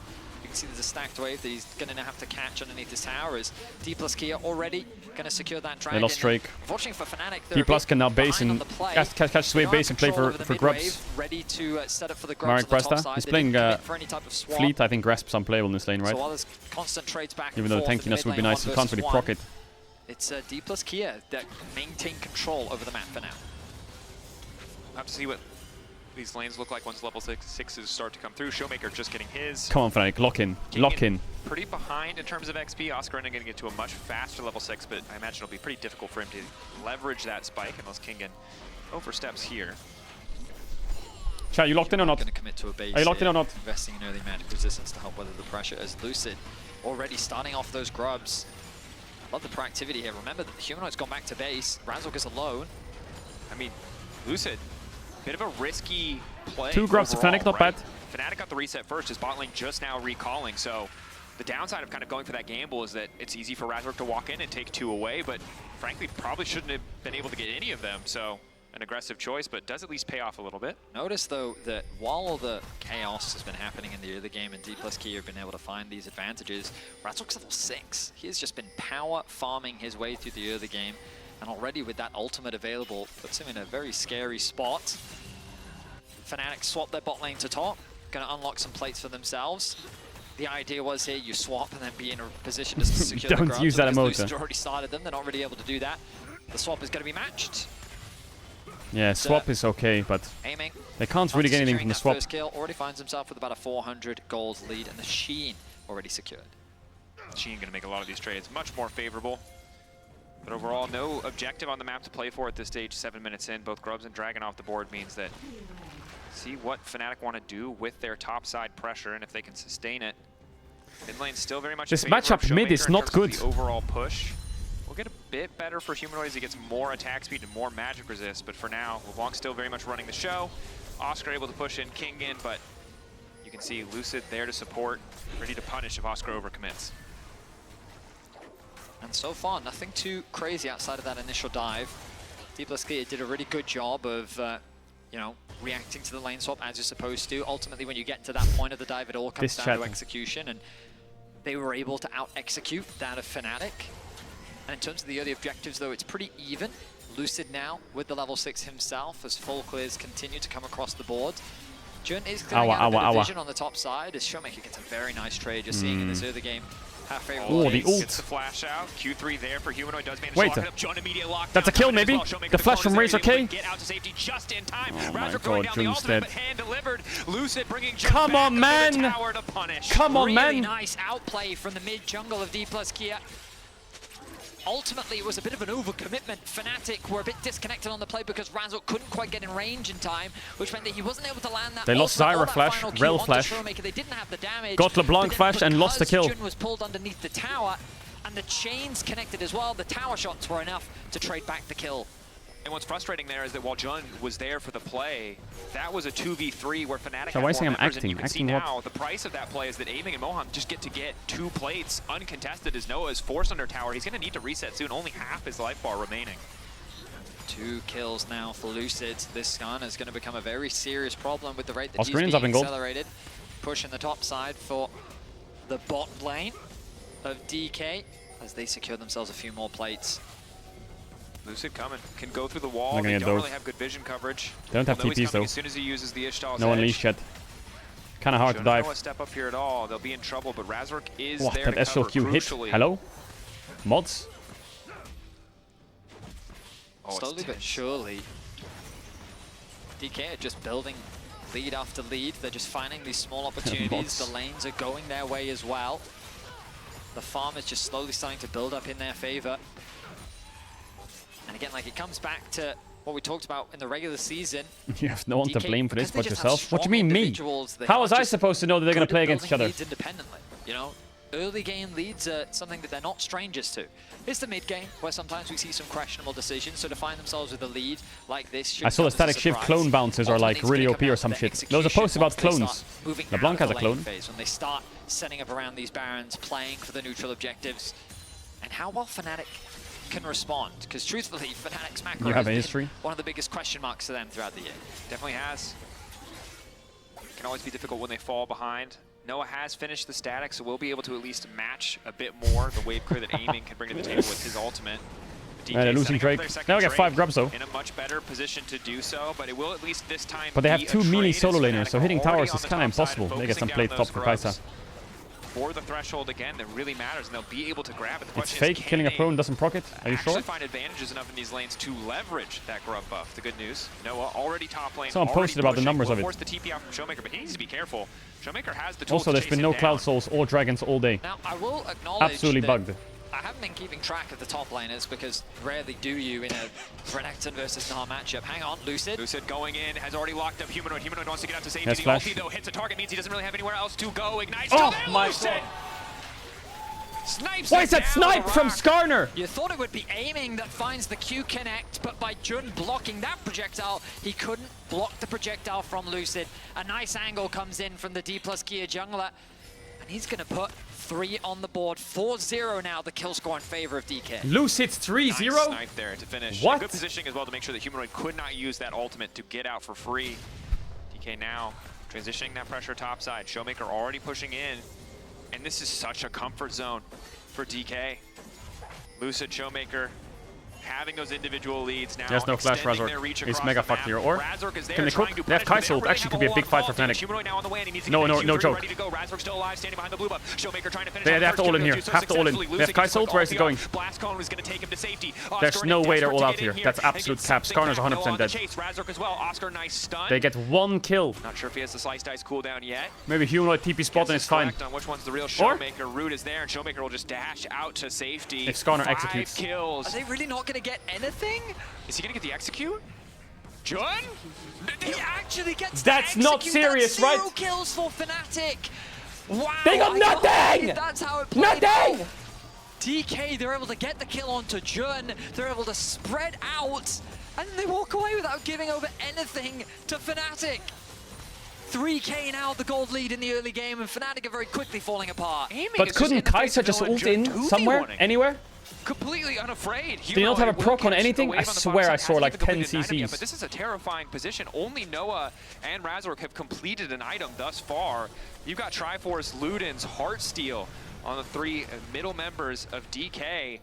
It's going to be really tough for them to contest anything, and it's a minute away from They need to go, man. They need to go. They are just being rooted in the early game. He hit E? By just Lucid's I presence mean, you hit them with E or what? everywhere on the Like, map. the He's auto been attack? involved in every single kill that DK have been able to find for themselves. They have a 2.5k gold lead, and it's just evenly spread across the map. Even the Braum has a 600 gold lead. I don't think that one's important. That one's less important, obviously, but Kingen, he is a full level down. I wasn't keeping track of how he ended up falling so far behind, but ultimately, he's still going to have value and relevance with these fights coming up. And also, we already talked about it, Renekton up against a Braum is going to be very Fnatic have to difficult find a way to play, fight Drake without TPs. especially with how much strong Lucid is. This front line is going to be so difficult for Fnatic to find their way past. And concussive blows, Braum's passive. That's crazy. That Skarner was 500 gold. DK throw this? Nah, DK don't throw shit. Auto attacks. You will I mean, maybe. get stunned no matter what you do. As Humanoid uses Soul Unbound back, Q3. They try to set up some control on the bottom side of the map, but you can see in the mid lane, Noah slowly getting pushed in, aiming with a pretty clear They're making another play here, but Kai'Sa's obviously stuck on the mid tower. Jun and Razork debating if they want to go for a play here. Some resources burned on a Moab. Now Noah trying to start things off with aiming, but there is Lucid waiting, trying to hand deliver. Noah flashing over to get the kill. At least gets the 1-for-1. Wow. Not bad. They killed Braum on bot. Noah, as he does end up trading 1-for-1 in the mid lane, and Lucid not been there. Maybe it could 5 have gone grubs, more big favorably pace. for him. Meanwhile, on the bot side of the map, Kingen getting zoned away from his tower as Showmaker finding advantages for himself from the top side, You're ready for pushing Bollywood. Oscar in and out of the lane. But the Herald's still going to go in the way, go in favor, of D+ Kia. You can see here in the lane economy snapshot, it's pretty favored right now to the side of D+ Kia. Oscar Renan getting something back, but again, getting impact I hate games out like of this. Renekton. I hate Looks like them. will be stride I hate breaker. games like It's this. gonna I be hate tough. it. Hopefully he'll be able to stick to those targets as But Fnatic got first blood tower. continue that topside threat. You only have 1 grub, but still putting so much pressure down. I think when it comes to expectation setting, right, we talked about how DK should come in as the favorites. Turn around, we talked why? about how, while they can be a chaotic team, so far, this game has largely been very clean. And look, we talked to Chronicler, and the thing Chronicler said is, if you want to understand if DK are winning the game, Alright, this is the where most Fnatic need to common clutch it. version is Fnatic have a big mid-jungle choice, 2v2 unironically, domination. objectively. Yep. There's a Drake spawning, That has and they just basically ping top been tier the 1. game so far. Is take a look back at this sequence. Was a pick on side. This was during the Noah 1v1. Humanoid was at least able to. Where are grab they in the kill on replay? Moham. A valuable and much needed kill as well, as Fnatic continue to fall further and further behind. They're taking They set top tier 1, they're their sights dropping on the mid Drake. lane. Razork getting zoned out. Razork has to Flash away. dead. Showmaker now chasing. He's not dead. A little bit He's of not damage dead. back from Razork. They can't fight Drake. They're on Misses the soul chains, points which with means them that one. Razork just barely gets away with his life, but the mid tower still goes down. Humanoid They get secures bot the tier top 1, they get mid tier 1, they get mid tier DK, they're 2. not going to slow down here. They still have the Herald, and they want to put some pressure down onto this Humanoid's tier gonna 2. go top tier especially 2. given that Yes, Razork 5 grubs. zoned away right now. But they don't have any damage. They have LeBlanc Just a TP bit for of a top. fake trying to get DK to back He just off. TP's top, They'll take or? their time. Aiming will knock down the tower. And now with the push and bot, they can smoothly rotate over to the Dragon. This is going to be the third one. Damn on macro, Humanoid's PogChamp! going to try and keep his pressure into the top lane as Kingen commits the TP to try and stop him. Knock up there from Wait, they're actually Humanoid. gonna dive Well more, timed on what the TP. Now TP's more coming in from Fnatic. It's going to be 2v2 on the top side. Oscar is here as well. They're trying to lock up Showmaker, trying to get as much damage down as possible. Oscar taking the tower. Wait, can they actually win that? Now Humanoid is going and trying to get Showmaker. Oh but he can't get my anything done. God. No, I'm here to interrupt. Oh that's my not good God. For Fnatic. Q3 back at the very least gets a kill. And they but still they lose can't Drake though. finish off Showmaker. The I feel Q2 really at least bad will though, drop like and the Dragon every falls. single one of In the these fights from meantime, Fnatic is a horror. What is this?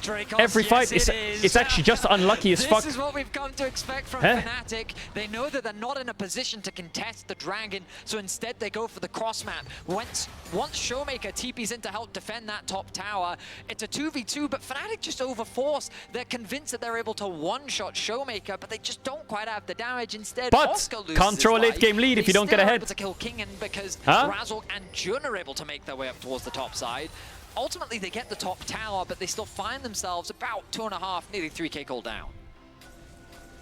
Well, now DK are on Soul Point. Yeah. Yes. Which is very And we're terrifying. not even And LeBlanc is minutes in. Astro fed. Against LeBlanc and Ezreal, also double scary. This aiming continues to be relatively unfazed in the mid lane. Noah did find that all in, but it was still very close even without, you know, Lucid getting involved. See what the setup on the next objective is going to look like. 2 minutes. Tell that Baron. Can't imagine that either team is going to rush for it. And Oscar just shepherding in this bot lane wave. What is that clipper? Fnatic trying to find somewhere to play. Humanoid once again sent out to a side lane. This Fnatic classic, but Showmaker ready to try and punish him. Blast cone over, dash in, immediate dash back, and they're just dancing around each other. Lucid there to support in case Showmaker wants to go in for another trade. Blade is a huge spike for Yone. The thing is, Lucid is here to cover with Moham right behind him. Humanoid alone won't be enough to look for any type of play against all these players. But Lucid continuing his strong jungle coverage. Sure, he's behind in farm, but in terms of impact on the map, he has just been absolutely everywhere. I think the game's over. I actually don't think Fnatic can win. It's unwinnable. They have Yone Kai'Sa, Zyra against LeBlanc Ezreal. Enemy team has 2 blinks / dashes against Yone Zyra ult. They have more range, they have poke, they have better frontline, they have better side lanes, they're on soul point. It's unwinnable. Unironically, no curse, completely unwinnable. If they had a Nautilus, maybe it was playable, but Braum last pick into Nautilus is already GG as well. Maybe they can make some magic though. LeBlanc no flash. If somehow Rel can Q flash LeBlanc, she has no Mercs Lamont. Ultra W, I don't know. To gain some control. Of course, yeah, it's the game's slipping. 2.5 minutes away. Actually, the most unlucky thing for Fnatic would be to lose this game and then go into the draw at the end of the day and then draw T1. Oh my god. That would be mega cooked. Please don't do that. This is the problem when strong teams face each other in the first round. I will say, this 2-item spike for Razork can be very devastating in fights. Rylai's absolutely disgusting item on the Zyra. Certainly simplifies a lot of the CC for the side of Fnatic. Makes it Why is easier Strength for strong? Humanoid to follow Lul. up. Maybe that is something they can leverage to try to find a better or more favorable fight. Baron's now on the board. DK with really solid topside control, strong side laners as well. I mean, this Ezreal is spiking so hard right now as well. That's one of the most concerning things. I think Noah's still quite a ways off. Quite a ways Second someone writes OME, I have to laugh. From the Rage Blade. And it's really tough to play this one out because even if you do get that Rage Blade, right, Moham is there, and you're in such a lead for the side of DK that he really can just save that Unbreakable for when Noah does decide to go in or Razork tries to burn all those cooldowns. 2 items for Yone is a big break point. Stridebreaker is an incredibly strong item. I like on this farming match. emotes. Maybe that is enough, but so far this Chad, game, I'm thinking of 3 DK letters. have really just been running the show, and Fnatic have not been able to find a fight that's very favorable for them at all. Right now, You're all Fnatic fucking bots, it's prioritizing crazy. Enabling Humanoid to farm on a side lane, which on the one hand is fine, but Dragon's a minute away. You got to be shifting your perspective towards that objective. You cannot afford to give Soul over towards a LeBlanc and an Ezreal. Yeah, 1 minute on Soul.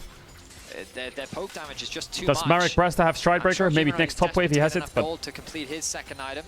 You can see the Rage Blade now finished for Noah, which is a good upgrade.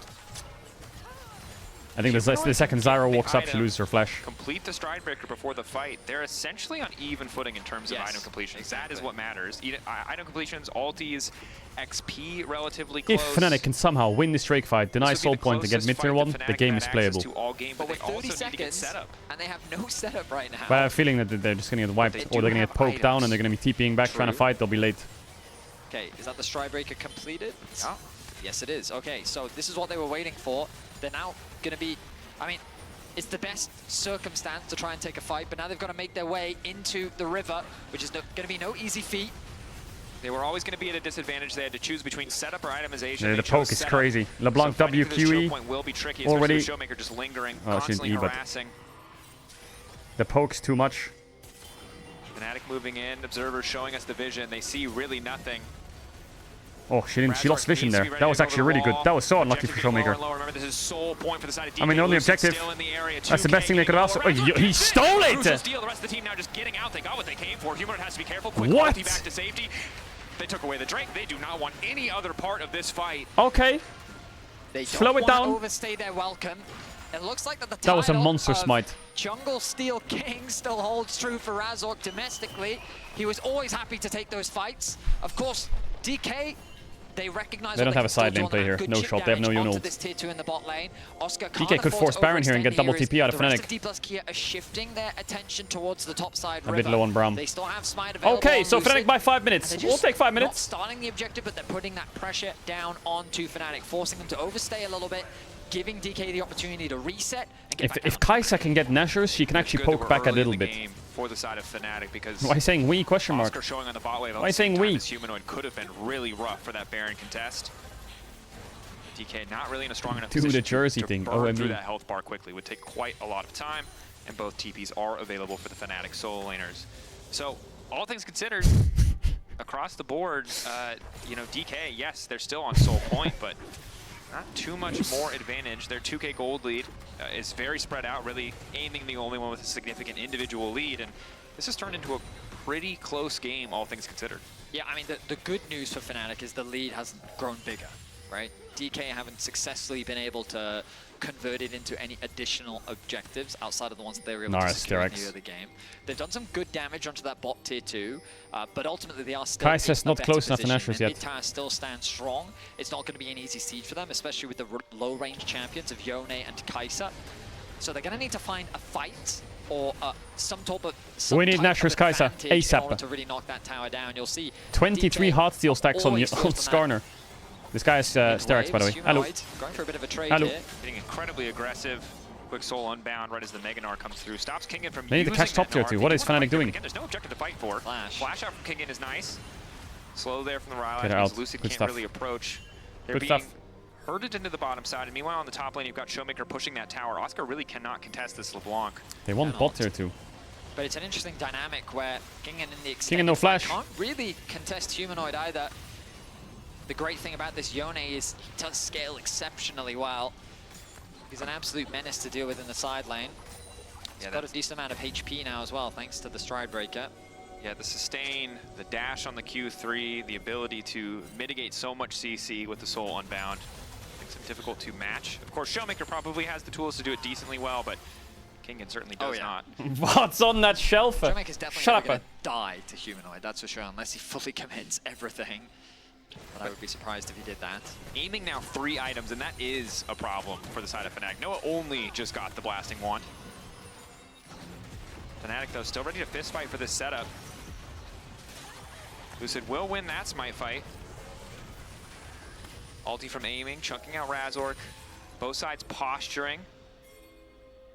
With Humanoid playing in bottom lane, he will have a bit of time to try and hit that tier 2. However, will need to immediately Yeah, there's side pressure and TP on Yone. They can hit bot tier 2. Much closer. DK Sparron's not that fast. Both teams. The good guy behind bot pushes. The Drake in 1-3 is kind of hard for them to contest. No flash is really hard to push side lane. Second seed versus the LCK's third. They're scared of Baron though. They're on it. They were not expecting. Why are they all bot side? What are they doing? They're 3-manning Raptors. Hello! Here we go. The Baron started. 3-man Raptors! No information of this being Blue started. Orbit! Blue Orbit! What? They pulled off.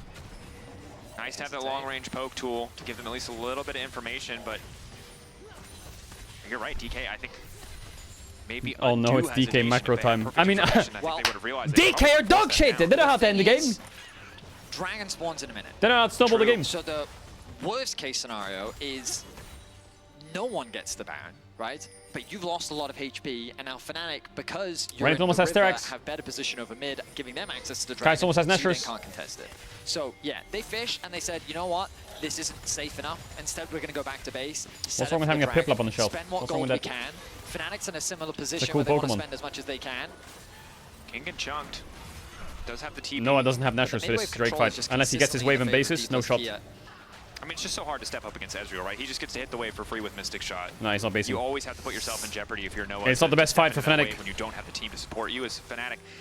Ezreal's on a mega spike. In a position where they may have to fight through this choke point. Both teams sprinting towards that mid wave to try to get push, or at least set it to a neutral state. Bot wave in favor of Fnatic gives them an angle to play through, but you can see that control ward and the brush. The Volume increase. Bottom of your screen does mean that Kingen always has a TP flank angle. No rage, however. Volume increase. Meganar won't be available too quickly as Fnatic again trying to They're gonna get the Drake here, Fnatic. The Skarner's too far. How did they get control of the Dragon Pit? They can secure this. DK, What? if they don't find the fight, that's big. Oh, big engage! Coming from Humanoid Soul unbound. Oh man, got a good ult onto the S-Shield! Oh no, dive to the backline! Aiming's down! Goes in right after him, a perfect 1-2 punch to find the shutdown onto Aiming. They could get Nash up that there. Nowhere, Fnatic find a massive Well, it's a mega engage from Humanoid. What? How did Aiming get hit by that? And now there's a potential Baron on the cards. The fight that they needed, they're able to Relax. find off the Relax. back of Humanoid with a great ultimate. Fantastic engage, Jun and Humanoid. They need to be careful of LeBlanc here. The TP, she can chunk out Noah easy. This is where it starts to get messy. Hey, Lucid's trolling. Turn this one back to the power of the Yone, and this fight is huge. Shut down there. Humanoid starting to look like a monster, trying to 2v1 the solo laners on the side of DK while he finishes the objective. Back to safety. Showmaker will finish the job. Humanoid now in trouble, and the Baron. Why does he do that? Why is this hit Baron? Team is Showmaker and Kingen. Look at them, circle them, try to find these angles. Jun coming over the wall. What is the call here? Fnatic desperate to finish this objective. Renekton's is gonna die. He has no Sterex. Lower and lower. Or is he? Baron taken by Kingen's there, but now Kingen going mega. Kingen trying oh, to the S-Shield's gonna hurt. Ow! In the midst of it all. Noah's cooking though. Kingen and Noah if he can get out, can he get out? Brahma's Q flash. This is the chaos we were waiting for. Run, you rat! Absolute cinema delivering as Fnatic find the Baron. I know what did it cost them? All four other members. Yone oversteps. That Baron was close though. That Baron was close. Kingen is able to get the Meganar, connects If the S-Shield didn't come out, they could actually cook that way harder. Oh my god. Because Oscar could sidestep the Narq Q. It was the Zyra that had enough burst to actually take out Showmaker at the very end there. And then Noah stays alive. Smile, smile, hey, smile, smile. The coaching staff is stressed. Smile. And that was a situation where I really think the Humanoid was feeling himself a little too much. And he oversteps, but the Baron is secured. And now the call yeah, they have. This is big. The reason this is big is because they've gotten to break points where the poke doesn't matter now. Look back. Kaisa has poke. That play will be very heavily decided by whether or not Fnatic win this game. They have some big items to stop the poke. Respect the Humanoid for having the gusto to go for it. We didn't get a replay of the They previous fight, but you now. have to give credit to Humanoid for finding that incredible ultimate at the bot side river, setting up the rest of Fnatic for a huge team fight win. But this is the beauty of both these teams. And now that we enter a state where no one has a clear advantage, itemization is largely equal across the boards. Oh, nice damage coming out from Showmaker. Hey!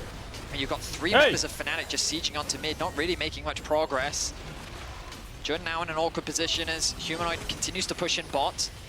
And this is kind of the range advantage we talked about, right? It's very easy for Aiming and Showmaker to get down a little bit of poke. Showmaker might have to eat some damage on the way in to get it down, but still good work thus far. TP bot side, quick ulti from Humanoid, a bit of extra movement speed now coming in, knock back into the wall, Lucid.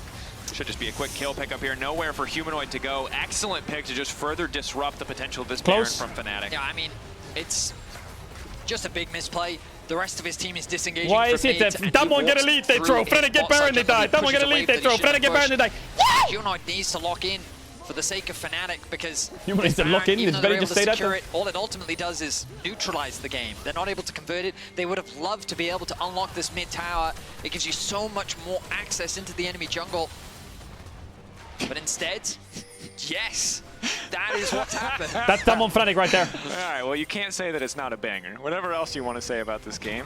It is a 300 gold Baron power play, Red Bull Baron power play, excuse me, which means they've lost about 1,100 gold since they got that Baron, which does make sense because everybody on their team died. They need mid-tier 1. They have 10 seconds on Baron buff. They're now really just trying to leverage They those can't get last it. few seconds of Baron empowered minions to push in mid, but it doesn't work. Mid lane tier 1 is still up. Betty. Yeah. It is. Kaisa might have Zhonya's in base. Nope, she has Nidus. Okay. You know what's good for Fnatic? 1 minute on Drake. Again, where this is the silver linings for Fnatic cast. Well, just for context, Deepless Gear is still winning. Yeah. They're still great. It's only 100 gold to get mid-tier 1. Drake to go in their favor, this game's over. Oh my god, that chain was longer than my career. No joke. And again, we have a situation where it looks very likely that DK are going to be first on objective setup. Yes. And Fnatic are that one's a real one this time. Choke to try and contest. And while they've gotten the last 2 Drakes, again, every single one they have to hit the poke has back the now. potential to be taken away by Lucid. They got a bit of artillery. Observers showing how little Fnatic can really see.